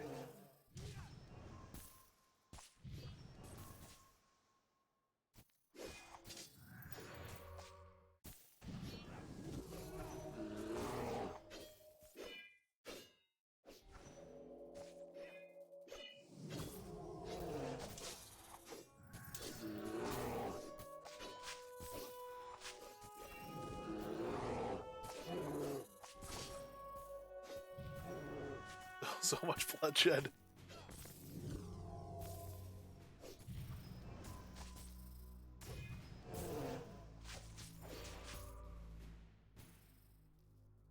Outside of fire, this is definitely the easiest time I've had fighting multiple bears at once.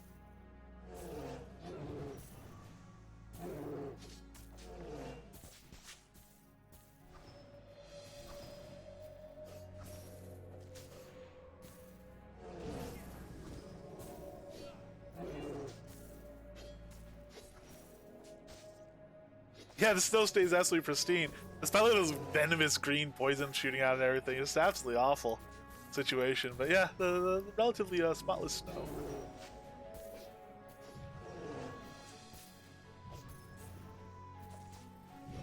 Just gonna imagine, otherwise it'd just be a river flowing all the way down there. Yes, ridiculous. Oh, you know what? No, atonal, we can't do. What are we thinking?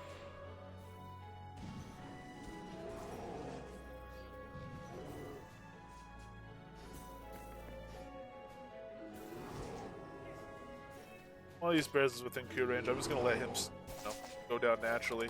I'm gonna start rending the other one.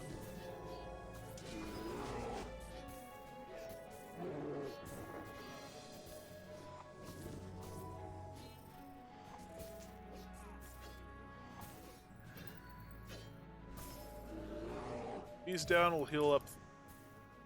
Pet. So put on another savage.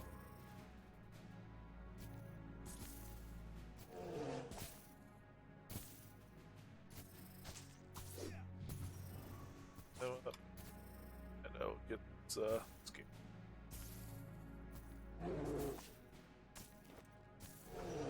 Here's a bear helm. Switch over to Kudek, and almost within range, 7k.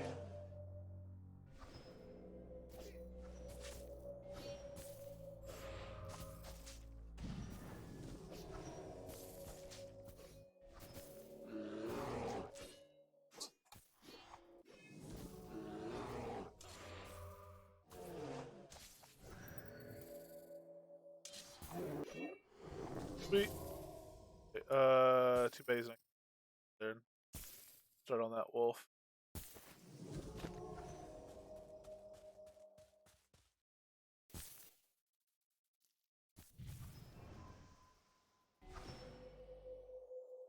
Alright, and then I could go back to doing full on atonal and whatnot.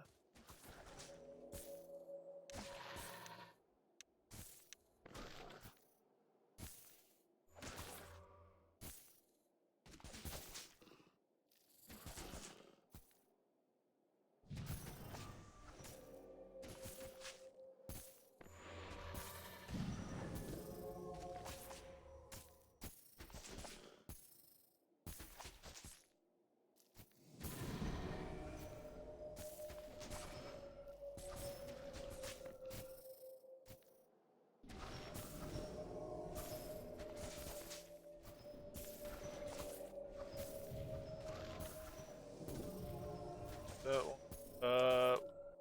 Get some Rens in already. Just blink! This is the awesome thing, too. I can honor a blink now mid-fight. I can just simply put my weapon away, come over here, do all this while fighting a Lupine Destroyer. He's not knocking me back into combat or anything. Go to air. Oh, blink skill. Don't mind if I put that down here. Pick my blink target. There. Over here. No, can't reach there. Maybe right here. Oh, look how far away I am. Surely the Lupine will chase me down and kill me. No. He'll stay there fighting a very comfortable spider. Look at that spider's health. Look at that. No more Lupine Destroyer. All while I'm casually blinking around. That's playing as a tamer really is a completely different. It's its whole own thing. It's a lot of fun. It's kind of weird. There's ways. I mean, it's cheesy in a lot of ways, in kind of a way that but it's also that's very kind of freeing. It's you don't have to. If you make a mistake, you're much less likely to wipe and have to go res and stuff like that. You play in a lot more relaxed way. You can play. I like very dynamic decks. I like very active play styles. So like I'm stacking everything and stuff, but you don't have to. You can play like a completely locked deck. You can take time to consider what you're gonna do next. You don't have to have it all ingrained through a bunch of practice. It's a really freeing style of play. It actually, I see why so many people like it and why it's very enjoyable and fun. Because you can relax and just have fun. You can also kill ice elementals if the polar bears don't spawn and take out your pet. So we're gonna try to do that. These ice elementals are nasty. I really like the spider here though, and he's not. He doesn't feel slow. It feels like he's taking stuff out pretty good.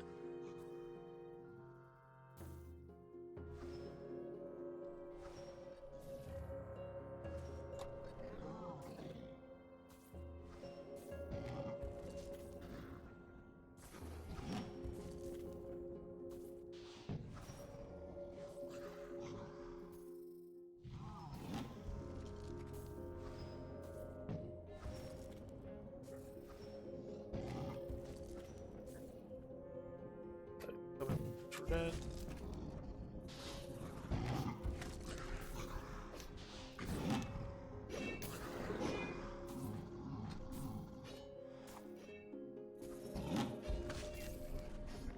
Yeah, they're immune to poisons. I mean, on Festering Death, you still get the Whoozy What's It, but I'm not getting my little 2 damage tick off Festering Death either.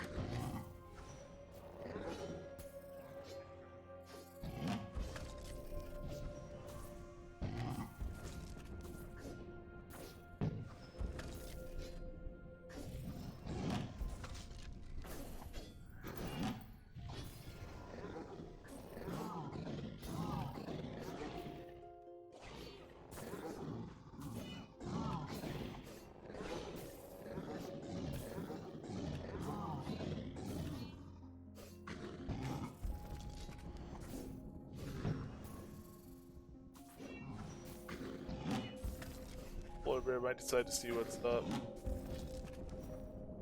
The spider's actually surviving pretty well. That worry of that polar bear coming over is what's keeping me doing my A-tone. Might aggro to us. I don't want him aggroing to me. When I say us, I want him to aggro to the spider at any moment, not to me.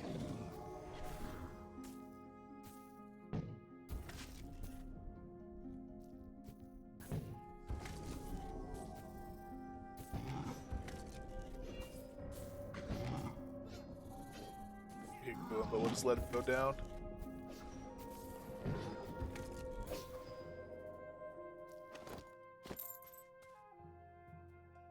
Nice and whatnot.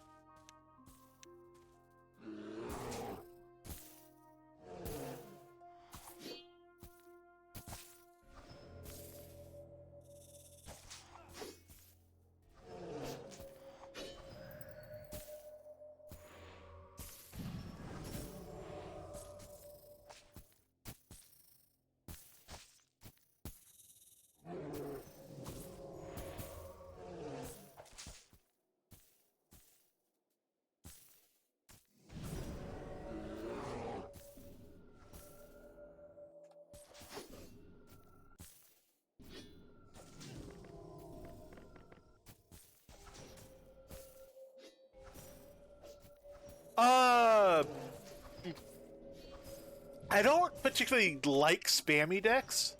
I like them. I don't enjoy playing them. They're not as fun to play. The reason I like them is because they're very effective. I like something like this where I'm actually doing like lots of stacks at the same time and stuff like that. I like this better than just a purely spammy deck. I think it's more fun to play.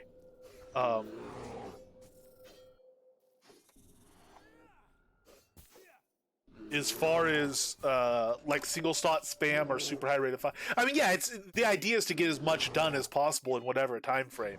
It's spammy in that sense, but it's not just like this is where the glyphs are. Whatever pops up, you fire it. This actually takes some level of stacking stuff up, putting stuff in the right order, doing it procedurally, letting the buffs off in the right order or the skills off in the right order. That sort of stuff. I don't think of that as spammy. I think of that as you might want to execute it very quickly, as quickly as possible. But it's not just spamming a single slot or multiple slots with whatever rolls up.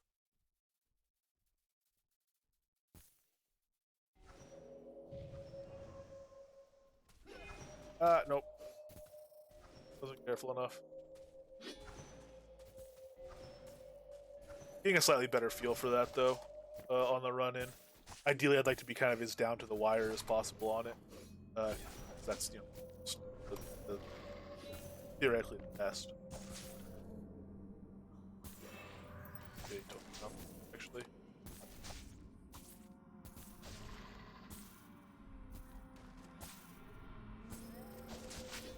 But even like as a melee, like when I say an active playstyle, I like hopping around and stuff. I like having to jump over like a lot of stuff, like when we're doing Well of Wyverns, and you have to like keep an eye on half dozen wyverns at once, and anytime you see a tail animation start, You have to jump and stuff like that, be very active. That's the sort of stuff I really enjoy. Most of the time, again, there's doing this laid back style and stuff. We were doing the heavy build, the slow you down build. Um, there's a lot of genuine enjoyment in that. Going around doing spindle in that, where I wasn't super spammy, I was just kind of procedural and almost laid back in a way. Going through spindle, that's still the most fun I've had doing spindle scog for essence harvesting, and that's the style of build I will pretty much always use now for essence farming, shadow essence farming, spindle scog. Is just kind of a laid back, slower one. Even if it's less essences per hour, it's literally slower farming and stuff. It's just a really pleasant way to go about that zone. So I don't necessarily enjoy it to the exclusion of other stuff. It's just my preference. Best.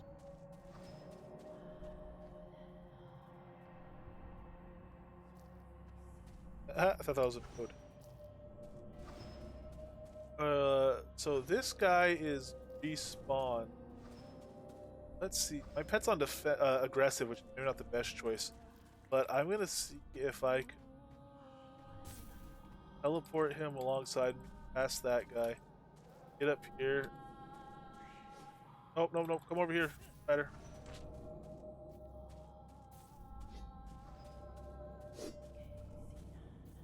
Dodge that, which is good.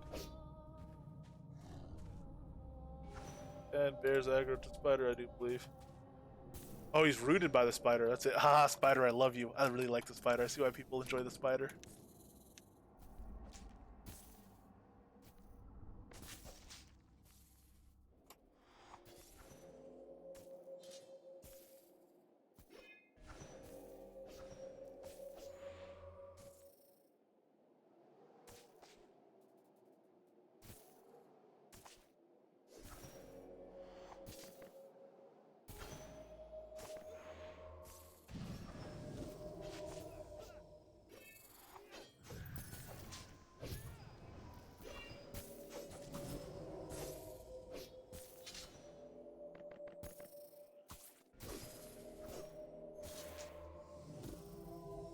I kind of want to take my spellbinder up too, but I don't have the XP for it really.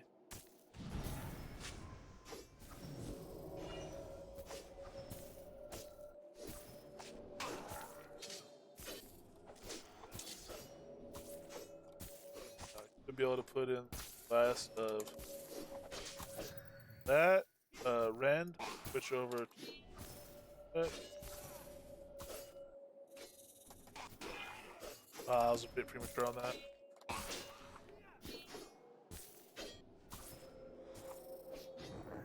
Aha! Beauty, beauty.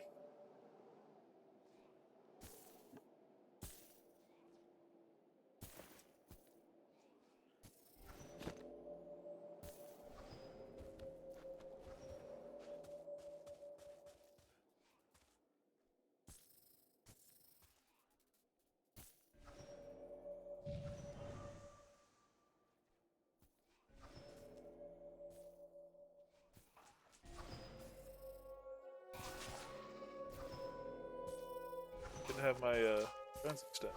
Good. That stacked all the way up. Fired off. What do I do? Auto will start with.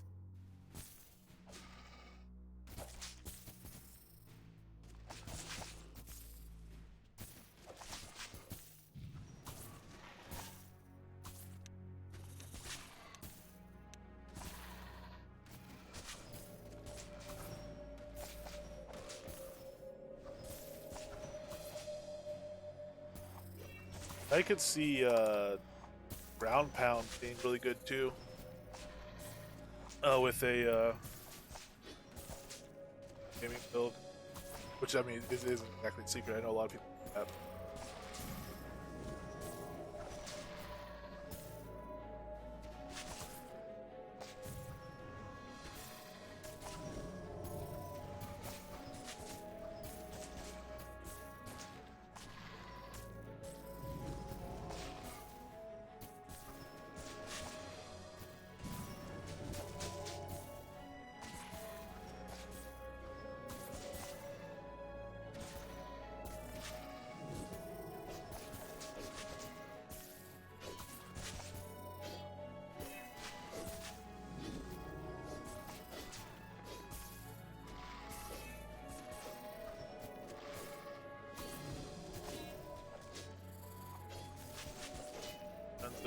guy.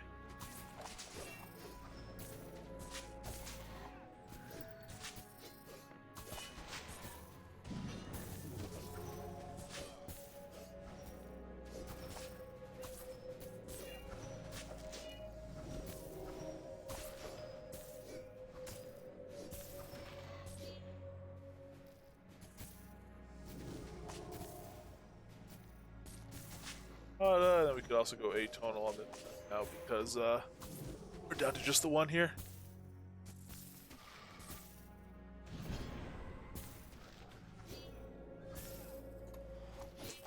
Play Ren.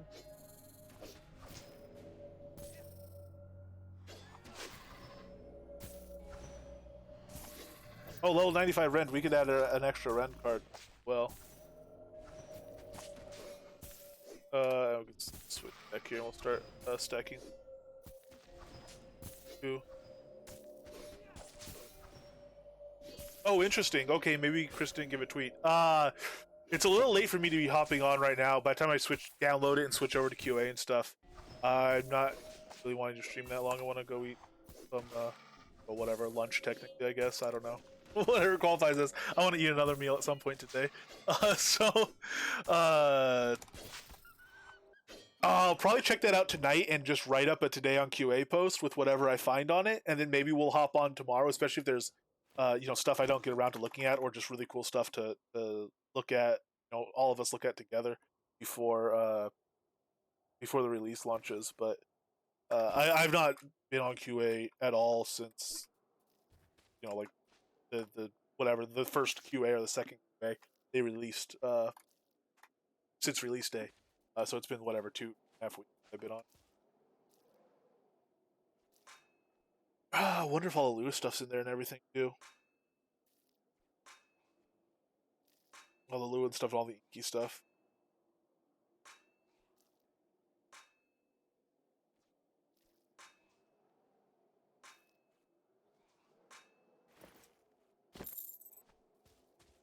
Who respawned? That polar bear's respawned. That one's over there fighting. What's come down?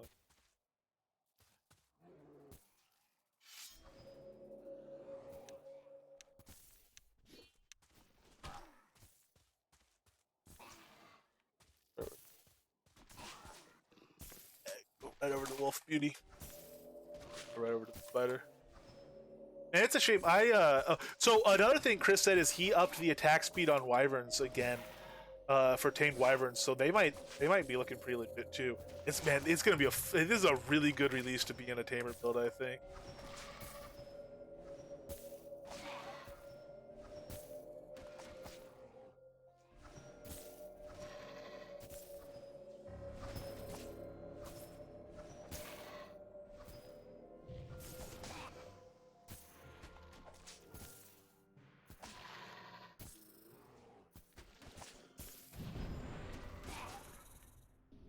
I stole my coot there.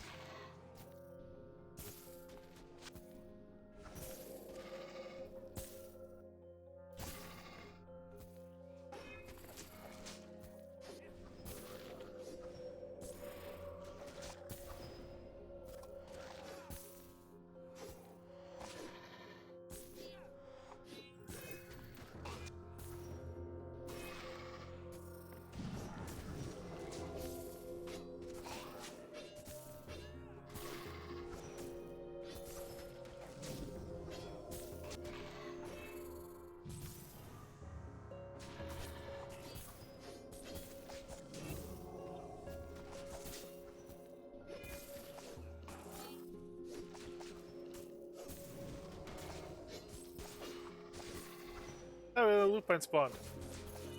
It was all sorts of a disaster. He's in blue range, although my deck is a mess.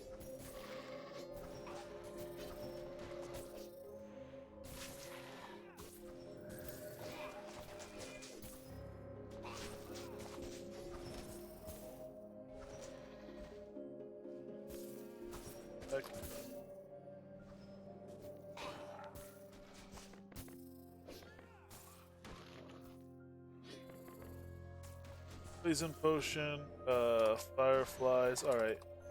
Start with the Sonata. Yeah, we're perfect back into it now.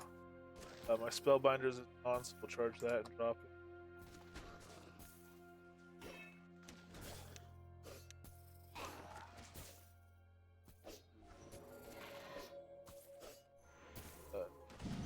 Atonal, stack that up. Frenzy, I don't know if that needs to be cast or not, but we'll cast it. Atonal, should put Rens in before Atonal, I bet. Actually, no. Well, yeah, maybe. Firefly's getting pretty powerfully on a single stack.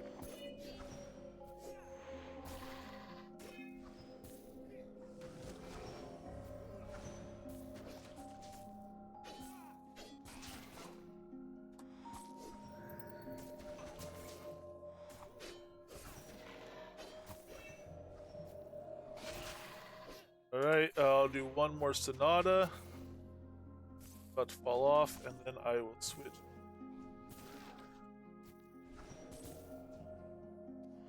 Which isn't actually gonna load.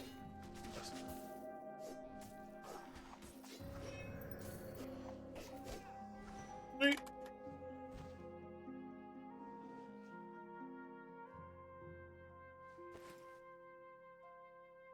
Hey, belt of control. Man, not a single ringmaster ring today. Even though that's the one, 2 more ringmaster rings and we get to go to the rare. A lot of belts though, which isn't bad.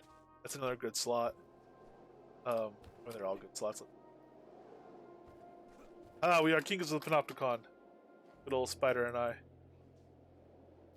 And Special Spider. Alright. I am going to wrap up for today. Like I said, I'll later tonight I'll see about going on QA, and if I find anything I'll write it. I'll do a 2-day on QA post for it. And Gwendolyn, if you get a chance to go on, anxious to hear what you find, either in the post or just tomorrow if you're around. We can compare notes and see what's going in, because Thursday is release day, and that will be. I'm thinking it's going to be a heck of a release. I'm pretty excited for it. I don't know all of what's in it. We have some hints about what's going to be in it.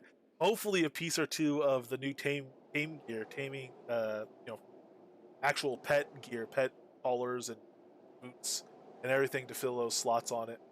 But thank you everybody for hanging out. I don't see anybody on, except our buddy Serpentwine. Is he AFK? He's just chilling in a chair.